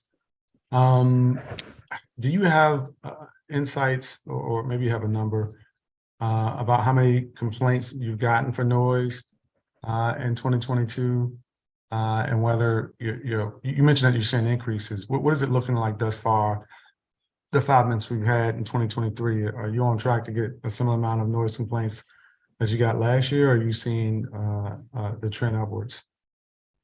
I think we're on track, and we may a little exceed it. I think kind of just to paint the picture, I'd like to kind of go back to 21. So for 21, we had 302 noise complaints. For 22, we had 542. And then FY23 through January 1, which is, I guess, basically the end of, well, January 21 of 23, we had 268. So if you look at 268 for, almost the 4 months, and you take that to a full year, that's going to exceed most likely the 542. What do you attribute that to? I attribute it to two things. I think if you look at nationally what happened nationwide, coming out of COVID with reopening, when you had COVID and you had either on-premise establishments closed or closing at midnight, you noticed a decrease in noise complaints, right? Because you didn't have everybody going out in terms of nightlife activity. So nationwide, has seen an increase in noise complaints and other issues as, during COVID, people got used to things being a little quieter, and then all of a sudden it gets loud again. So I think that's part of it. And then I think also what we've seen, which is a continued challenge for the district, is we continue to put alcohol establishments near mixed use developments. We've gotten, noise complaints, for example, in Blagden Alley. I think when you're building alcohol establishments and putting them near mixed use, if there's not, soundproofing done potentially right, I think that becomes an issue. Well, putting aside the pandemic years, I don't know if you have that data readily available, but what were you seeing, pre-pandemic in terms of noise complaints? Is what you're seeing today, on par with what you were seeing pre-pandemic, or is it simply that there's a lull and things have gotten a little quiet during the pandemic, and now it's sort of back to normal in terms of nightlife? I guess I just want to kind of hone in on that. I think your analysis is right. I think we had, noise complaints higher before the pandemic, and then the pandemic hit, and they were much lower during the pandemic, and now they've worked their way back to pre-pandemic levels. And do you all track these complaints by ward? Do you have a sense geographically as to whether there are any specific trends in specific types of communities or parts of the District of Columbia? Is it the CBD? Is it the central business district where you hear most of this stuff, or is it by areas where you've got new residential in communities that previously were housed existing commercial establishments, or are you seeing new commercial establishments in residential areas, or some combination of all that? Right. Well, we can't issue alcohol licenses in residential areas, but what you see is with these noise complaints is commercial properties that abut residential zones. So I'd say a lot of the noise complaints we get are from Ward 1 and Ward 2, some in Ward 6, but I'd say Ward 1 and 2, which isn't too surprising. Ward 2 has the most establishments, and Ward 1's pretty much right up there. But and it's also there also is a level of density, particularly around certain corridors, U Street, DuPont Circle, some of the areas where they're common nightlife areas also have over the years seen more residential in and around it, and some existing residential that's been there for a while too. Right. So that's where we get a lot of them from. Okay. But just so I know, do you all track it by ward or no? We don't have it, but in working with the committee, we're gonna, for 23 on, we're gonna track it by ward. Okay, all right, that'd be helpful. And do you all monitor? I mean, just in terms of the amount of times the noise task force actually goes out? We do. So, and we provided that data to the committee, but what happens with the noise task force is, just to be clear, so Abra enforces noise, 7 days a week. So we're out internally. The noise task force generally goes out during the warmer months, takes a break during the winter. So what we found is as the weather gets nicer, the noise complaints increase. Okay. Particularly as people may hang outside more and hang out outside of establishments, causing due to patron noise. All right. And then nicer weather, you may have establishments tend to open their windows more during the warmer months. Okay. And you had mentioned liquor license moratoria in your testimony. I think you mentioned Global Park in particular. How many liquor license moratorium zones are in effect currently? So by rulemaking, there's 4. There's Glover Park, which you just mentioned, which got deemed approved at the council February 8th of this year. There's Langdon Park moratorium in Ward 5, which is up June 11th of 2024. There's Adams Morgan, which is currently up in June of 2023. And then there's the West DuPont Circle moratorium, which is up on April 9th of 2023. And I know as a former Ward 5 member to the council, I'm familiar with Langdon Park moratorium zone specifically because we work with the community to put that one in effect. I think that was around 2017. But some of these are fairly, I'll say they've been in place for quite some time, over 2 decades. In all the other 3 cases, in the case of West DuPont, it's going on 3 decades. How frequently does Abra reconsider them? Is it just when they expire, or what kinds of things do you all look at to determine whether or not they are still have the same level of efficacy as was originally intended when they were put in place decades ago? Sure, great question. So moratoriums last for either 3 years or 5 years. The minimum amount of time is 3 years, and the maximum is 5 years.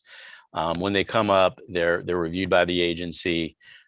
We work with the ANC, who's entitled to great weight. We talk to and can get comment from the council member of the affected area, Metropolitan Police Department, the Deputy Mayor for Economic Development has the opportunity to weigh in, as long as the community. We're required to have a public hearing. So I think the important thing to note with these moratoriums is over time, they get tweaked, right? So like the West DuPont Circle moratorium you mentioned, initially covered like taverns and other types of establishments. Now it's just a moratorium on nightclubs. So for the most part, top of my head. So as they come up, they may have stayed in place, but they get tweaked. We look at them to see if they're having an impact, if they're still necessary, right? So over time, we used to have an East DuPont Circle moratorium. We don't have one anymore, right? Okay. So over time, sometimes they go away, and then sometimes they're tweaked. Got it. And what's the process for actually establishing and dissolving these moratoriums? You said sometimes they go away, sometimes they're tweaked. They expire, obviously, but if somebody's listening and wants to know how they're established and how they get dissolved without just simply expiring, how do you respond to that? Sure. So as I stated, the ANCs are entitled to great weight. So normally, not always, it can be a community association, but usually it can be a petition from an advisory neighborhood commission, if not a community association. The ANCs will generally hold public hearings before they file a petition with our agency. And then once we get a petition from advisory neighborhood commission and it meets the standards of the law, we set it for a public hearing. To get public comment on the moratorium, we make the petition available. We seek comment from the ANC, including if the petition's not from the ANC, and members of the public. We are required to obtain feedback and comment from the council member for the affected ward. So the council member has the opportunity to weigh in. Metropolitan Police Department has an opportunity to weigh in. The Deputy Mayor for Economic Development has an opportunity to weigh in, among others. And then we have a public hearing, and then based upon the hearing and the recommendations, of ANC who's entitled to great weight, and others, we make a decision off of that. Off of a moratorium, you'll get either a proposed rulemaking, particularly if it's a new moratorium, or an emergency and a proposed rulemaking.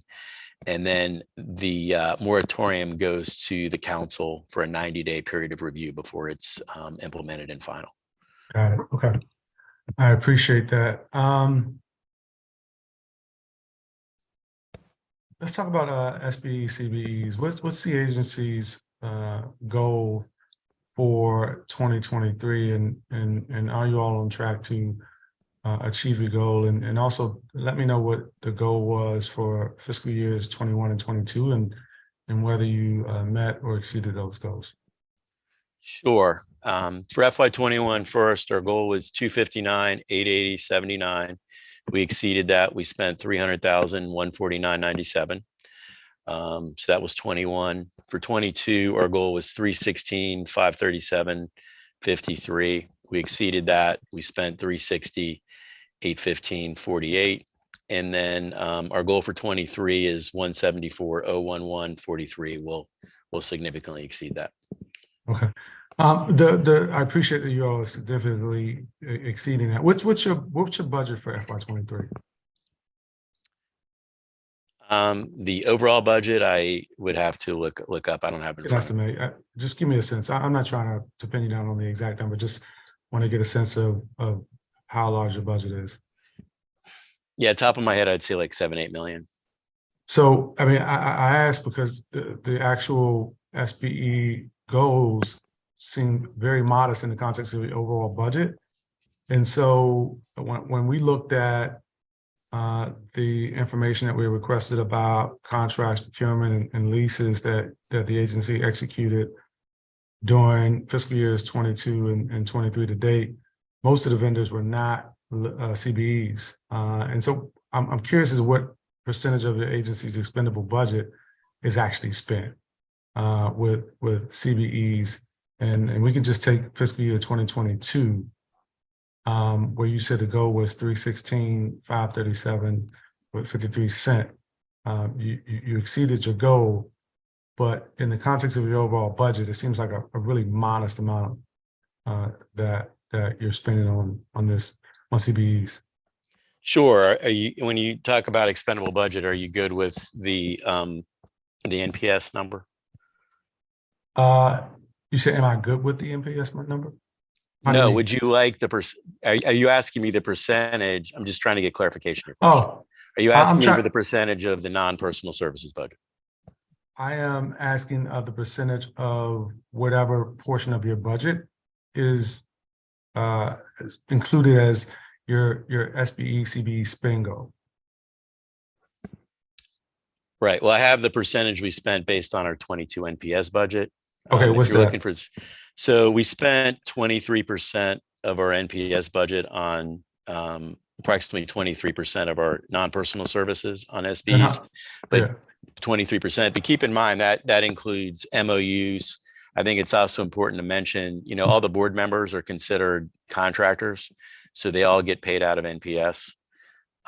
So I think that's important to highlight as well. Got it. What's the raw number for the NPS budget? I'd have to do the math, but it's but the 360,815 I gave you was 23%. So got it. So in thinking about what that means, let's talk about waivers or exceptions or both. Do you have a sense of how many waivers you are requested in FY 2022? I do. We had 7 waivers in FY22. And how many of those 7 waivers requests were granted? Well, let me take a step back. We had 7 waivers requested, so at least 4 were granted. Okay, and just to follow that logic to conclusion, that means 3 of them specifically were denied? For 22, correct. Okay, how many waivers have you requested to date? For 23, 23, yeah. we've requested 6. Okay, and what are the types of things? You don't have to get into this. Are there similar types of requests for waivers that you're making in 2023 as you made for 2022? Yeah, they're the same type of issue. If you want me to go into what they are, I can. Yeah, give me a sense of what it is. Yeah, so the number one, which I talked about, is board stipends, right? So in terms of paying the board, Okay. you know, that's obviously, and we can debate why they're NPS, but they're considered contractors.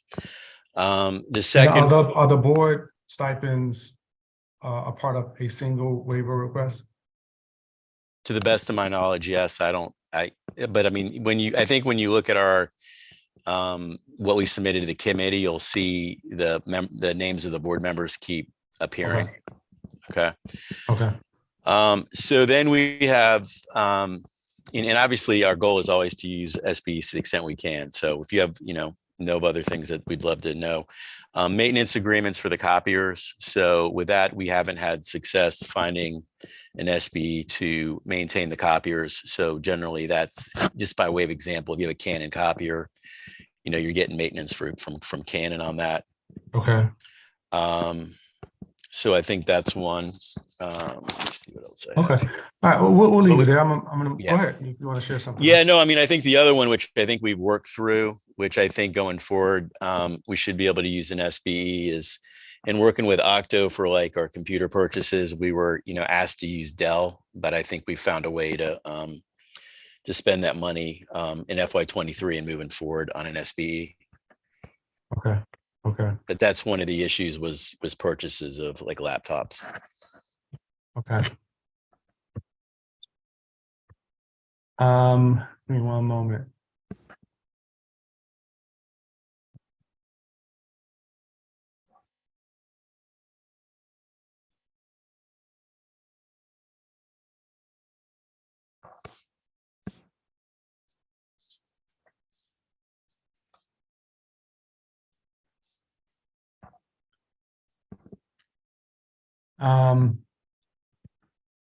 Let's talk a little bit more about cannabis.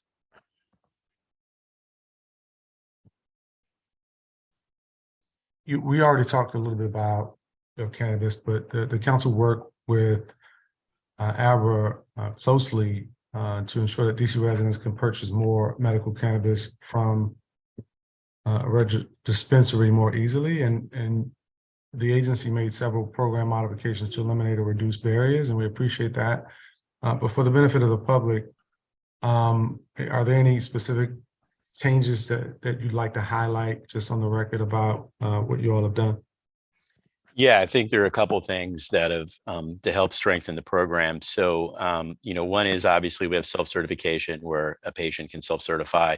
2, you can apply for a medical cannabis patient card online, and once you register, you get a temporary card that allows you to buy right away. Okay. Previously you had to, wait a while to, get a card in the mail or get your card or come down to Abra. So now you can just, register online. It only takes about 5 minutes. You get your temporary card and you can purchase right away while you're waiting for your permanent card. The card was only valid for 1 year. Now it's valid for 2 years. In order to get a card, you used to need 2 utility bills. In working with the council in this committee, that was reduced to 1 utility bill, which could include a cell phone bill. So I think that's beneficial. As I stated, the medical cannabis card is free until April 13th. So I think making the card available at no cost for DC residents has been beneficial as well. Yeah, I agree. And you mentioned in your testimony, I think the number is over 4,000, but how many medical cannabis ID cards did the agency issue in fiscal year 2022? Yes, so for 2022, we issued 4,513. Through 23, though, through February 1, we're at 4,066. So we're going to blow that number away. I think the staggering number that's really put the program in good shape. So we started the non-resident registration on October 20th. Okay. And a little over 4 months between October 20th and March 1st, we've had 6,354 approved non-resident registrations, Okay.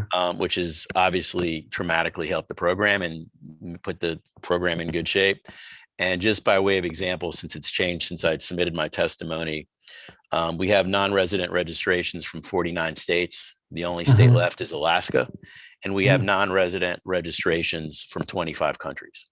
Oh, wow. Wow. And what's the fee for non-registered, non-resident registrations? It's $30 for non-resident registrations. And like I said, that's resulted in over 6,354 approved applications just since October 20th. Right. And I think former Councilmember Alexander, I'm not sure if you heard her testimony, but she talked about perhaps some changes to that fee. She wanted clarity around why Virginia is charged a $30 fee each month. Right. So we're in constant communication with the association. They did provide the comments, which I heard today, which we have. Okay. We're implementing emergency proposed rules off the medical cannabis bill in April. So we're looking at their comments that we have for rollout for comment when we come out in April. So that's one of the issues we're looking at. Is that the current going on fee. now, though, that there's a monthly charge for non-residents? For non-residents, it's $30, right? Each month?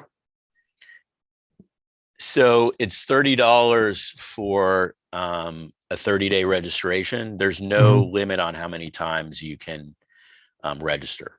So that's one of the issues we're looking at is the statute, the Medical Cannabis Act gives us the ability to create different ways to register. So one of the things we're looking at is potentially a card that you could register for longer than 30 days.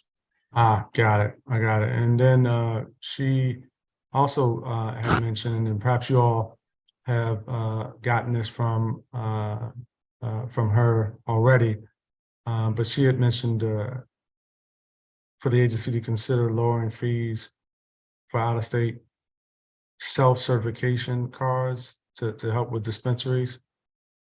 That's the same issue we're talking about. That's the non-resident registration card. That's $30. Got it. That's what Okay. she's talking about. All right.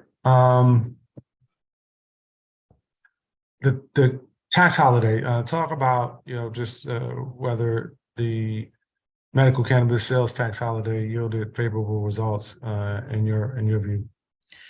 Absolutely. So last year when we did the sales tax holiday, it resulted in, at the time, the second highest month of dispensary sales in the history of the program. It was probably only about $14,000 away or so from the record. Okay. So we expect it to, with self-certification for non-residents and for DC residents, we expect it to be even more successful this year. Okay. All right. And what about testing lab licenses? How soon will a testing lab be able to be open, and just how many applications you're aware of expressed interest in obtaining the testing lab license in the last application cycle? Our memory serves me that there wasn't a lot of interest in testing labs. So I'm curious to hear your thoughts on that. Yeah, so obviously one of the things we're committed to and we're going to continue to be proactive on is getting a testing lab. So we had the round that you talked about that closed. Well, we had the selection in September. We got about 15 or so letters of interest, but we only got one application, and that one application unfortunately did not score high enough to move forward. We reopened the testing lab process for 2 testing labs on January 9th. It's currently open. We haven't gotten any applications yet. As we talked about, the Medical Cannabis Amendment Act of 2022 has a proposed effective date of March 28th. So we do plan on April 3rd to make testing lab applications available without scoring and without an open application period, which we think is going to help. It also is going to let us proactively work with applicants to help them, provide technical assistance to help them get them where they want to go. So we think that's going to be a plus. We have had inquiries and some interest, but obviously we need entities to actually file applications. What about the medical cannabis social, the Just Cannabis program? How is the agency working with DSLBD on the equity fund, the medical cannabis social equity fund? Sure. So we have had meetings and worked with DSLBD and the OCFO on the social equity fund. I think a couple key points to mention there. One is in working with DSLBD and OCFO, the fund was established, the code was established, so the fund actually was created. And so we've been working with DSLBD on an MOU. We have a draft we're getting ready to send them, but we've had discussions with them already about it. So we're going to send them the MOU. So as you may know, the way the law was set up is dollars start going into the fund this year after the initial $2,234,000 go to the Healthy DC fund. So we expect that to happen in Q4. So obviously we're working with DSLBD in terms of how those funds would be spent as they hopefully come in here in Q4. And we talked a little bit about this already, but just in terms of communication to the public, how are you all planning to communicate both? I think the changes let's just stick with the changes that we've made. There are pretty extensive changes that we made recently, and the program is going into effect, as you mentioned, on the 28th. But talk about like some of the trainings or what else you all are going to be doing to really get the word out and give people an opportunity to understand how the program works and what opportunities exist. Sure. So as I mentioned earlier, we're going to have 3 information sessions in April to meet with social equity applicants, existing applicants, members of the public, ANCs. So we're going to have at least 3 of those. We're continued contact with nonprofits. It's a number of the organizations I think we've mentioned, DC Cannabis Business Association. I will tell you, there's a lot of interest in the bill. So those individuals that have expressed interest and those that have not will be proactively reaching out, because I think, as you heard from Eric Spence, it's critical with 50% of the social equity applicants being returning citizen or a child or a parent of a returning citizen. It's key that we get the word out and let them know that they're eligible to apply. Okay, and we're happy to work with you to make sure that you're touching some of the constituencies that have reached out to the committee, just as we were considering changes to the law. So please let us know. We'd love to make sure that you have the benefit of our insights on some of the people who could be helpful to help get the word out. We'd love to do that and happy to collaborate with you on that. It'd be great. Okay. In terms of alcohol establishments, what types of changes has the agency made to streamline the online's filing system?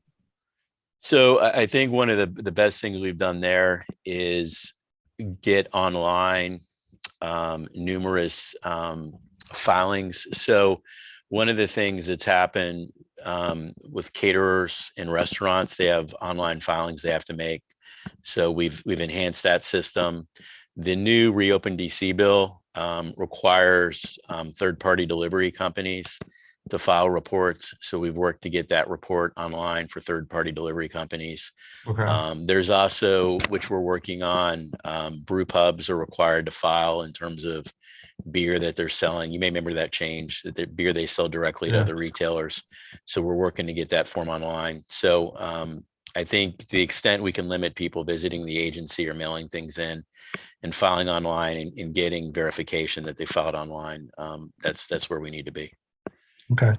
And the committee previously stated that it had received quite a few complaints from ANCs about violent behavior surrounding some of the ABC establishments in their constituencies within their boundaries. And in some cases, the ANC note that the MPD has provided testimony and information that substantiates the concerns that they've raised. However, Abra has refused to act against the establishments. This is, some of the concerns that we've gotten from ANC. So these neighborhoods, not in all cases, but in some cases are located east of the river.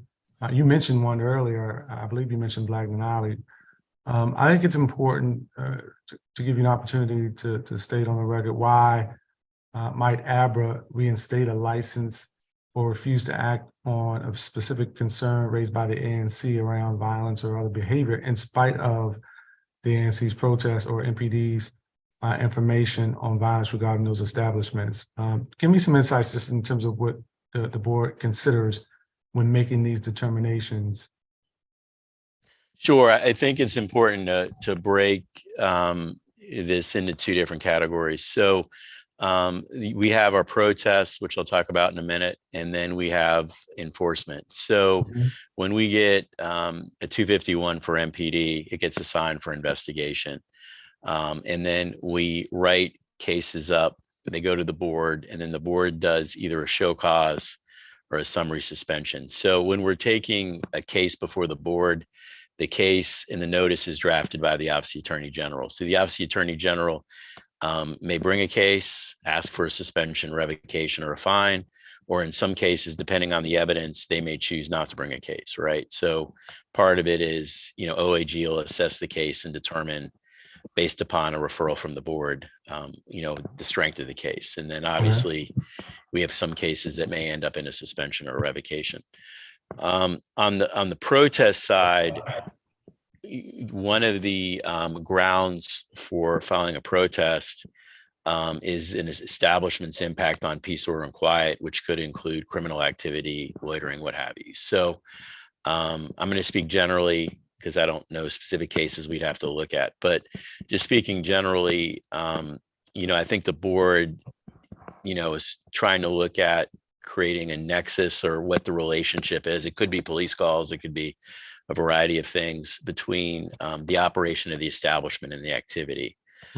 So I think that's where it gets complicated is, what is the establishment doing or not doing that's either contributing or not preventing or causing the criminal activity.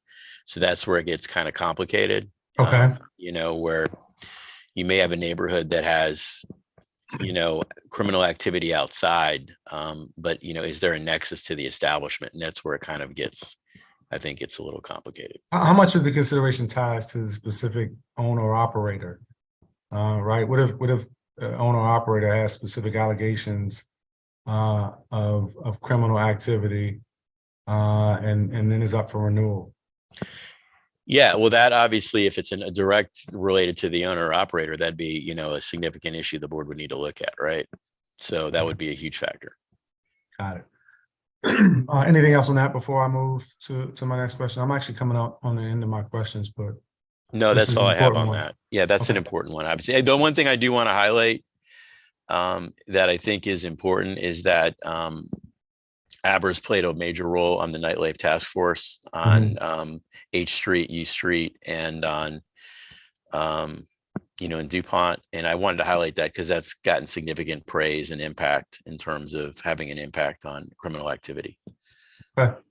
I appreciate that. And just finally, talk about the agency's FY23 and first quarter fiscal year 2024 legislative priorities. I don't want to get too far ahead, but I think around this time, you all tend to introduce bills that sort of help clean up some of the things that you've been working on or to rectify some things in the rules as you have new laws that the council passes. So talk about, any rulemakings coming up, any technical amendments, any modifications that we might anticipate in terms of introductions.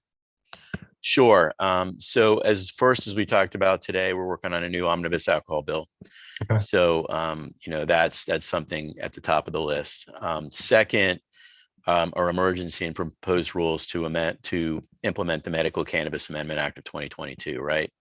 So that bill has a projected law date of March 28th. So we're working on that. That's second. Third, we're working on rules to implement the reopened DC alcohol bill that took effect June of 22. So we're in the process of getting those ready. And then we're working on, depending on requests and hearings, potentially rulemakings on Glover Park, excuse me, not Glover Park, excuse me, Adams Morgan and West Okay. DuPont moratorium zones that are coming up. So those are some of the main rules. Obviously, we're going to continue to work with your office, you know, in the extent that legislation is needed related to medical cannabis, to continue to, you know, make changes and improvements to the program. Okay. I don't have anything else at this time. Is there anything else that you would like to add to the record before we transition to our next agency? No, I just want to thank you and your committee for working with us collaboratively. The Medical Cannabis Amendment Act of 2022 is exciting. The agency's, you know, exciting for the challenge to implement it. We think it's gonna really dramatically improve the program, and we're excited about that. Excellent, excellent. Thank you. I appreciate your testimony and the testimony of public witnesses a little earlier. Our final agency before the committee today is the Mayor's Office of Nightlife and Culture. On October 2nd, 2018, the council passed the Office and Commission of Nightlife Establishment Act of 2018, which created the office. The chief responsibility of the office was to serve as a central point of contact between the district and businesses that make up the nightlife economy. Since its creation, the duties of the office have expanded to include providing trainings for nightlife businesses that promote public safety and security for patrons during the nighttime hours, collaborating with the District Department of Transportation and the Office of Planning to increase public transportation accessibility during nighttime hours, and meeting regularly with the public to address concerns regarding laws and regulations that affect nighttime economy. The office has also played a key role to nighttime businesses and patrons since the mayor's public health emergency declaration a few years ago on March 20th, 2020. The office served as the administrator of the Streetery Winter Ready grant program and works very closely with the Office of the Deputy Mayor for Planning and Economic Development to assist struggling nighttime businesses with grant programs and resources. We're going to get just a couple of minutes for the staff to transition the witnesses onto a panel, and we will be with you all momentarily.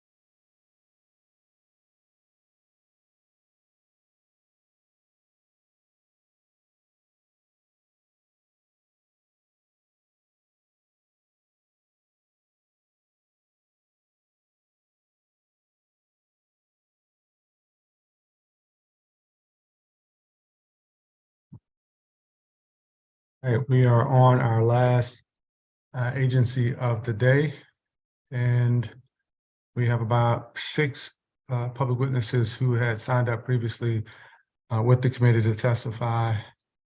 And we're going to start with our first witness. First name is Sudeep. I don't want to mispronounce your last name. If you want to begin, I want to welcome you and the others. Thanks for being here this afternoon. You can begin your testimony. You have 3 minutes. Thank you very much, Chairman McDuffie. And I'm pleased to testify in support of Salah Zafari's performance hearing as the acting director of the Mayor's Office of Nightlife and Culture. And thank you for the opportunity.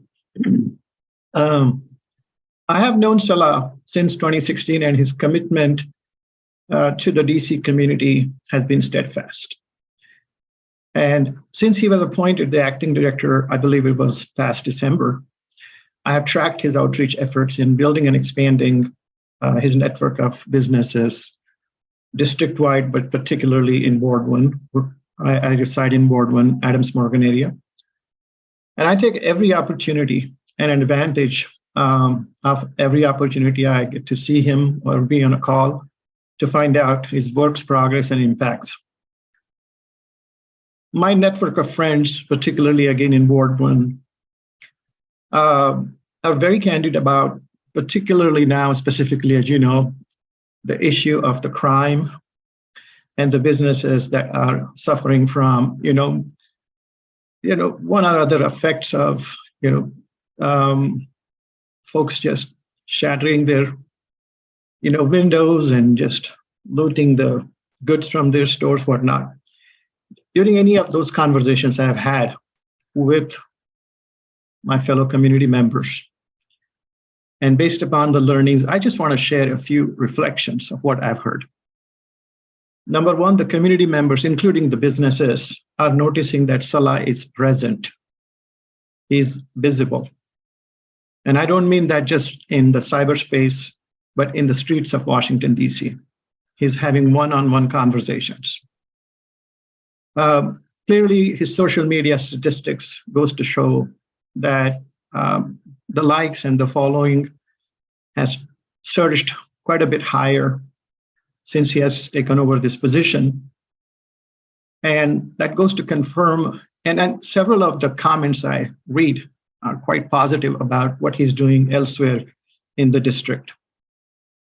The second point that I have heard consistently is that he listens. He's patient.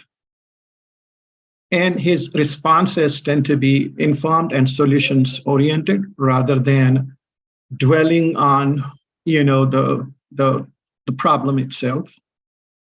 And remarkably, again, I keep hearing about how he shows his sincere, he's very empathetic to their concerns. He's very sincere in terms of how he responds and very transparent. So that's another observation. Also, his background and work experience at MPD helps him to respond to safety questions, because that's the question often pops up, in a manner that benefits the community in understanding the intricacies of the process.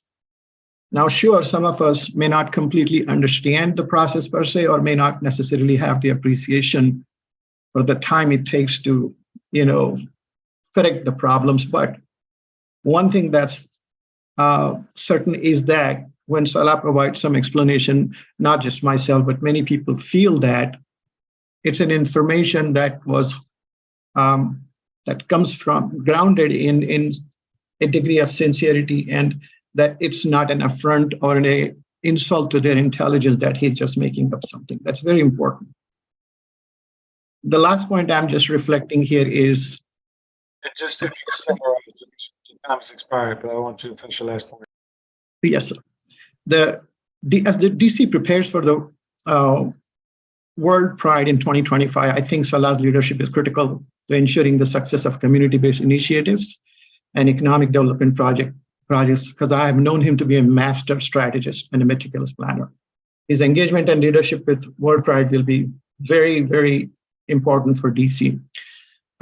Just to give you a personal perspective very quickly, a couple of comments from my standpoint. I'm likely one of his toughest critic. Stop already. Yeah. Actually, thank you. Transition to our next witness because we have a number of we've had a number of folks today, and I know there are a couple other folks who've been waiting for quite some time. So we had a Cherry Rudell Tavisola for the Restaurant Association of Metropolitan Washington. Don't see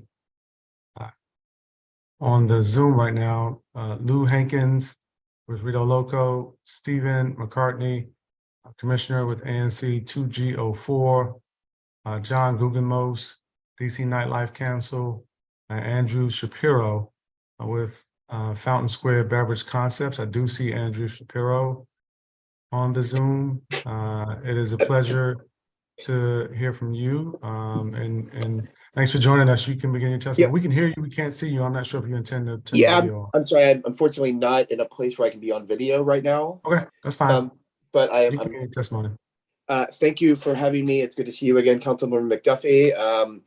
Congratulations, Director Zapari, on your nomination and confirmation to lead the Nightlife Council. I am testifying as someone who is very supportive of the Office of Nightlife and Culture, worked with the office throughout the pandemic to do grocery, bagging, support for industry workers, engaged a lot with the former director, Solana Vandernat, and I definitely support the office, but I am testifying today to offer some recommendations on improvement of the office's services and how it can work in other parts of the city. I know that a big task the past year was on safety issues in certain corridors. As someone who drives down you in Florida on weekend nights, I can say, from that perspective, I definitely appreciated the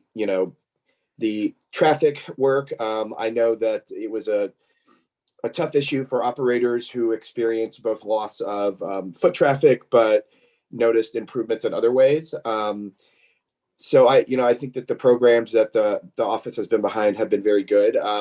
I would just like to see them do work in other parts of the city beyond kind of what we all think about are the nightlife zones, because I think there are other neighborhoods where you have also nightlife existing, but it's kind of off the radar, and it could also use some of this attention. And I don't know if that would come in the form of just increased budget to get more staff members or better coordination with some other agencies. I'm thinking something like the Main Street Business Improvement Districts, which I know the office currently works with, obviously council members' offices. But I think there's a good space to improve the functionality of the office and have it work in tandem in other parts of the city that also could use, both the support, but also recognition that they are nightlife zones as well. So I am hoping that as we continue to think about the office and what it can do and how it can serve both businesses and residents, there is some desire to increase funding and staffing and make it something that can really function across the entire city, and not just limited to certain areas where it's focused on projects. And that concludes my testimony. So thank you very much. And I appreciate your testimony very much, both of the witnesses. Let me ask though, before I let you go, are there specific areas that you would suggest need the support of the Office of Nightlife and Culture that currently don't get that support? You mentioned Main Streets. I don't know that support needs to track every single Main Street, but given your experience, where would you suggest there are some areas that need support? I think, one area could be just in programming, kind of taking the office to different neighborhoods. I know, like, I have worked with a couple of Main Streets, and we have done a variety of events. I'm thinking of one, for example, with like the 4th District, where there were various agencies that work around Georgia Avenue, and other small businesses and things like that, where I think the office could make its presence known, and kind of what it's doing. I think, it's not a very well-known office. It's a young office, but there are a lot of community engagement events where I think the office could have a good place to just kind of let people know what it does and and really kind of form some relationships with some of the smaller kind of off the beaten path neighborhoods where there are smaller nightlife zones. But obviously they don't get the attention of like U Street, Adams Morgan, things like that. So that would be one recommendation. And I think another would be maybe to just get, if possible, another staff member or two that can have more, sort of outreach responsibility and engagement with a lot of the agencies. I know that the staff is currently, it's got a lot of work under its hands. Obviously with the pandemic, it's had a lot to do, but something in that area where you can have someone that really is just devoted to outreach and working across different neighborhood groups and things like that to really enhance the presence of the office. Okay. All right, no, I appreciate that. I want to give an opportunity I see we've been joined by John Guggemos, who's now a panelist. Always a pleasure to have you appear before the committee. If you'd like to provide your testimony, we'd love to hear it. Still have to do this. Can you hear me okay? Yep, we can hear and see you well. Great. Thank you, Councilmember McDuffie, for the opportunity to testify today and the other committee members. Washington, D.C. boasts a unique array of nightclub opportunities, including outstanding restaurants, live music, vibrant bars, theaters, comedy shows, jazz artists, exceptional nightclubs. And it makes it a cultural hub. And on behalf of the D.C. Nightlife Council, an organization committed to promoting a vibrant, safe, and economically sound nightlife industry in the district, I'm here to provide testimony to the Oversight Committee in support of the Mayor's Office of Nightlife and Culture. An oversight hearing are critical parts of the legislative process in which the council evaluates the effectiveness of the executive branch's actions to ensure that government's agencies carry out their responsibilities effectively and efficiently. But the first question I have to ask in an oversight hearing is whether the office is underfunded to achieve the work. The oversight hearing does raise at least an issue, a chance for us to flag an impediment that we see to the effective or smooth running of the office, making the most of the taxpayers' dollars. The Mayor's Office of Nightlife and Culture is essential in supporting local businesses, particularly those in the hospitality and industry. As such, it's a critical office to have a staff to achieve the full impact on the economy, including its ability to promote economic growth and job opportunities. In the 3 months that Director Jaspari has been the director, he's hit the ground running. And our concern is, will he have enough staff to make a long-term effect? The director is widely recognized for his efforts to collaborate with the community, the stakeholders, business owners, residents, advocate groups, artists, other trade organizations, and particularly groups that aren't given a voice or aren't seen. He widely promoted a grant opportunity that had one of the highest number of applicants. The active shooter programs that he's done is fantastic. The opportunities to meet one-on-one, to consult with businesses for other security enhancements are just a few of the things that he's done. But we urge that an increase in the budget, the mayor's budget for the Office of Nightlife and Culture for fiscal year 2024 be seriously considered so that these priorities can be effectively and efficiently continue. As an intermediary between nightlife establishments, residents, and the district government, the Office of Nightlife and Culture plays a dual role.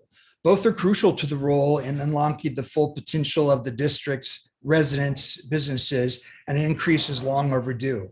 In comparison to a similar metropolitan area, it's apparent that the DC government needs to fund the office adequately. New Orleans' population is roughly half that of DC. They allocated $550,000 of the office budget in 2021, and the fiscal year in turn generated $9 billion in economic impact and revenue and supported over 85,000 jobs. The district's nightlife industry does significantly contribute to the economic tax base, and according to the National Restaurant Association, the restaurant industry is the largest employer in the district. Pre-pandemic, some of these numbers were, with over 76,000 jobs representing more than 12% of total employment. And the arts and culture sector in the district generates $1.3 billion in economic activities annually and supports 17,800 and 56 jobs. According to the American Arts Bars and Restaurants, live entertainment draws tours to the District of Columbia, according to District DC, of 7.5 billion and supports 77,000 jobs. It's while you can't compare an apple to an apple or New Orleans to the nation's capital, it's easy to see that the additional investment did pay off in millions in returns. I did email the testimony, council member. Obviously, there's much more, specifically, looking at what I think the industry's #1 need is coming up and how the office supports it. But I respect your time and the other people here to testify, and I'll be quiet now. No, I appreciate that. I'll give you a chance on after we hear from Commissioner to just summarize the rest of your testimony. Thank you. So thanks for that. I'm going to turn to Stephen McCartney, Commissioner ANC 2G04. Thanks for joining us this afternoon. We'd love to hear your testimony. Thank you for having me, Councilmember McDuffie. I wanted to start off by sharing my appreciation for the Mayor's Office of Nightlife and Culture. I started my term as Commissioner for ANC 2G04 in January of 2023, and the Mayor's Office of Nightlife and Culture was one of the first agencies to reach out and offer their support to me as a commissioner and to the community, especially residents in Blagden Alley. Blagden Alley has experienced quite a bit of change over the past few years as it has been rezoned and welcomed new businesses, bars, and restaurants. Let me be clear, the transition in our neighborhood and in this ANC has not been easy for neighbors. They've consistently felt ignored, unrepresented, and watched new businesses' operations directly alter their daily lives. They've consistently reported these disruptions and issues that have arisen from our new bars to 311, Abra, our council member, and Monk, as it pertains to the noise, trash, and increased traffic and congestion that has accompanied the operations of the nightlife establishments in Blagden Alley. Director Zipari and the team at Monk have by far been the most responsive agency in listening to, responding to, and working to identify solutions for neighbors that are being inconvenienced by business operations in 2G04.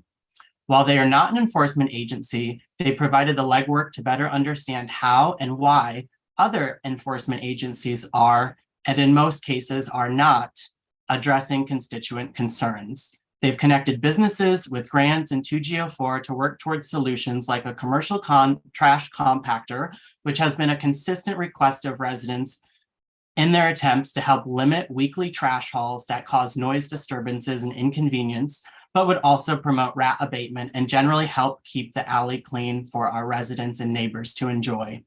I know when I email Monk, they will do their best to find a solution and move quickly. Director Zipari has gone as far as making direct calls to businesses and their owners in Blagden Alley, as he's received complaints from myself and from my constituents. Monk has been helpful in simple tasks such as asking businesses to close their doors to limit noise in the alley in an effort to promote peace and order and quiet for residents. And he's been helpful in more complex tasks like working with businesses on grants that will help them install new doors to also mitigate noise issues that are consistently raised by my constituents in Blagden Alley. I know Monk cannot exercise full control over the businesses in Blagden Alley, enforce their liquor licenses and settlement agreements, or provide all the necessary resources to address each of my constituent concerns. But I can say that they have put their best faith, effort, and lots of hard work to move the needle and deliver for residents where possible and where other agencies have consistently failed. I'm looking forward to working with Monk to push the businesses in Blagden Alley to be better neighbors and to reduce the noise, traffic, trash, and the entire host of other issues that are important to my constituents in 2G04 as it's necessary to improving the quality of life of those I serve. Thank you, Council Member. And did that conclude your testimony, Commissioner? I'll give you an opportunity. Yes, You all are the last one. Okay, all right. I wanted to make sure you had the opportunity to finish it. I do appreciate your testimony. And I will ask Mrs. Spire about Blagden Alley when he comes up. I don't know if you had an opportunity to listen to the Abra hearing, but I also asked Director Musali about some of the concerns we've been hearing from ANCs here at the committee, in particular concerns about Blagden Alley. So thank you for providing your testimony to the committee this afternoon. Thank you. John, I appreciate your support. John Guggemos, if you want to finish your testimony, I know you got cut short a little bit. If I'll give you a couple minutes if you want to finish the rest of your testimony before we turn to the director. Great. And it shouldn't take just a couple minutes too. The nightlife industry, it significantly multiplies its economic benefits and supports many other industries like transportation and retail. However, the industry is still recovering from ongoing challenges. The inflationary effect, not just from 82, but also just from product.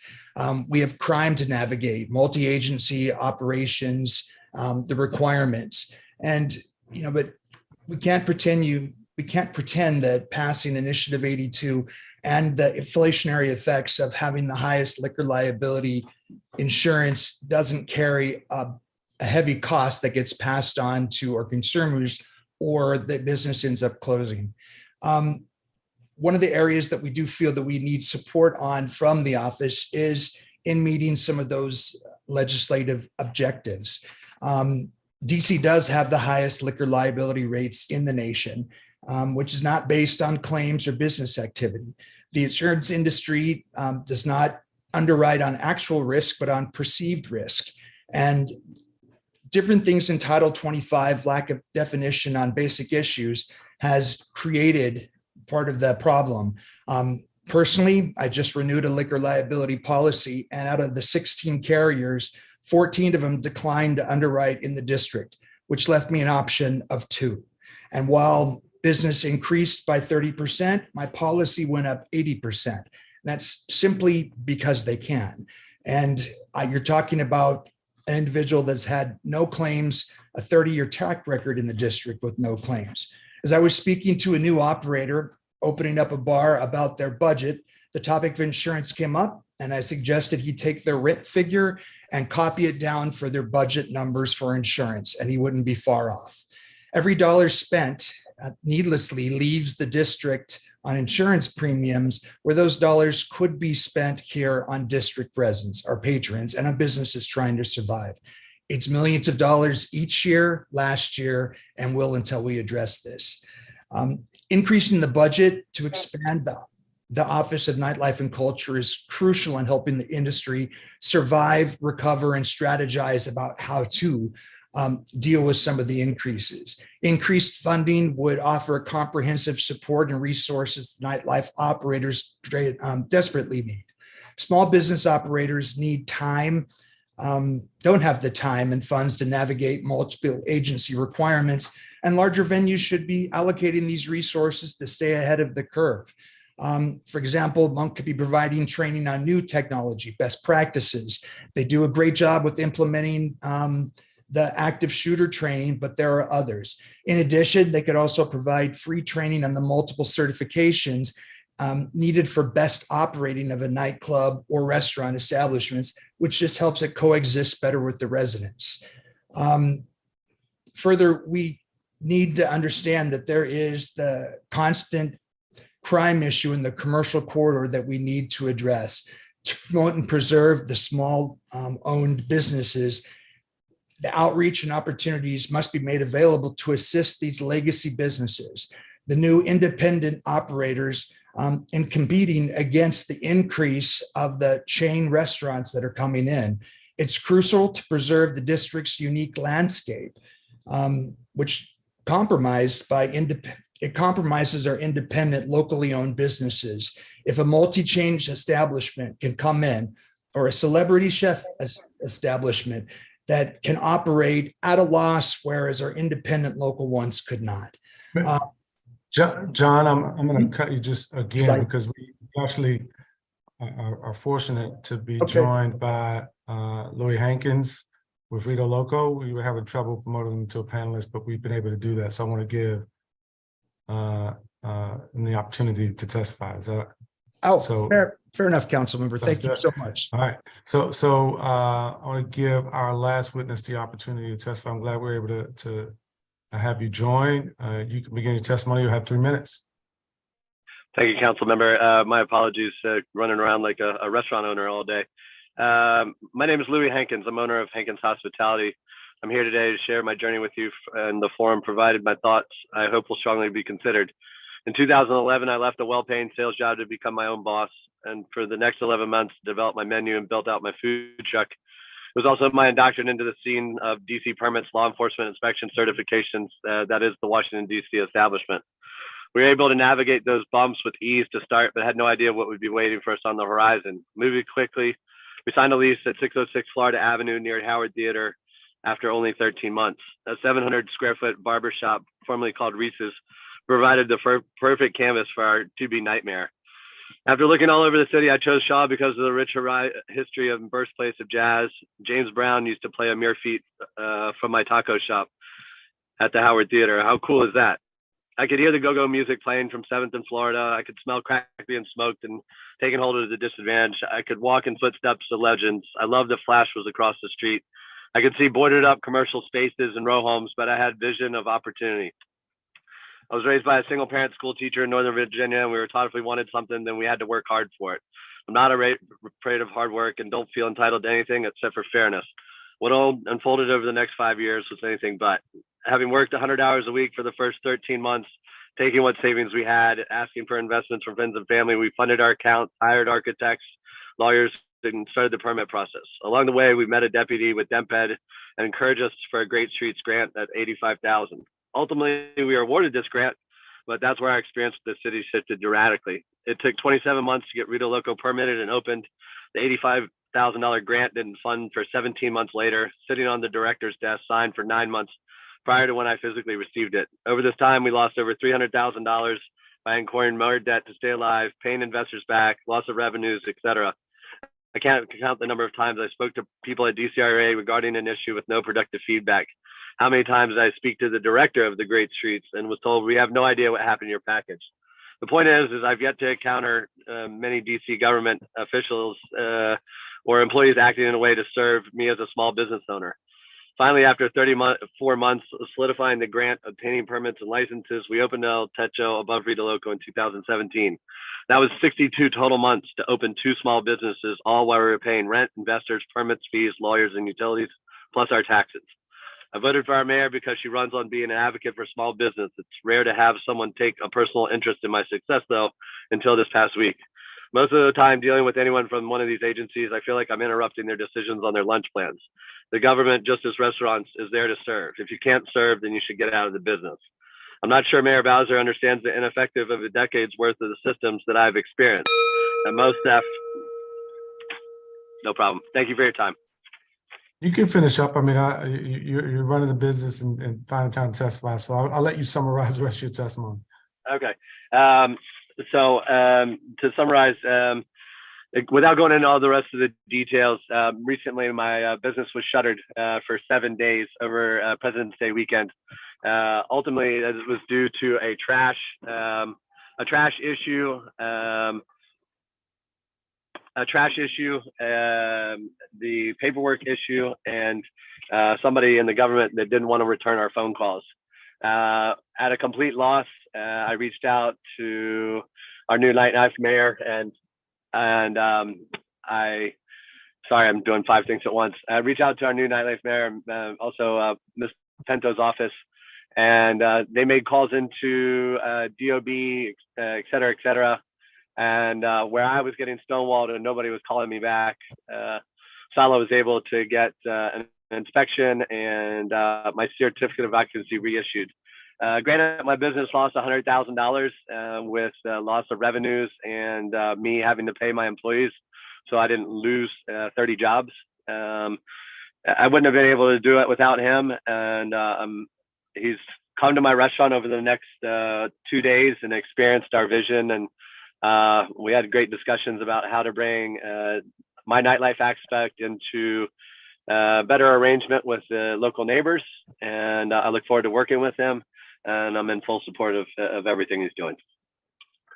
Appreciate your testimony. Before I let you go, just quickly before we turn to our last witness, who's also joined us. What neighborhood is your restaurant? What community is it in? I'm right beside the Howard Theater, sir. 6 in Florida, Shaw.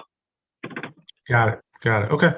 All right. I appreciate you taking the time out of your day to testify. We're going to turn now to Che Rodell Tabisola.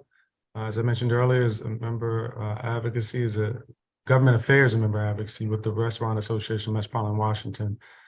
Good afternoon to you. You can begin your testimony. Good afternoon, council member, and thank you for the opportunity. I know I'm a little bit late. I had a conflicting meeting. The Restaurant Association of Metropolitan Washington thanks you for this opportunity to provide comment in the oversight hearing on the Office of Nightlife and Culture. For more than 100 years, RMW has advocated and provided community for more than 1,400 entrepreneurs and small business owners in the greater Washington area. We count among our members some of your favorite neighborhood spots, family-owned businesses, homegrown restaurant groups, and beloved favorites. Today, we are one of the largest job creators in the district and leading contributors to city revenues. Since its creation in 2018, RMW has enjoyed a close working relationship with the Office for Nightlife and Culture. When at its best, the office serves as a resource for expertise, a responsive and robust supporter of operators, and an intermediary among the numerous agencies that engage with our community's nightlife businesses. Just 3 months into his tenure leading this office, Director Sasbury has quickly established his commitment and dedication to our community's industry. He recognizes its value both for culture as well as the economy, and in particular for job creation. The hospitality industry is one of opportunity. There is none other whose workforce is more diverse than ours, and none where the promise of upward mobility in exchange for hard work is so alive and well. Many industries have moved on from COVID's grimmest months, but for our food and beverage businesses, the pandemic's effects are endured every day. Some reports may show that restaurant sales are back to pre-pandemic levels, but those reports frankly ignore inflation. And in reality, customer traffic is still down or flat for 2019 for many restaurants. And even though many restaurants have raised some prices, it's certainly not keeping up with the costs of inflation. These conditions make it an especially important moment for the Office of Nightlife and Culture. Before the pandemic, the district's nightlife industry generated $7.1 billion in revenue. We are far from hitting that mark from today, but the office is currently playing a leading role in getting us back there. And our hope is to see the office grow and to be further resourced to conduct the extensive community outreach, constituent engagement central to its success. There is also one critical legislative proposal before this committee that would also help ensure that a restaurant open today has the same opportunity tomorrow. In particular, would help small independently owned businesses and those owned by entrepreneurs of color, and that is liquor liability reform. As we've talked about before, some of the most restrictive and expensive insurance requirements imposed in the district, some of the most expensive insurance requirements imposed on small businesses are here in the district. In some cases, they're 100 times more than in Maryland or Virginia. It is a significant and ongoing obstruction to aspiring entrepreneurs, as well as a great incentive for district small business owners to expand their businesses elsewhere. Again, we thank you and the committee for today's hearing and the opportunity to provide comment. Look forward to our continued partnership with Director Sasbury's office and to seeing the office grow. And we're available to answer any questions. And thank you for your testimony. I do appreciate it. I appreciate the point you made about, some of the data that we're hearing suggests or maybe paints a picture that everything is back to normal for restaurants. I want to give you a chance to expound on how things are going for the industry right now, and whether, because we're seeing revenues up, it suggests that everything's back to normal for restaurants. You talk about inflation. What else are you all seeing that's impacting the industry right now? No, I appreciate that. I think any operator, first of all, will tell you that customer traffic is flat or it's actually still down. And, of course, with inflation, it appears that overall sales volume is what it was in 2019, but it's not keeping track. And in this case, it actually would be a more accurate measure of a restaurant's success to count the number of transactions and not the amount of money that's being generated. And actually, we have a number of members who are actually open fewer hours than they were in 2019. There's two reasons for that. Part of that is the diminished diner, right? You can go to a restaurant at 8 o'clock on a Saturday night and it might be packed, but the happy hour crowd is gone. And especially a weekday happy hour crowd, those early diners, they're not coming back.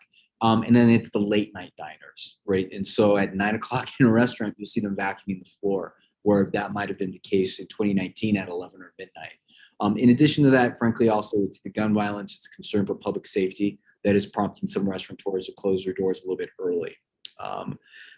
I think the other piece that I would remind folks is that even though restaurant prices might be increased 10, maybe 15% above what they were over 2019, food costs and occupancy costs and utilities are up 25, 30% from before that. Mm-hmm. Right.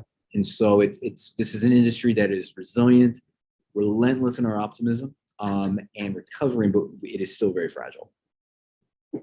I see you shaking your head in the affirmative, John Guglielmo. If you want to weigh in on that, I'd love to hear from you in terms of what helping to paint a picture of how the industry is impacted right now, even 3 years after the initial March 2020 public health emergencies that were put in place. How are things going now? It's one of the things that you don't think about often is just the price of trash bags and resin, which comes from the industrial crude. As that went up, and while the price of crude may have come back down, it doesn't translate into an immediate, decrease. And in that one item that we were tracking, it's just, I know it sounds ridiculous, but we spend $10,000 more on trash bags than we do, the year before. And you can't get away of not having that heavy trash bags. ASCAP fees, all the BMI, all the fees we pay, for even the music in the background, they all had a cost of living, their cost of living adjustment. It's not, I can't figure, I'm blanking on what the term is that they use it, but basically it all went up by 10%. So, those are just two areas that when you start to add all those up, it's a daunting task that still has to be, accounted for. And the concern is how much can you pass on to the consumer before they just decide they just can't go out to eat as often. I'll walk down my street, one more example. And, yes, that patio may be full, but they have, they don't have the number of tables set up because they don't have the staffing there. If you don't have, let's say a waiter on a Friday night, your sales, $1,000, maybe more if you get two turns. Well, that's money they're not even bringing in. So while it may seem like it's packed out there, you're waiting, if you count the number, they're not. Right. Those are just two examples. I could give you others, but that gives you a sense of that picture. I appreciate you said you might get two turns. It might be helpful for folks who are at home listening and less familiar with the nomenclature, what you mean by that, because I think that's really the type of indication and information you need to determine, how things are actually going on the ground. What's the reality for you all right now? Yeah, when you look at, and I'm sure Shay could, there are other restaurant operators there that, we call a turn is a seating. I waited tables all the way through high school and college, grad school. And when you can turn that table a second time, we'll call it a second turn. And, pre-pandemic, there were 2.5, you would just see it that the place was just jumping. But now you're just getting that one single turn. But if you don't have the staff to operate, it, that restaurant is out, just add that money for every Friday, multiply it times 52.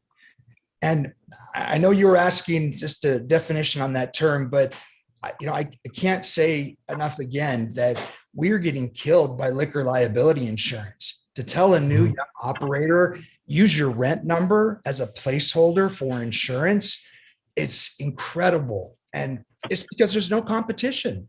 There's, we have some issues with Title 25, but that's where it's basically filtered down into a lack of competition, and insurance companies can charge that because they can. I know there's a bill that's been introduced at the council about that. So I appreciate you raising that. I've had some conversations with folks in the industry, including the Restaurant Association, about that. Andrew Shapiro, you have your hand up. I want to turn to you, followed by Louis Hankins afterwards. Andrew? Yeah, thank you. Yeah, thank you, council member. I just wanted to add on to what Mr. Guglielmo was saying about the cost of going out. It's way more expensive to eat out than I can ever remember as someone who eats out a lot. I find myself making decisions. Do I want to go through the drive-thru at Wendy's, or do I want to go to a restaurant where I'm going to spend 3 times as much and get X amount versus a larger amount. And I think if somebody like me is thinking like that, probably a lot of other consumers are thinking like that. I also want to add on that I think another big expense for the hospitality industry right now are just the labor cost. Just naturally because of what happened over COVID and all the conversations around what various industries workers are being paid. And, also now competition with the retail sector. I mean, if you get a job at Target, you can be paid $22 an hour and get, benefits. And that was not a threat, I think, to the hospitality industry like it is now. And so if you're like a line cook, why would you do that when you can make a considerable amount, have a set schedule, whatever, something that is more appealing to your lifestyle? And, to compensate, the industry has had to increase wages. Obviously, we know, with Initiative 82 that there's going to be, increase in how, servers and tipped workers and bartenders are paid. There are 4 wage increases this year alone, which I think has been really difficult for a lot of the smallest businesses to wrap their minds around. I'm simply encouraging people to just go to what the highest amount is going to be on July 1st and not even worry about the first part, because, all of that is adjustments into your models, adjustments into your calculations on what you need. And, I think it's putting a strain on a lot of operators who are having to make, workforce decisions. And, like Mr. Guggenmoos said, that's obviously affecting, operating hours and how and when places can operate because they don't have staff. So, I think these are all major considerations as well. And when you have all of this stuff hitting at one time, it really moves things price-wise to a place that's hard, not only for a lot of consumers to wrap their minds around, but we forget, a lot of tourists come to the city as well, and they come from places with much different prices. And, that's something that always should be on the mind too, because that's a lot of revenue that, for people that are coming to spend money tourist wise. So I just wanted to add that part in. So thank you very much. I appreciate that. Thank you for that. And then I want to see if I think we may have lost. Yeah, I think we may have lost Louis Hankins, who I was going to turn to, but I want to thank each of you for your testimony. It's been very helpful. Is there something you want to add, Commissioner, before we wrap and go to the director? Okay, all right. I appreciate you all being here and taking the time to provide a valuable testimony to the committee for this particular agency. I'm going to turn now to our Director of the Mayor's Office of Nightlife and Culture to hear testimony. And before we jump into your testimony, I want to make sure that we swear you in. So if you could raise your right hand and we'll do that. All right. Do you swear or affirm under penalty of law that the testimony that you're about to provide before the Council of the District of Columbia and the Committee on Business and Economic Development is the truth, the whole truth, and nothing but the truth? I do. All right. Thank you. You can begin your testimony. Thank you. Good afternoon, Councilmember McDuffie.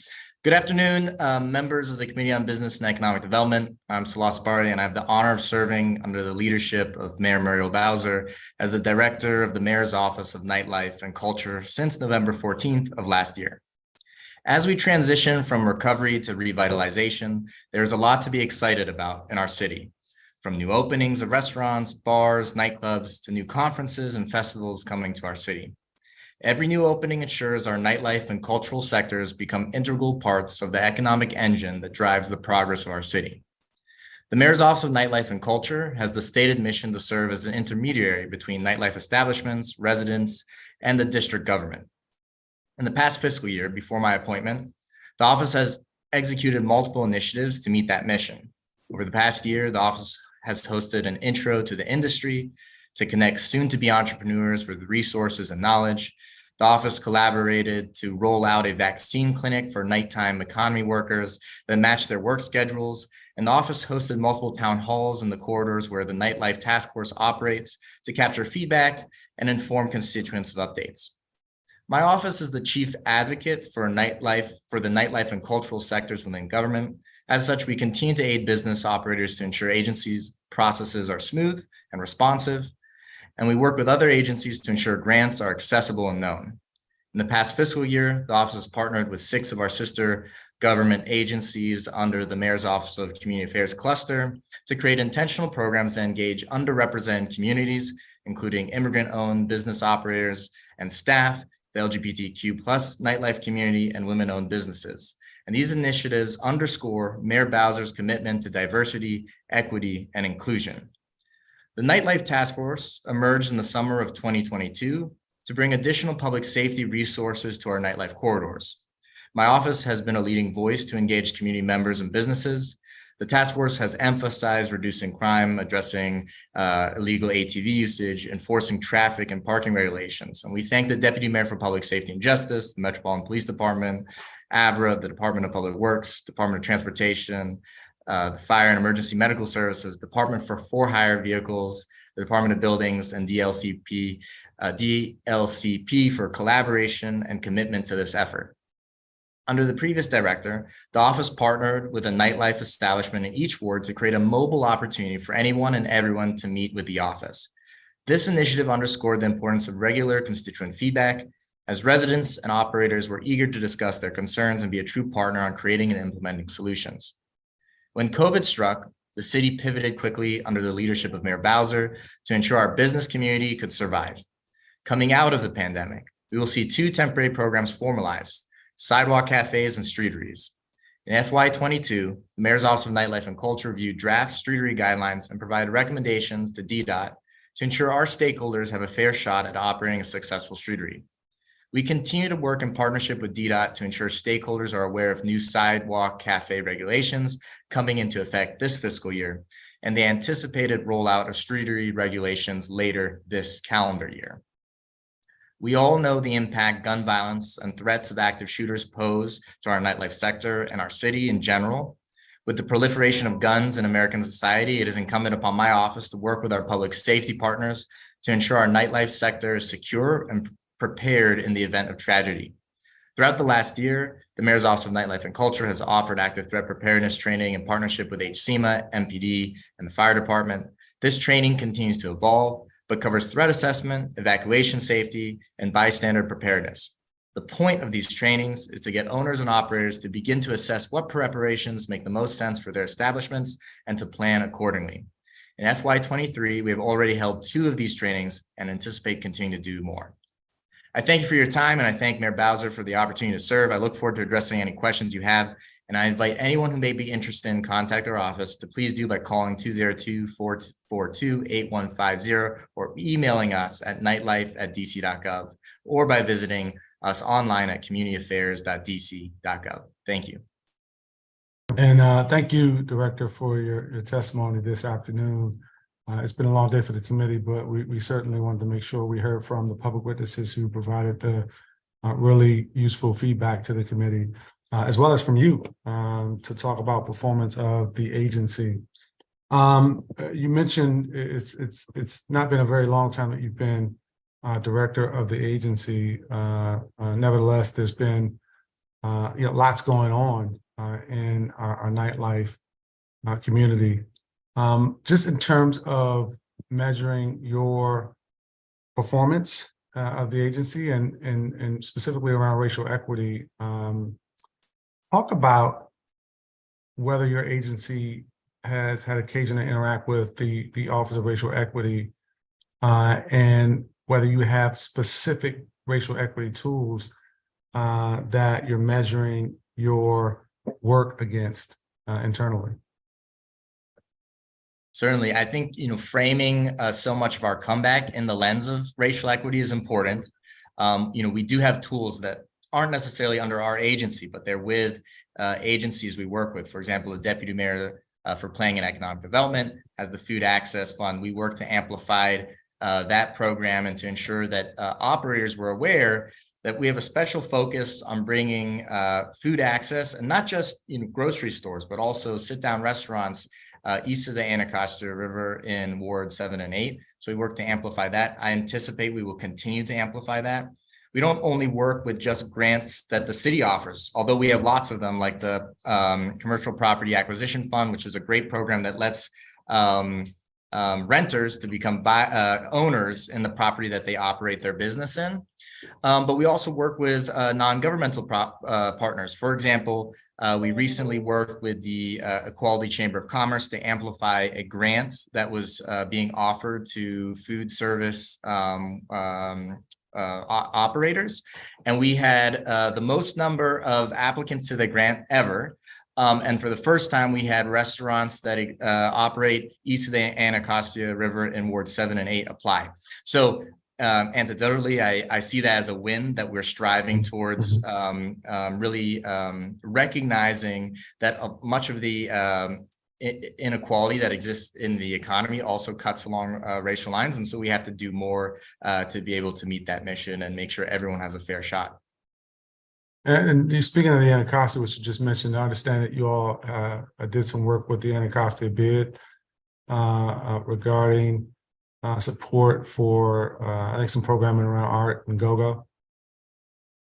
Certainly. So we have been working, we hosted a roundtable, this was in January of this year, to bring leaders of the in the go-go community together to really talk about if we're going to make this year a year of go-go, what does that look like? And the reason for that meeting was, of course, the mayor signed the law designating go-go as DC's official music in 2020. The COVID hit right after. And so even though we've made strategic investments into the go-go community and amplifying and preserving go-go, we also recognize that now that we're transitioning to revitalization, we have an opportunity again to bring go-go into spaces that it hasn't been here in our city and elsewhere.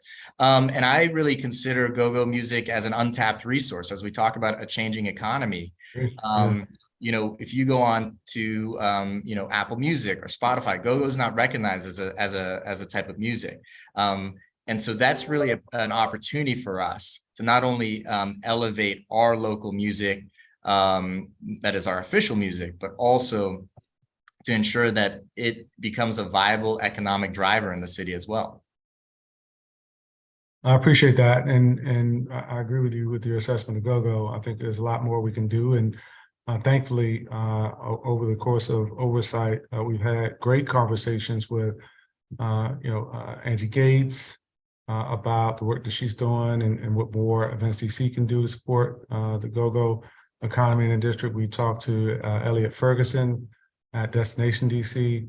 Obviously, there's been a lot that's been happening with the Office of Cable Television. DC Public Libraries recently did some things as well. So it seems like we are continuing the work of making the investments, both on the executive side, to really amplify the go-go culture here in the District of Columbia and really elevate it to a status that I think it really deserves here in our city. What about commercial kitchens? I heard some interesting things that you all were working on in terms of minority chefs who desire to run, you know, bakeries, catering companies, and other mom and pop shops who lack access to commercial kitchen spaces and need to be able to prepare their foods. Talk about some of the conversations that the office is having with DSLBD and others in the community about that work.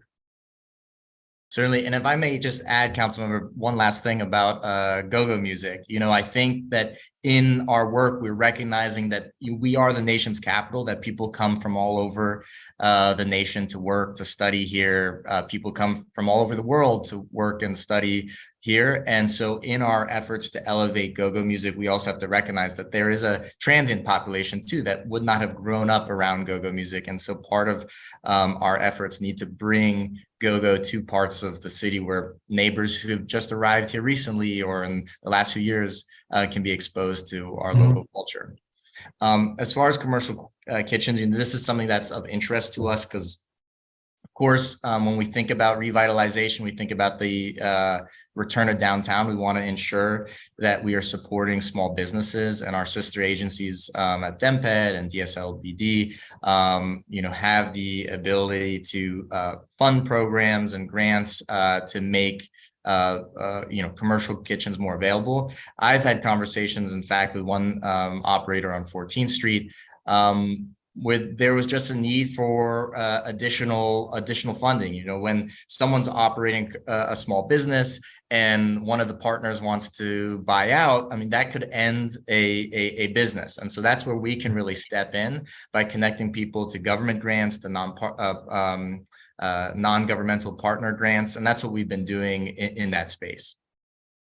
You know, there are apparently still some challenges, though, with the Department of Health and other ways that people need to be able to gain access. I appreciate the work that you all are doing. Have you all had any conversations with any of the faith institutions? I know there are some that themselves have commercial kitchens, and maybe it's an opportunity, and I've talked about this before, but to address some of the regulatory hurdles that might exist that might allow some of those small businesses to access commercial kitchens within faith institutions, to be able to sell their products that are made there outside. Right now, I know there've been some challenges to that sort of concept. Have you thought about that? Have you talked to any of your sister agencies, DEMPED, DSLBD, or Department of Health about that? We have not explored that, at least from our agency right now, but it is definitely of interest, and I, plan on looking into that. I think that our faith community can provide a lot of resources that provide a low barrier of entry, and if that's an opportunity that exists, we want to be able to connect our local entrepreneurs to that opportunity. Okay.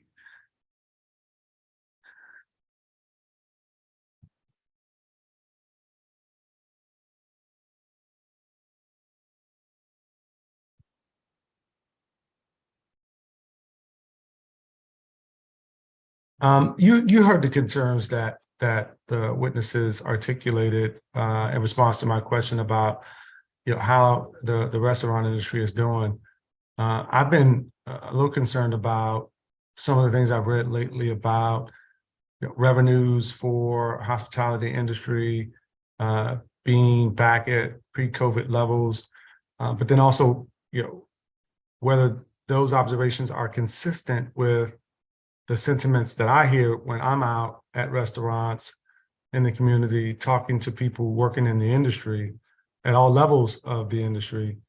They tell a different story. And so in your role, what, in terms of your office, your performance, might you do more of? Are there additional resources you need? I know it's a tough question to ask of agency directors as the executive is formulating the budget, which we expect to get in a little while, but do you have all the resources you need, or are there things that you could be doing to further support a restaurant nightlife industry, and not just restaurants, others in the nightlife industry that need support to continue to recover and provide the sorts of goods and services that would help grow our local economy?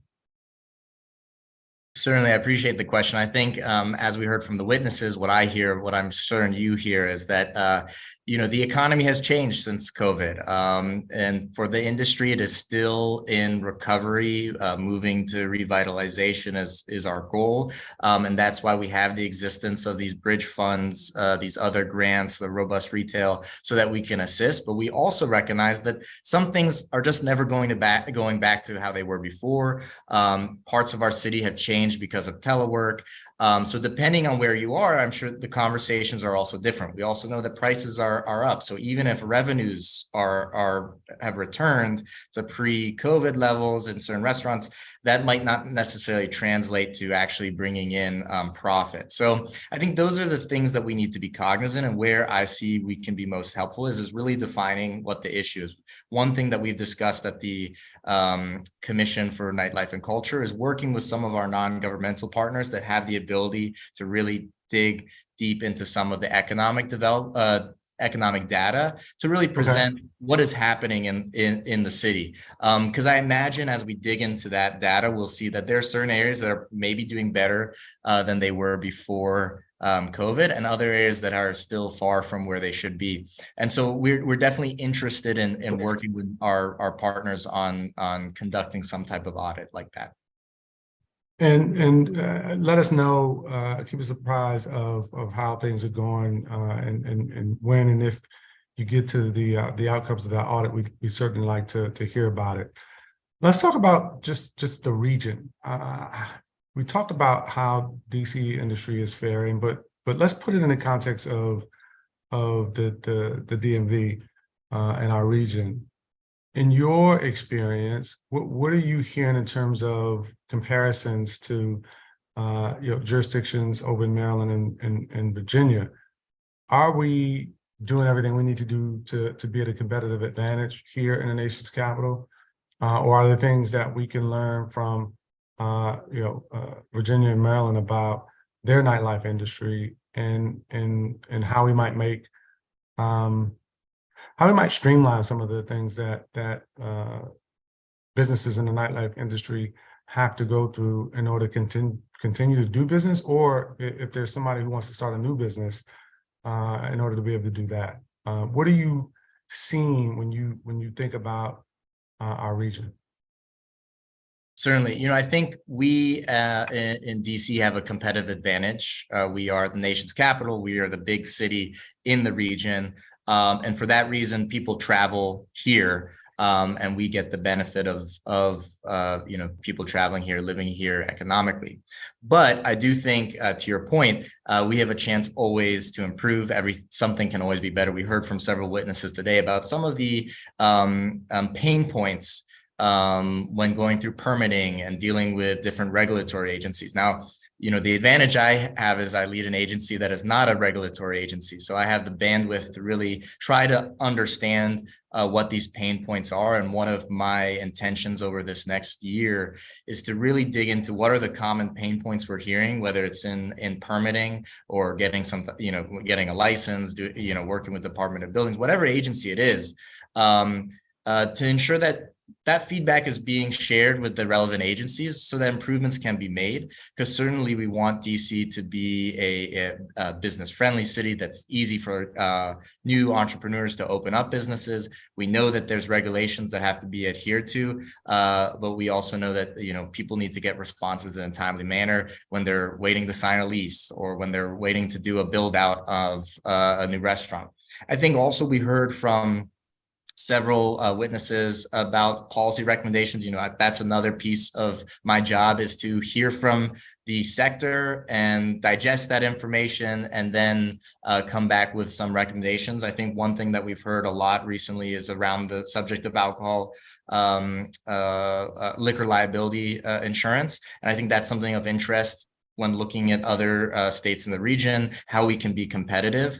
And I think someone framed it in a very good way. It's an equity issue. If we want to ensure that we can open more restaurants and nightlife establishments, not only in downtown, but in Ward 7 and 8, we have to make sure that not only is the process of opening a business smooth, but that we're not adding additional burdens and costs. So I think those things are of interest to me going forward.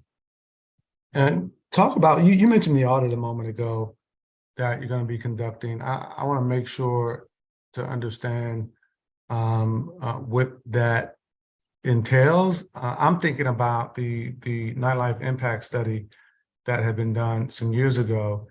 There hasn't been a 2.0 conducted yet, even though I think you all have listed that in your pre-hearing responses to the committee. And so is the audit that you mentioned different than what would be a nightlife impact study 2.0 that we would love to have you all conduct to get a better sense of how things are going today?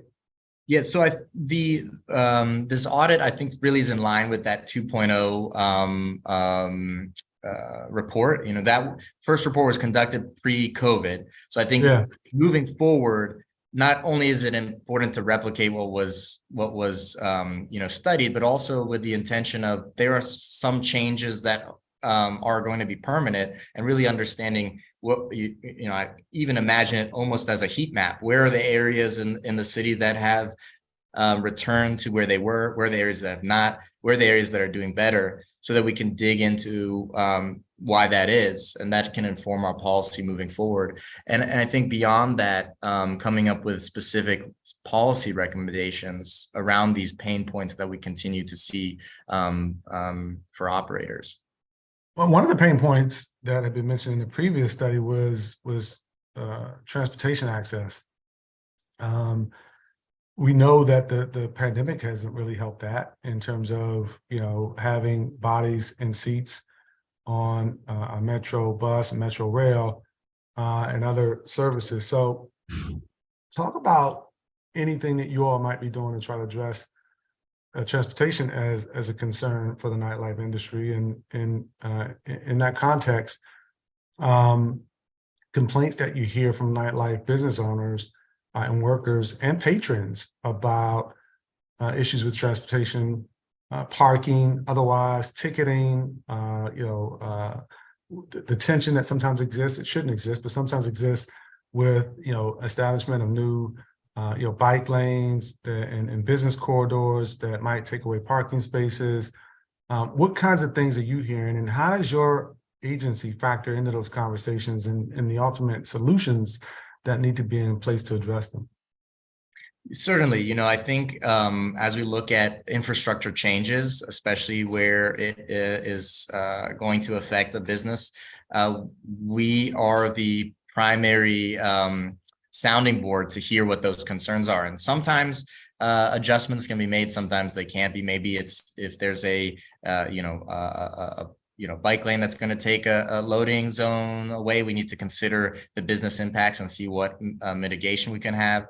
When it comes to actual transportation, we know that a lot of people who are working in the industry, if a restaurant closes at 10 or 12, workers are not leaving until 1 a.m. And so we've also taken that into account along the areas where the Nightlife Task Force operates, so that we can ensure that even if patrons are leaving, we still maintain some presence, so that there's a sense of security for workers who might be traveling home a little bit later, who might be carrying cash on them, and therefore might be even more vulnerable to being a victim of a crime. I think in general, as you noted, that COVID did us no favors as we think about transit, and we're committed to working closely with our transit partners at DDOT and at WMATA to see how we can best serve not only the people who consume the nightlife and cultural economy, but those who work in the nightlife and cultural economy. I appreciate that response. Let's talk about public safety. Another chief concern, I think, of people who work in the industry, of patrons, of establishments in the nightlife industry, and everybody in between. So what kinds of things is your office working on in terms of public safety? And of the programs and initiatives you all have been engaged with that I know we've talked about in the past, what are some of the results that you all have seen from the initiatives? Certainly. So our office has a seat on the Nightlife Task Force, and our role there is really to be a liaison between the business community and the task force. We have seen good outcomes with the task force operating on U Street and Connecticut Avenue in reducing certain types of crime. And in general, there is between the business community and residents, people are thankful for a whole government approach, not just MPD, but also DPW, DDOT, Abra being there to ensure that we're addressing all types of safety issues. So that's one piece of it. And what I shared last time I was before the committee for my confirmation hearing is that we know that this task force hasn't even been around for a year. So we know that it will change and grow, and it's important for us to respond to the needs of businesses. We heard from different business owners that even if places appear packed, there's still financial stressors that they're operating with. And so we have to be cognizant of those things. We also can recognize that if we are operating in a more permanent way, where we have more presence than has previously been done, that we might have to work with changing parking signage and regulations and enforcement, and those are pieces that we're very interested in as well. We also know that recently we've seen businesses in some of our nightlife corridors that have been subject to smash and grabs. So part of our role is to do engagement with those, connect those affected businesses with grants and existing grants that will lessen the financial burden, but also with rebate programs that we have, such as the camera rebate program, to ensure that we're providing the best possible evidence to our public safety partners to close cases to stop these crimes from occurring. So let me just be clear, is the task force still in effect? Is it still doing work? The task force is still operating, operates on Fridays and Saturday nights, beginning around 9 p.m. Along the U Street corridor, the Connecticut Avenue south of DuPont, and on H Street.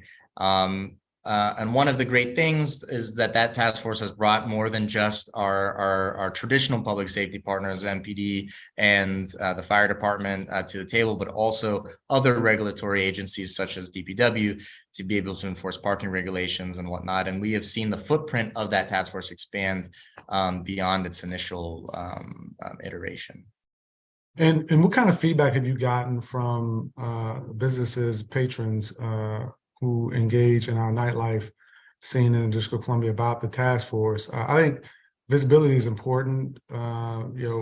Showing up is important. I had a conversation recently with the Deputy Mayor for Public Safety, and she talked about a number of things that the executive is doing, and I think it's important to highlight some of those things. But what are you hearing in terms of feedback about the task force and its work? Certainly, from residents, from ANCs, I've heard that there is a desire for it to continue on.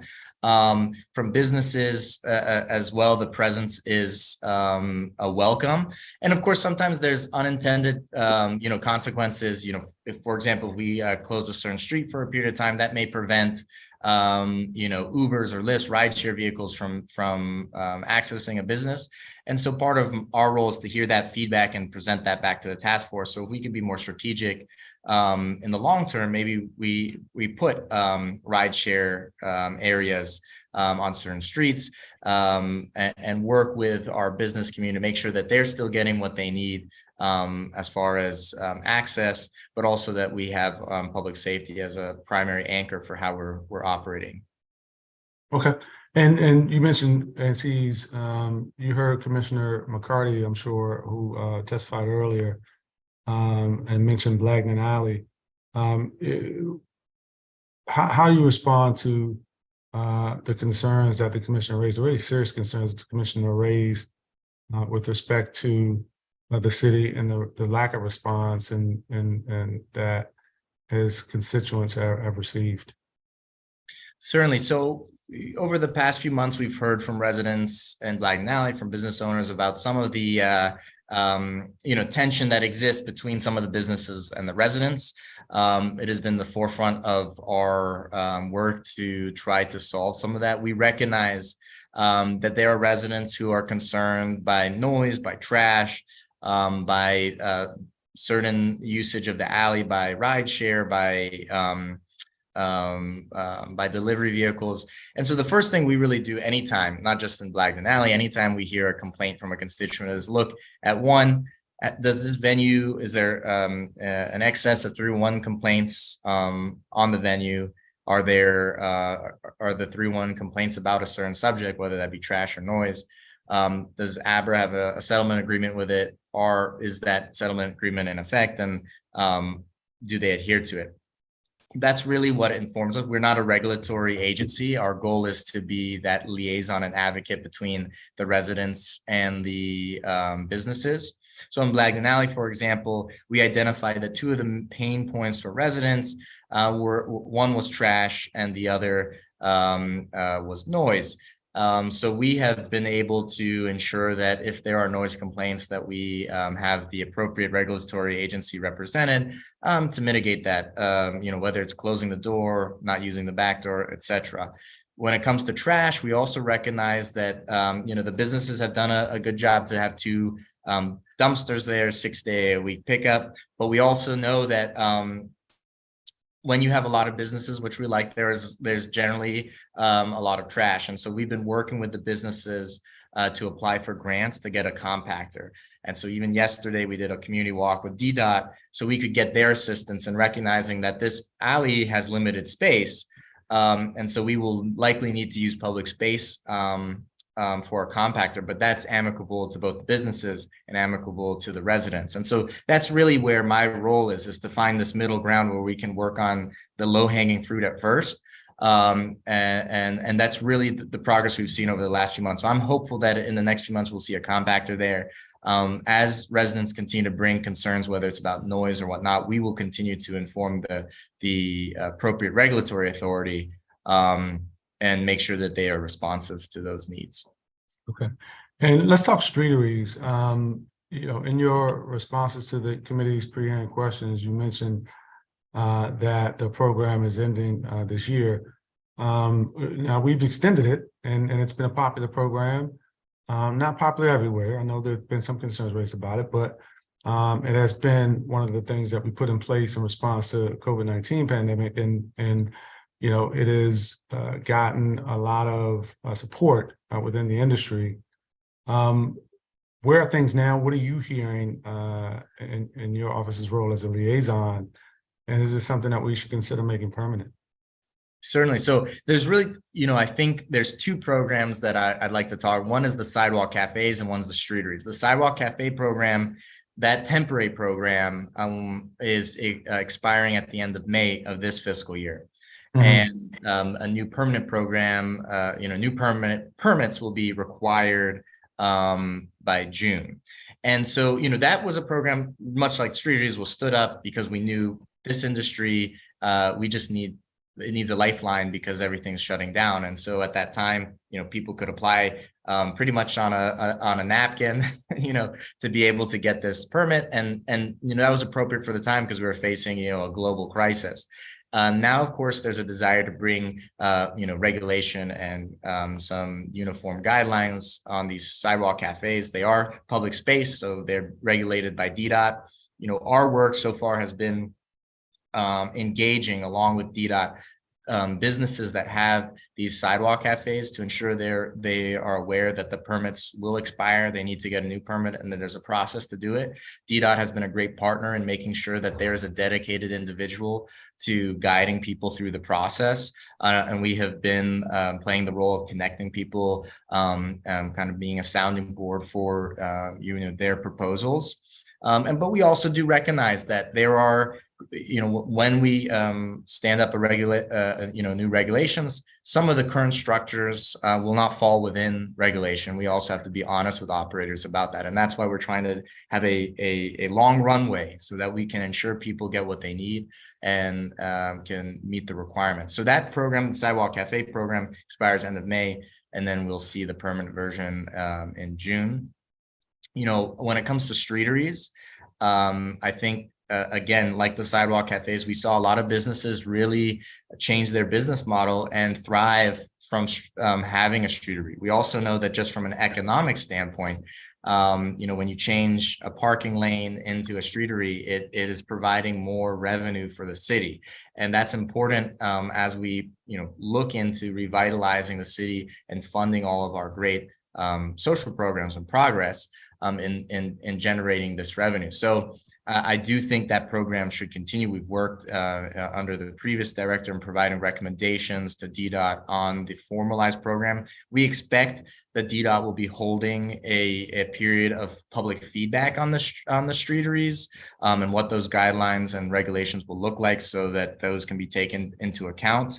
And even though I think the consensus that I hear is that even people who operate streeteries, very thankful for them, but there is a desire to make sure that they all fall within certain regulations, much like when you operate a business indoors, that there's certain regulations you have to follow through. And that's really, you know, what we're moving towards is not doing away with the program, but regulating it. What's the actual difference between the streetery and the sidewalk cafe? Certainly. So a sidewalk cafe is pretty much what it sounds like. It is, you know, the most common version of it you'll see are some tables and chairs out on the sidewalk, which is public space. So it is a business renting that public space from DDOT to be able to operate during their normal hours of operation to serve patrons out there. And that can be, flush with the actual structure of the restaurant or on the other side of the sidewalk, but it's still on the sidewalk. The streetery program is when the streetery itself or the structure is in the street. And so there's different sets of regulations required there, even under the temporary program, because you are adjacent right to a roadway. So you need certain types of barriers, such as Jersey barriers.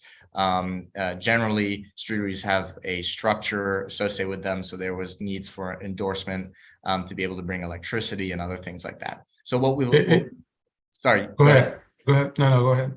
Yeah, so what we anticipate seeing are certain regulations that will make these structures, which will become more permanent, more accessible. For example, the flooring of the streeteries will have to be flush with the sidewalks so that people can easily access them or access them, and similar regulations like that.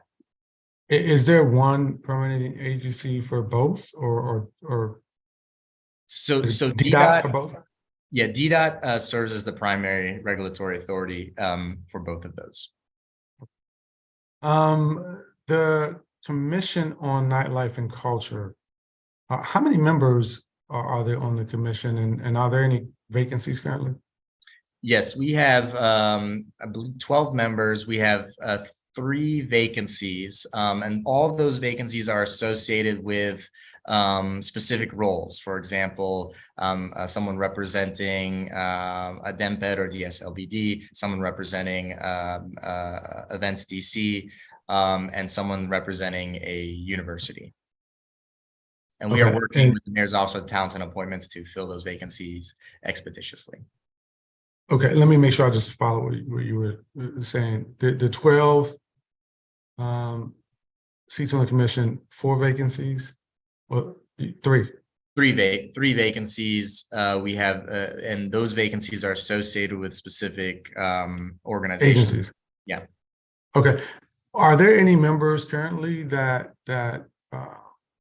really are geographically tied to east of the river, whether they're current nightlife business owners or some other capacity though that has the experience of what's going on east of the river, Ward 7 and 8? Yes, one of our commissioners, Ian Calendar, is very much interested and tied into Wards 7 and 8. We have discussed amongst our commission at our first meeting in FY 23, how we can be more intentional about bringing investment towards 7 and 8. And I touched on this briefly earlier about our work in amplifying the Food Access Fund and similar programs. Yeah, I know Ian, and Ian is fantastic. I've been to a number of the sandlots, but when I think about sort of those sort of traditional businesses east of the river, nightlife wise, I don't know that if I went to Ward 8 on MLK and Good Hope Road, they would probably think about, Ian as representative of businesses east of the river and the nightlife community. Is there anybody else that's a member of the commission, or is this something that perhaps needs to be considered in terms of representation for some of the vacancies? No, I think this perhaps is an area where we can consider in the vacancies to have a more intentional membership to focus on Ward 7 and 8. You mentioned earlier, we love to hear at the committee to work with you all on that, but I'm going to move on to something that came up from the witnesses during their testimony, and something that I know you mentioned a little bit earlier, which is alcohol liability insurance reform. There is a bill that's been introduced, but just briefly, we don't have to get into all the details right now. I do want to give you an opportunity to talk about what you're hearing and what potential reforms might look like. Certainly. So, when I talk with operators, this comes up fairly consistently. that due to the reason the way the law is written in DC, for that reason alone, we only actually have, of the maybe 100 insurance providers across the country for alcohol liability, we only have 2 that actually will work in DC. And for that reason, the market is monopolized in some sense. So we have industry folks in the industry that sometimes are paying more in alcohol liability insurance reform than in rent. So really, you can think of it as a secondary rent, and it's much higher than in Maryland or Virginia because of that. So I think there's an interest in the industry, and it has continued to be brought up to my attention that there's an interest in looking at how this can be reformed. I know that the industry has welcomed that bill, and looks forward to seeing what happens with it. Okay. I'm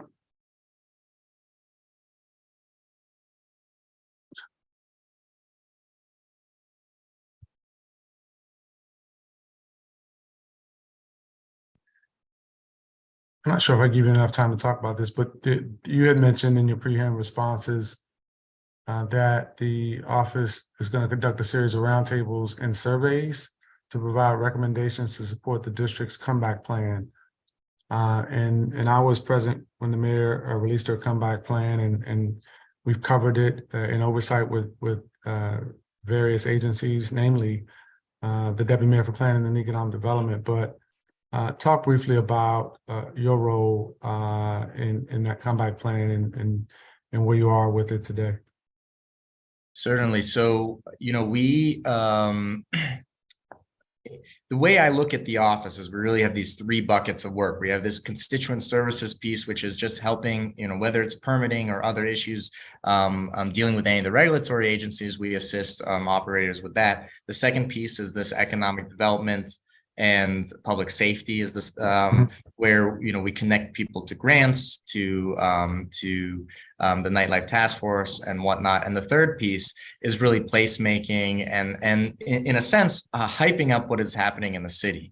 So I think that is equally important. But the placemaking piece, we talked a little bit about GoGo. Part of that is connecting artists that exist here with venues that perhaps have not hosted go-go music before. Placemaking can look like finding neighbors who are interested in a new sit-down restaurant east of the river to operators who might qualify for food access funds to be able to open up there. I think when we talk about having these roundtables, the reason that we need to do that is, one, if I'm not asking the industry what their needs, their opportunities, their pain points are, that when I speak with leaders in government, I'm not telling them what the industry, pain points, opportunities are. And so part of our goal going forward, and this ties into the 2.0 study, is to be able to really capture that in an organized way. We have a roundtable that's coming up. It's just rescheduled, so it's going to be next week, but it'll be later in March. And I anticipate that between 2 of the major sectors, the restaurants and the nightlife establishments, bars, nightclubs, that this issue of alcohol liability insurance reform will be a major one. Public safety will be another one, and permitting will be the third. Okay. Well, I appreciate this. I don't have any additional questions for you at the moment. Is there anything else you'd like to add to the record before we adjourn? No, I appreciate the opportunity to share testimony today. Thank you to you, Mr. Chairman, and to the other members of the committee, and thank you to the public witnesses for sticking with us for this very long day. Yeah, it's been a long day, but it's been a good day. We really appreciate all the public witnesses who signed up today and provided testimony virtually. Again, just a reminder, if anybody wants to submit testimony in writing, we encourage you to do so via email to the committee. This marks the end of the day's performance oversight hearing. This was the committee's final performance oversight hearing of this cycle. And again, we appreciate everybody who has testified over the course of the hearings that we conducted. Next up is the budget oversight hearings. which will begin later this month on March 29th at 9 a.m., where we're going to hear from the Department of Insurance, Securities and Banking and the Department of Small and Local Businesses. The time is now 4:07 p.m. and this hearing is adjourned. Thanks to everyone. Thanks to the staff.